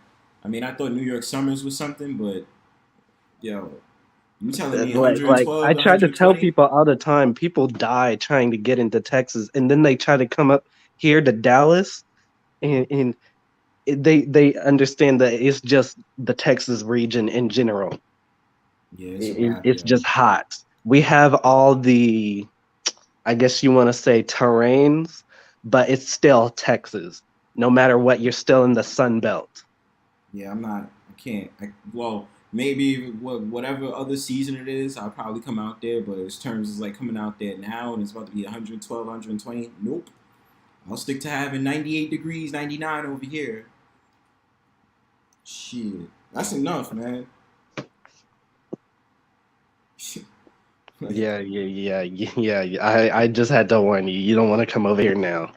What? Yeah, I'll come later. Like I'm not gonna. Yeah, you don't want to feel yourself frying. Does it cool down in September or? No, it's starting to cool down. Around September, it's more like 87. Oh, that's better. It's better. So it's not. I would say it doesn't really cool down until mid-October. Mm. All right, cool. Cause I can't be out here catching a stroke or something like that out there. Yo. You know what I'm saying 112 degrees, 120. What, you already sweat now? Like just imagine, because you already sweat now. It's about to be 90, 95, and then you telling me it's 112 to 120. Goddamn. The farthest we have ever got in the city, I think, was only about 102. That's the farthest we ever. Yeah, 102 in New York is the farthest we got. I know one state I will never touch is Arizona. I went there one time. I got traumatized by the heat, and I was like, no, never again. I'm gonna stand away from the desert. West Texas, that's a no. New Mexico, that's a no. Yeah, I can't do that, man. Because you know what? Like, if it came down to it, like, people would be looking at me crazy because I'd be walking really slow. And I'd probably have, like, a handheld fan on my face so that I can just make sure that the breeze, like, even though it's be hot air, try to cool myself down as much as possible, That's what I was about to say. It's blowing hot air. So it don't help because you're still going to have the sweat beads. You know what I mean? So there's no wind. You can't win anyway. Like you're gonna be blowing hot air. It's not gonna. Cool down you inhale. It's hot air. Yeah,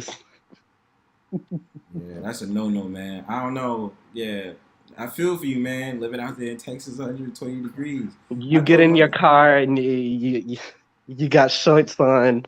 Oh yeah, that's suicide. That's suicide, man. Basically, the sun New burnt the seat. definition of hot box. Facts. It'll really be a hot summer then, right? Like, yep. Not even hot girl summer, just hot ass summer, yo. Shit. Be done. You know what I mean? That's crazy. Yeah, when I be getting in my car during the midday, I'd be the like, you know what, Lord, just take me. I don't want to do Lord, don't let me suffer this way. You know what I'm saying? it. And you know the Christians down here, they say, you know what, hell is hotter. Hell is hotter. And I definitely feel for them when they say that, because now I'm just like, I respect that now. Like, yo, yeah, man. Damn, I mean, does cold water even help? Like, does it help out? Oh yeah, it helps for like a moment, and then it like the water starts to heat up a little bit, and then it doesn't really help because when it's usually like super hot, the wind doesn't blow, and even when it does blow, the air is hot. So You know what it's like? It's like having one of those days with the weather, and you just go outside and be like, yo, you just so disrespectful. You know what I'm saying? right. It's one of those days you go outside, it's like you just so disrespectful. It's like when I went to Florida, like that tropic air, like the way it was out there, like it just was like, yo, I don't understand, because it's not even like it's like nice hot air blowing on. It's just straight up hot air. Like I'm like, yo, you're just so disrespectful. My classmates when I was still in high school, they're saying like maybe it's because we're closer to the equator, and I was like, if that's the case, I'd hate to live at the equator. Yeah. But you know what? Even with that, like, even if it is close to the equator, because the farther north you go, it's colder. But then if you go south, I think it just still stay warm. But it makes sense though. Like I think, like when I went to Caribbean islands, that's around the equator, so it makes sense for it to still be hot as hell outside. Like, shit's crazy. Yeah. You be careful out there, man. Just take your time. That's why, like, I think I said this on Bomb's panel before. Like, when you live in the South and it's like summertime, you see a lot of these people. They run at either 5 or 6 in the morning before the sun comes up, Makes because when sense. you live in the South, you gotta beat the sun. So Yeah. any errands you gotta run, do it before the sun comes up or early morning when it's starting to heat up. Yeah, that makes sense. Yeah. Because you don't want to get caught out in midday. You don't. And that makes sense, because I think it's different for me, because I think I'm starting to get a different view. Like, I'm just like, now it's just like I get annoyed by all the noise that happens during the afternoon towards late night. And you just heard like earlier how they have all those damn firecrackers and stuff like that. I don't even be outside for that shit. So it's different. I understand with weather, but like, I think my mindset is the same. Like, I'd rather do everything early in the summer than do it during the day. Right. Because, Lord have mercy. Yeah, man. One JustHannah, y'all still here? Yeah, I'm still here. All right, cool. Oh, I was gonna ask you, one G's. Are you gonna make real quickly? You gonna make specific topics on your channel? Yeah, I'm going with like community topics, like how we can come together and everything, and mostly sports. Okay, cool. What did you think about because I asked earlier, what did you think about Juneteenth being federally signed? Wait, what's the question? Juneteenth, like they put it in, it's in a bill, so they federally signing for it to be an actual holiday now. Oh yeah, well, I think it's good that we finally got a holiday that show of our culture. Okay, cool. I mean, yeah, we touched on a lot of things. I wish you was here earlier. We was talking about the idea of like African Americans versus ADOS ADOS Africans versus Caribbeans. So we was having a conversation on that, and I was just saying like, yeah, there are nuanced differences. There's still arrogance amongst groups, and I was just talking about that. You know what I'm saying? So I was saying, like, it just bugs me out because it's just like, you know, like you sitting on the seat of being a so-called African American. It's just like everybody's just kind of like, you're lazy and you're a thug and you're and I'm like, no, that's not me, yo. Getting so many things getting thrown at you when you're not even that. Right. You know what I'm saying? And it's like you just heard earlier how I was talking about like my thing is like I was always considered different. So they always looking at me like, yo, you're not a hood nigga. You know what I'm saying? So imagine you get that in just the general stereotypes that come from immigrants and they sit up there and they say that to you. It's just like, yo, like, fuck. You know what I'm saying? Yeah, but most of the time they just going off what the media is saying for real, for real. Right. Exactly, bro. And that's why I'm saying the media just be having people on guards about what their opinions is nowadays. It doesn't like people don't really think for themselves, you know? Oh. Yeah, they don't think for themselves. So I mean, yeah, bro, it's crazy. But yeah, I think it's gonna be some good shit. Like, wait. I meant to ask you this, bro. How did you find out about the manosphere? Well, I'll tell you the first person I ran into when I came in the manosphere. I ran into like O'Shea and LAR movement. Okay. And then from then on, did you join any like panels or have any discussions with them? No, not. It took years on until I came on the panels and everything. But most of the time, I was in the chat. You came through like recently on panels? Yeah. Okay. But Yeah. I've been around for a minute though. Okay, yeah, because I came in last year, last August, and I tell people all this all the time. I got cussed out on their stream, all because I guess I said something somebody else said and I didn't know it, and I got cussed out. I was like, yo, what did I do? Oh wow. It got cussed out. I was like, yo, I didn't even, you know what I'm saying? Like, what the fuck? Like, why? Like, what's your problem? What's your problem, brother? You wind up apologizing, but it's just like these dudes be wild, dog. Like these dudes be really wild, yo. That's why I stay in my little corner. I stays out the way. I don't be in none of that mix of them hollering, going back and forth. Nah. I'm cool over here. I get my popcorn and watch y'all. Right. Because then when they go up on panels, they be like, shut up, bitch. Be snapping out here, just going off. And they be like, catch the flight, nigga. Catch the flight. I'm like, damn, it's on and popping. What y'all about to do? Like dudes really be pressed, yo. That's what I'm saying. It's not that serious. Nah. This niggas already dying out here. Ain't no point of y'all keep doing that dumb shit. Yeah. So they're talking about catch the flight. Yeah, man. All right. I think I'm about to holler at somebody else's stream, see if they still on. But what's y'all last words on it? I'm gonna play my last song and get up out of here. What's y'all last words on it, man? I don't really have any except, you know,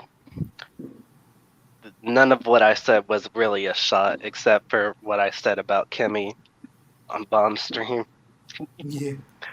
And the divester chicks. But, you know, everything else, it was chill. Cool. Thanks for coming up, man. Love your perspective as usual. Oh, before you go, man, are you gonna have that when you gonna start up the stream, bro? So I talked to my friend yesterday, right? Mm-hmm. Yeah. So she said we'll go ahead and do it.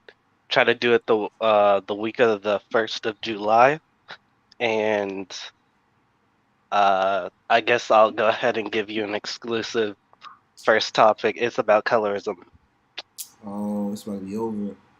Hannah can slide on through. You know what I'm saying? Explain that light skin privilege. You know what I'm saying? But yeah, bro. I definitely, I already know I can dig in on that topic, man. 1G's, what's your word on it, man? I already got much to say on it. All I gotta say is just do you. Don't worry about nobody else out here. True. Thanks for coming, bro. All right, peace, man. Peace, man. Hannah, you there? There she is. I heard something in the background. What's your last words on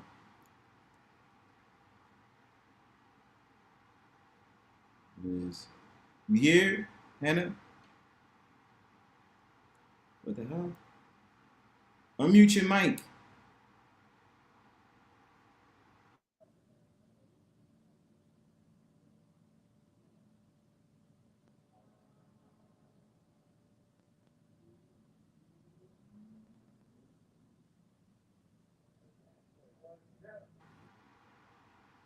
Yo.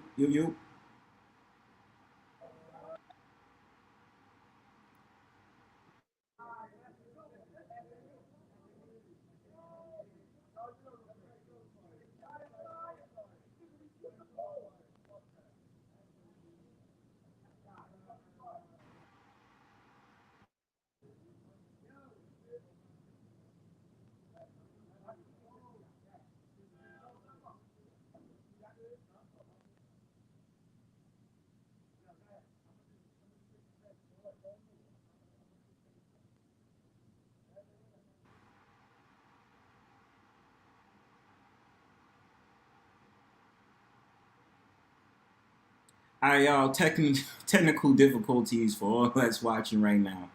While she's out, I'm gonna play some music, and then I'm gonna get up on out of here. If she comes back through, then we'll see what's up. You know what I mean?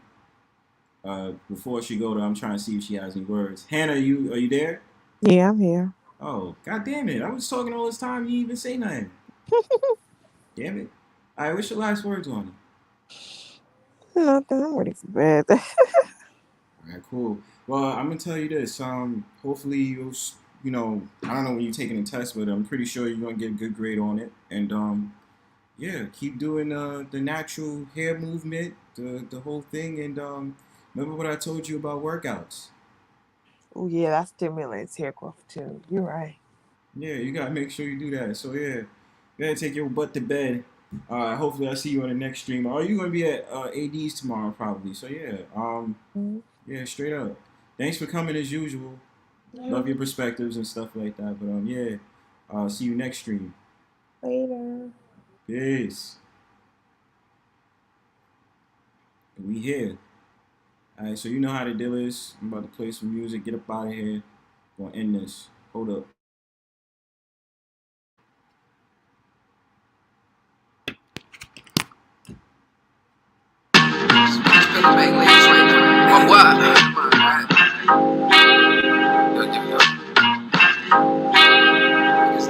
Paralyzing shoulders came from out the rap, it can't go in. Let me show you focus, the flow is Macaulay Culkin. That's on its own, home alone. Drop pheromones to loosen your dome. Depository renegade, that's 60 seconds we go. Search for the meaning after jotting that.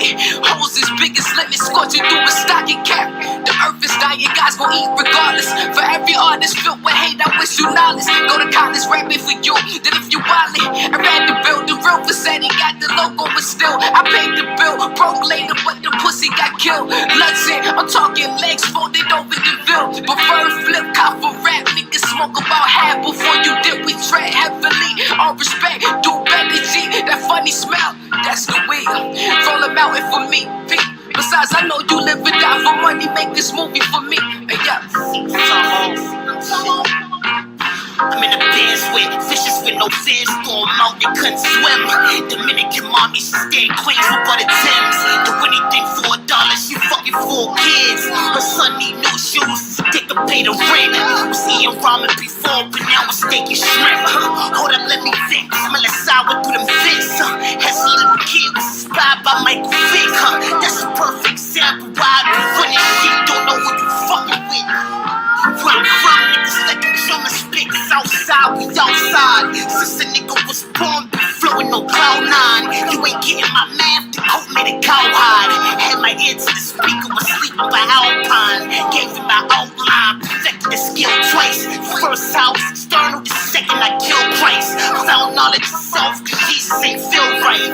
God, Hey yo, once the Reno pull up, kid, it's over. My catalog need Dakotas, cops find you in North Dakota, body folded in a swamp. Bennett on Coca-Cola, Bennett on Tarlagon, Cognac on the coast of Sankofa, Louis monogram sofas, conversations with Sosa, prices, contributions to the culture, booted money blues, honey's hungry for the hundred, show them like I'm Jewish, Jukin' Jakes in them undercover Buicks, you say go on tap, running your ass in all black, prepare for war, you ain't built like that, fall back though, crack codes, glitch the matrix, consistent innovation, put one in my head, fuck a prison visitation, I'm not against, Lord in the flesh, born in a mind, 545, or you can catch us outside with it, fucking fly bitches, I'm getting mine, mind your business, motherfucker, you already know what it is, man, stack, live, fly, Anakin shit, peace to the God, Uncle John, we out here, man, let's go with this tour, son. Trying to be running through mad European models, you know all that. ASAP. Pouring out $300 champagne on titties. Splash.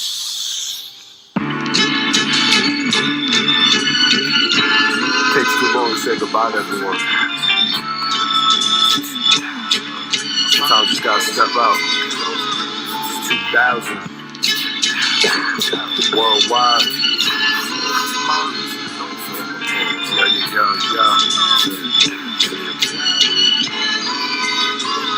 Yeah, accept a new challenge.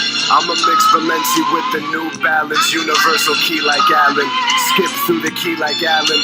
White tee, never wear Supreme. Never open up my bag when in public places. Leave the scene smoking. Pass the pack, they wide open. Shoot a bullet from the pocket. Zen stay sharper than Ron Harper. Hold the mic awkward like I'm Bob Barker. Tony Parker with a splash of Godfather. They bite my style, I've been so honored. Some skills they won't garner. R.I.P. to Eric Garner. Some could lose their license, others lose their life. Miss me with the concern of who they wife about. Face turn, face splits, never share with the wrong one. Leaving my face burnt, holes in my tech bands. Boy was I hurt, not as much as seeing man's face on white t-shirts. Wasn't crying at the wake, I demand cake. High five with that so many times we got a handshake. Lando Lakes, if it ain't butter then skate. Ran away from those wolves, ain't a message from great. This is the message from God, I'm the goat of every landscape. And don't blame me when bullets grazing at your complex. And then make your tissue sacrificial. Never stutter by pen, this is Zen. Strange voice make change beyond coining what you say at them. Pop a stitch talking like you Greg Popovich. Leg twitching from the lead deposits at your flesh. All cash when I function. Quick to flee without ever saying goodbye. Quick to flee without saying goodbye. Don't take it personal. Quick to flee, that's the nature. Me and the nation, master denim, devil, blue Christian Leitner. From out the poison, get the serum.